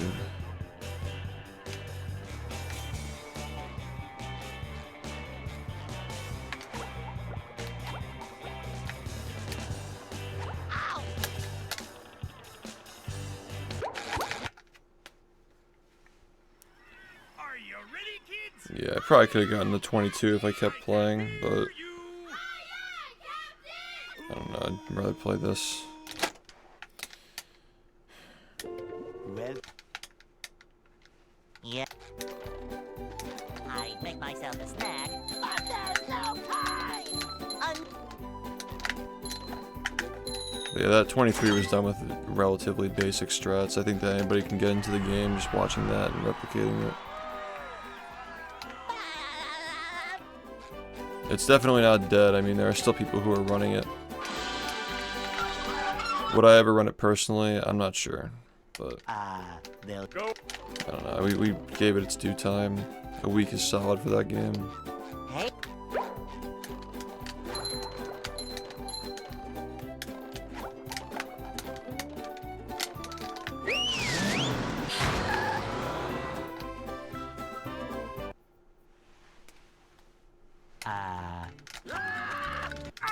Wanting me to speedrun the Patrick game in subathons. I wouldn't be opposed. I think, wouldn't people rather see like something like Lights, Camera, Pants though?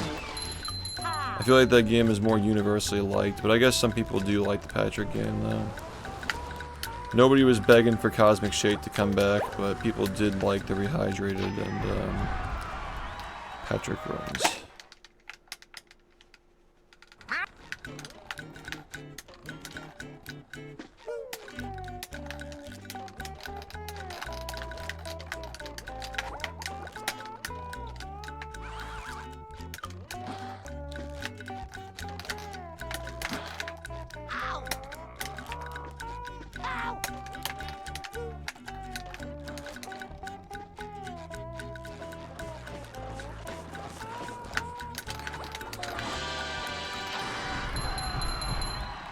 Yeah, it's controversial.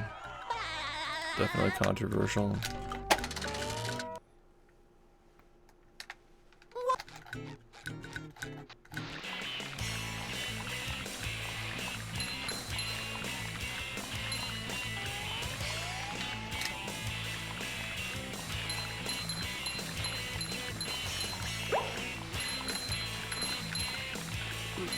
That was a ton of fun! I should do it again sometime.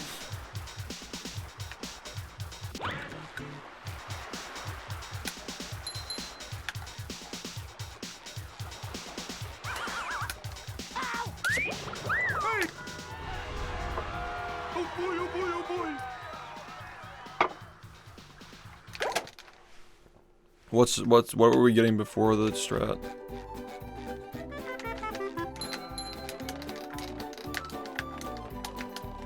Now I can wear 4 pairs of underwear. This is great.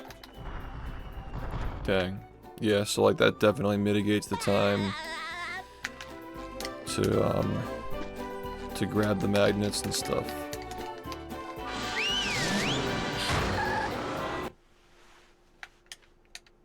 Downtown.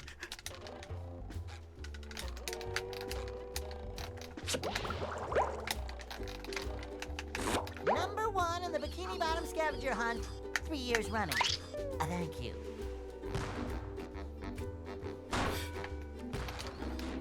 What about routing though? I guess you're gonna have to have a box somewhere to get.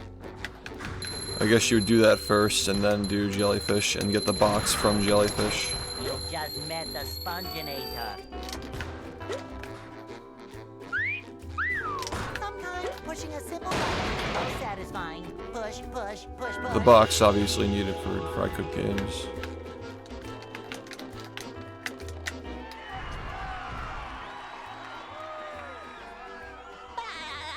I still think the peak was the initial discovery, like we were just like playing casually and like mess with the dumpster.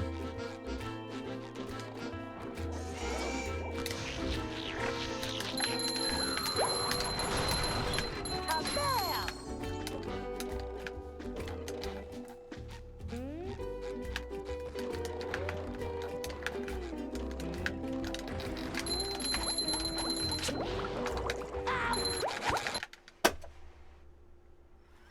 Are you ready, kids? Yeah, that's exactly,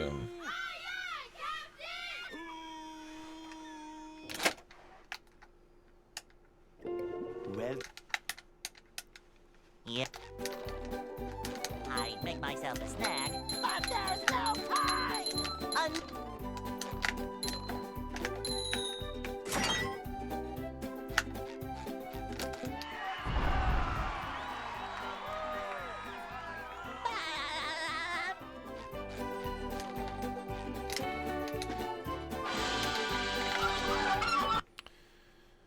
I think it saves like 8 or 9 they'll Go. total. Hey,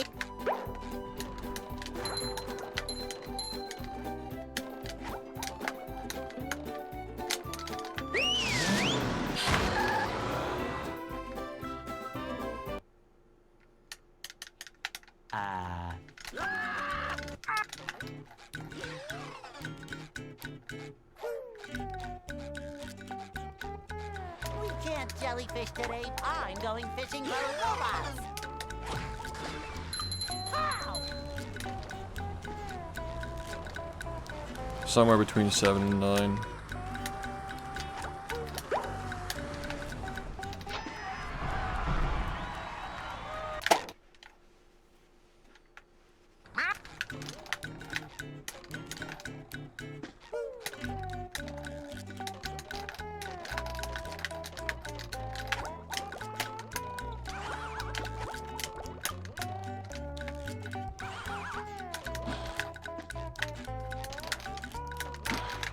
Ow!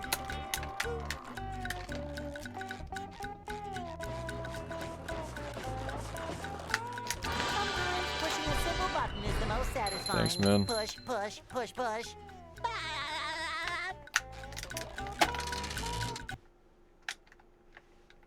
What?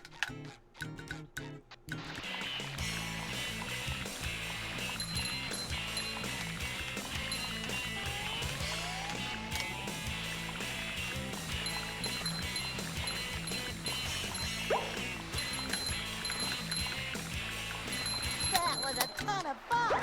I should do it again sometime.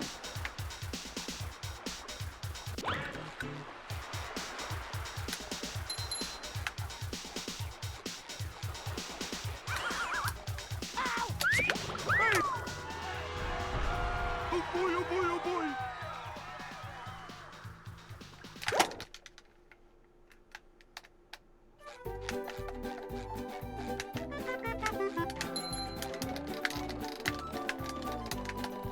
Now I can wear 4 pairs of underwear. This is great.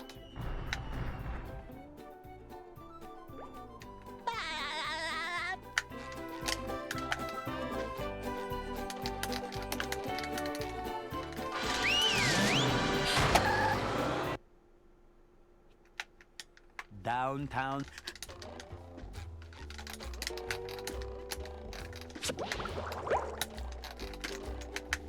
Number 1 in the Bikini Bottom scavenger hunt, 3 years running. Thank you.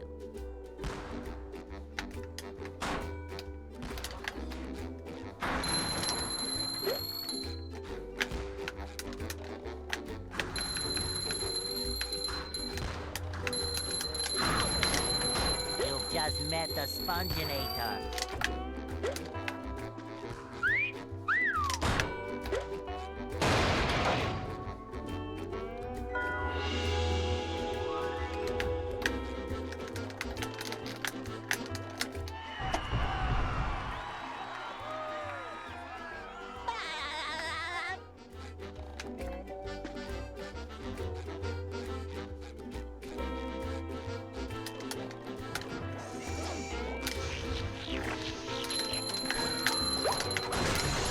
Take that!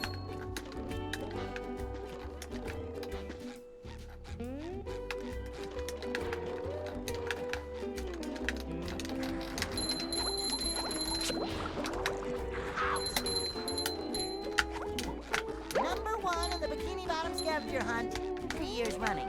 Thank you. Ow!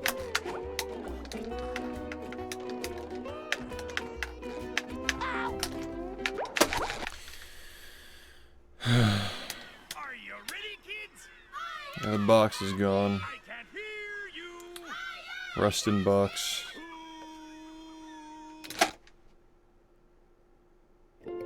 Well, Yep. I make myself a snack, but there's no time!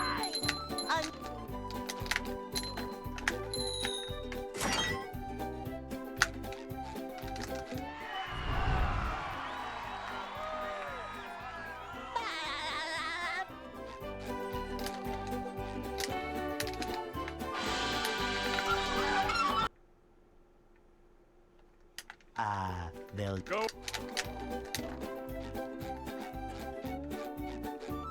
Hey.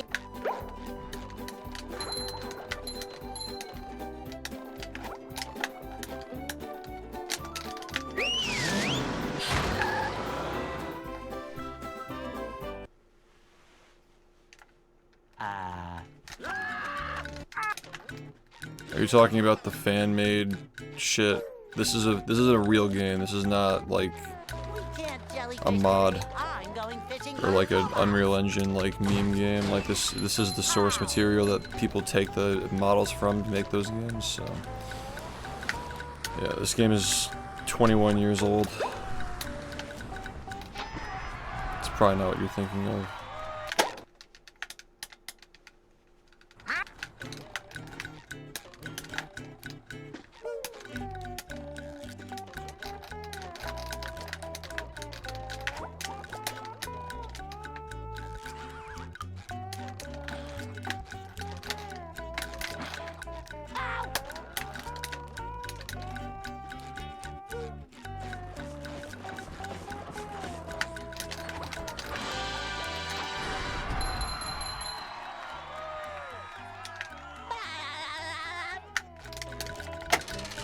Yeah, like Mr. Krabs Tax Evasion and games like that, or like they use the models this game created, but this is like the source of those. Like this is where they get them from.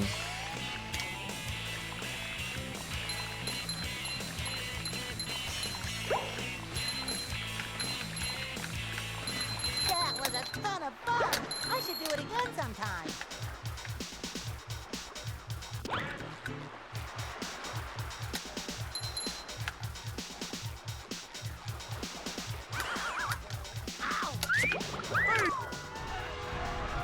Oh boy, oh boy, oh boy!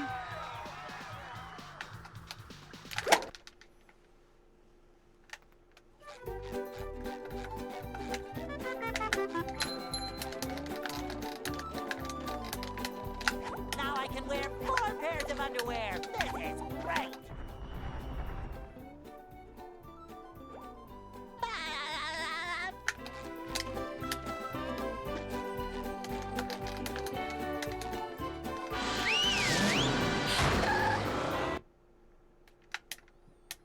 downtown.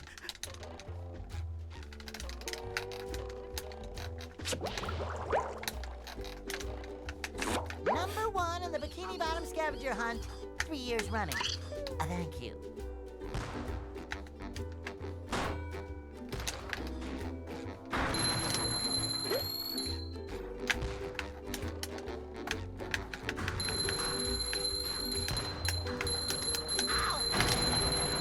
You've just met the Sponginator.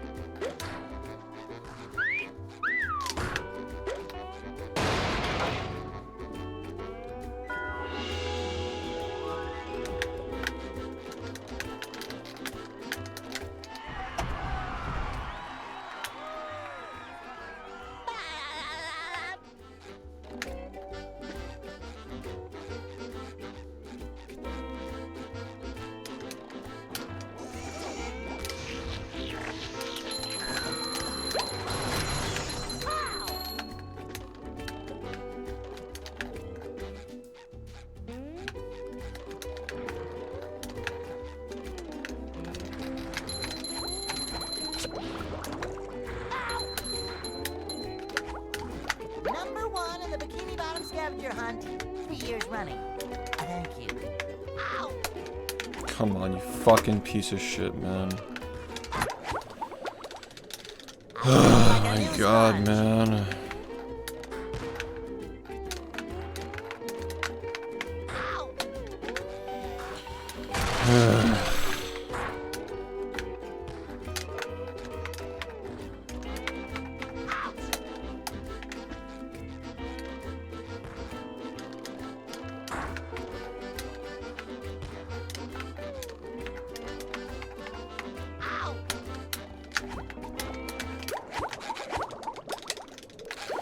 Thanks, man.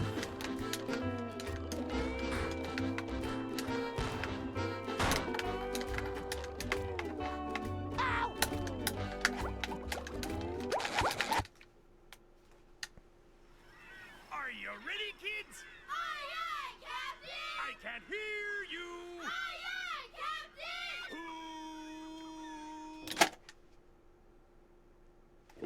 Captain! Well, Yep. I'd make myself a snack, but there's no time!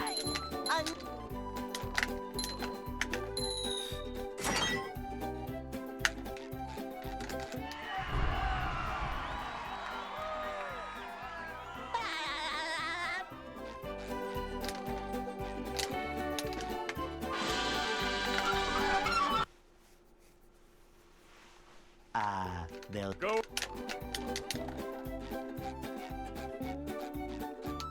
Hey.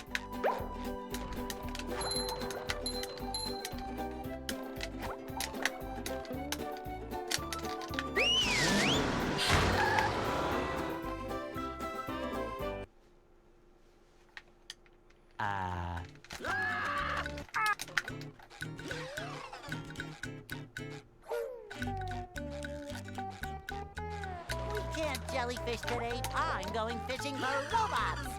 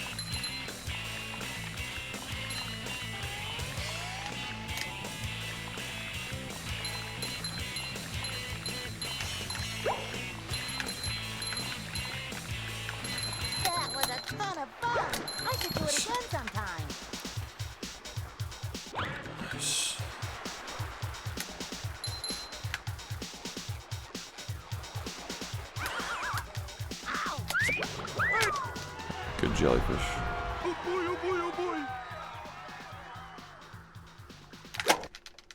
Nice, 241, solid.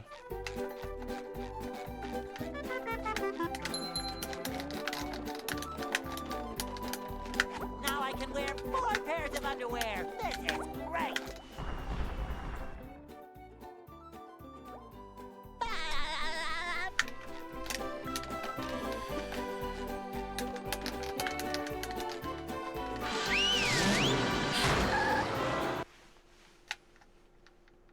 Downtown.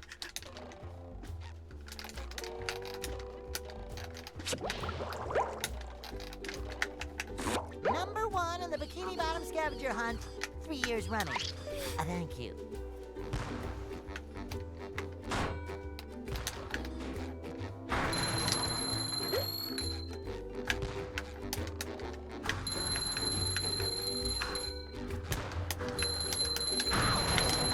You've just met the Sponginator. Shit.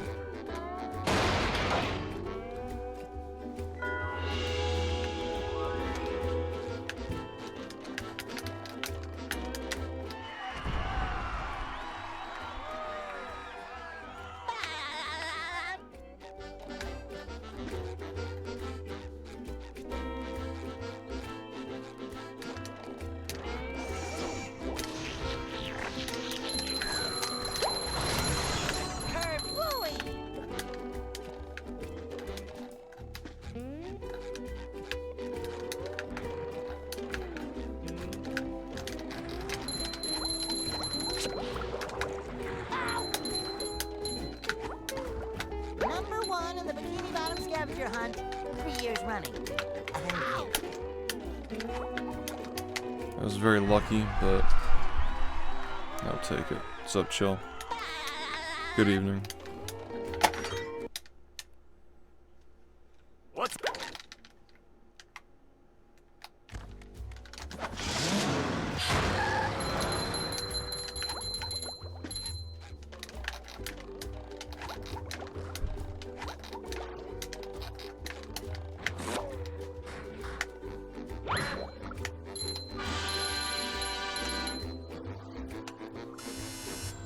Number 1 in the Bikini Bottom.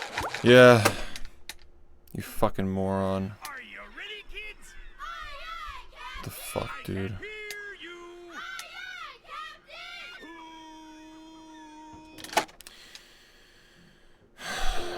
Well, Yeah. I'd make myself a snack, but there's no time. Are you ready, kids? Wait, when did Mango bring up the possibility of running this game? Like, recently? I mean, I had a video where I taught him how to cruise boost, well, but I don't think he ever brought up the possibility of, like, running it.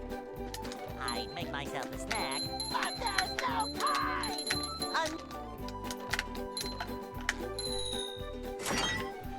Well, if he ever were interested, I'd be happy to teach him. I don't think he does speedrunning though. I think he's more focused on melee and variety. Yeah, he didn't say he, like, no. they'll Go. He just said that he liked the game. He said that it reminds him of melee because the movement's really smooth and technical. But he didn't say that he was gonna, like, run it, no. Ready, kids?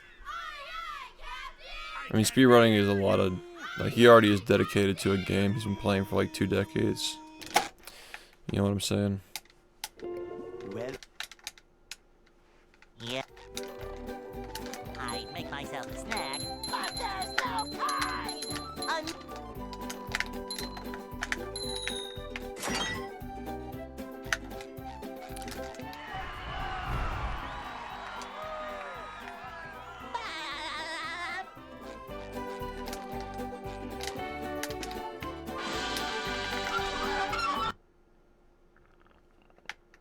Thanks, man. they'll Go.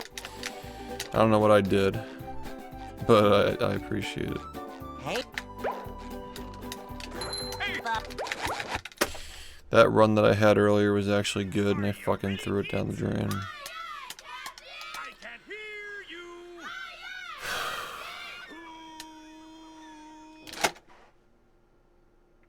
Well,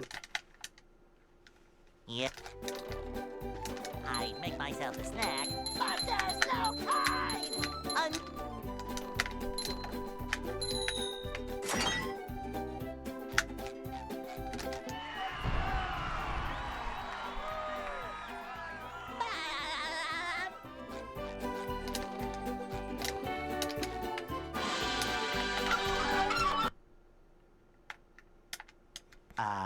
they'll Go. Yeah, I mean, it's also in the greatest hits, by the way. Like, it's in the 2020 section of the greatest hits. Hey, I actually edited it myself. Like, I know you're talking about the one that was uploaded by Cloud9, but I was able to edit my own version of it, like, cut down even more, so you could check that out too.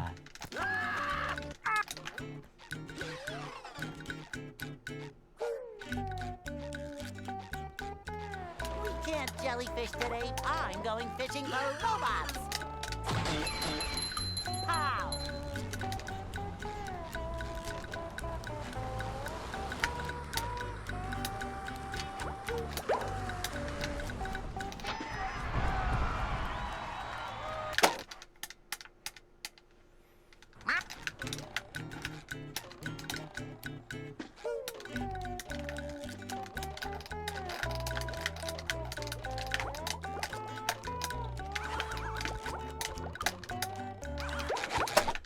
Thanks, man. Are you ready, kids? Aye, aye, Captain! I can hear you!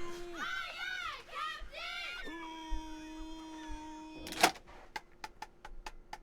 Captain! well, Yep. I make myself a snack, but there's no kind.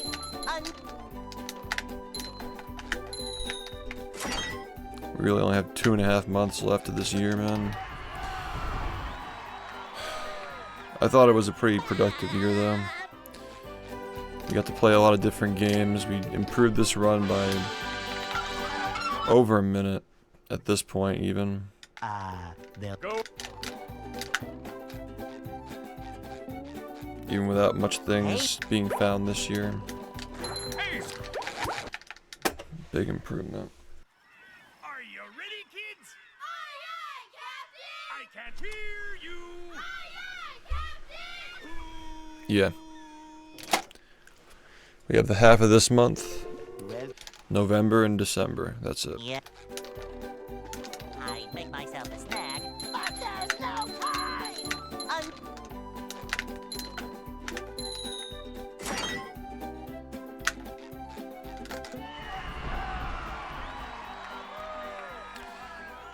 I guess we'll see what happens for the rest of the year. I mean, I think it'd be really cool to get a 40 and do a subathon. I feel like those two things would be really nice to they'll Go. eventually get going, but yeah, I was so close to 40 Hey, like a couple of weeks ago, a few weeks ago.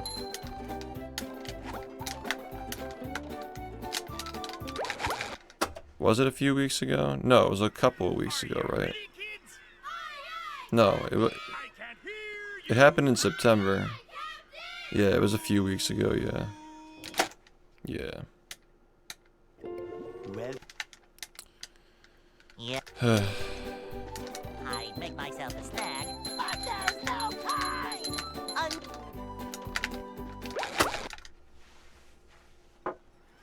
Are you ready, kids? Aye, Captain! I can't hear you!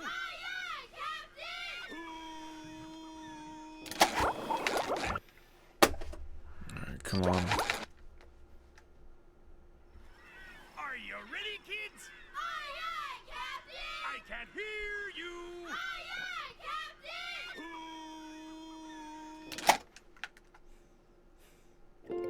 well, Yep. I make myself a snack, but there's no kind.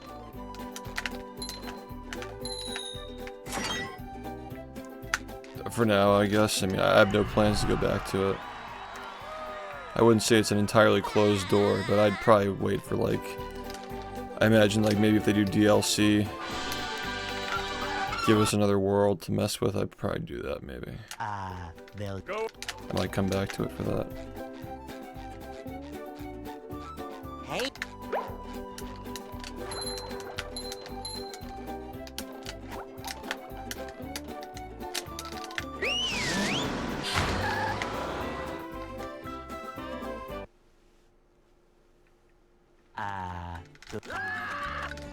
I agree. Yeah. I started to burn out of it after like 4 days of it. We can't jellyfish today. I'm going fishing for robots. But yeah, no, we're not gonna be like mixing it in. We finished with it.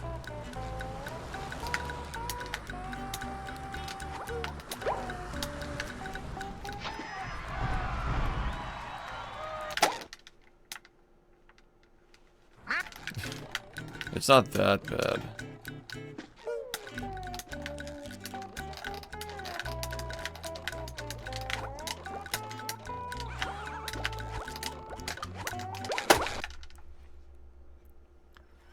Are you ready, kids? I thought it was a good speed run, like a decent speed run at least. Had some cool strats in it. well, Yeah. I make myself a snack, but there's no pie.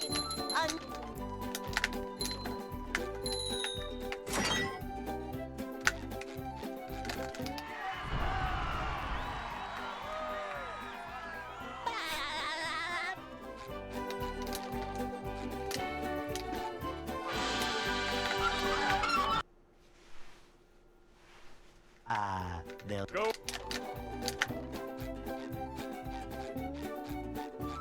Hey.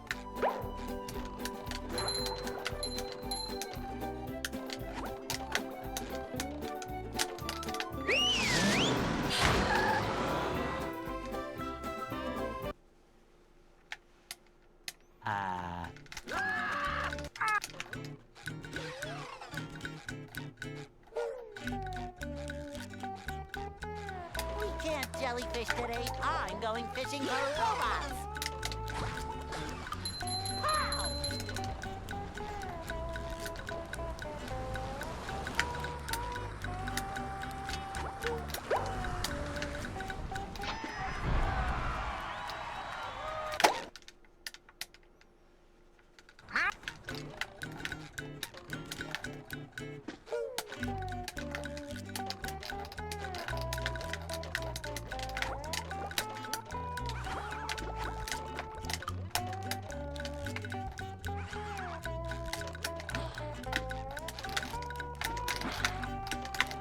Pow! Ow! Ow! Ow!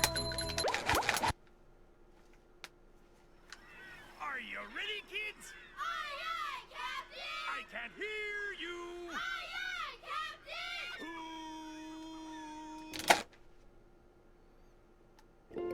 well, Yeah. I make myself a snack, but there's no pie.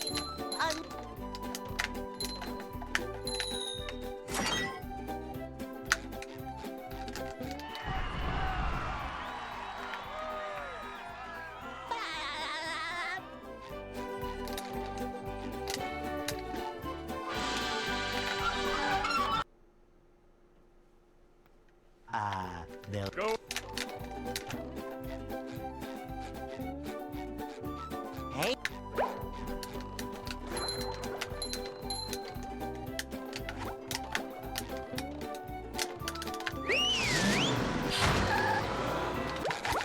God. Thanks for the raid, Spectre. Hope you had a nice stream. Kids, I can hear you.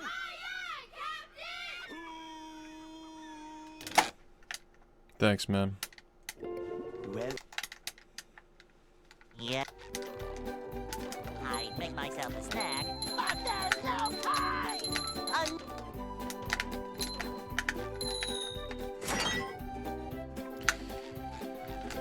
It's been weird. I guess better than yesterday, but it's not saying much. That was my first day back.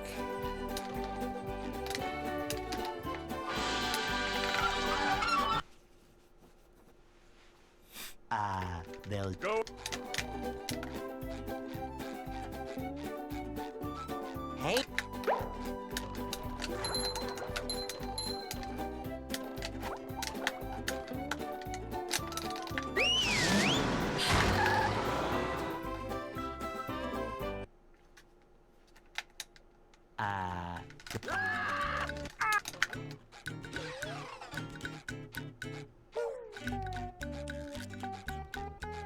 We can't jellyfish today. I'm going fishing for robots.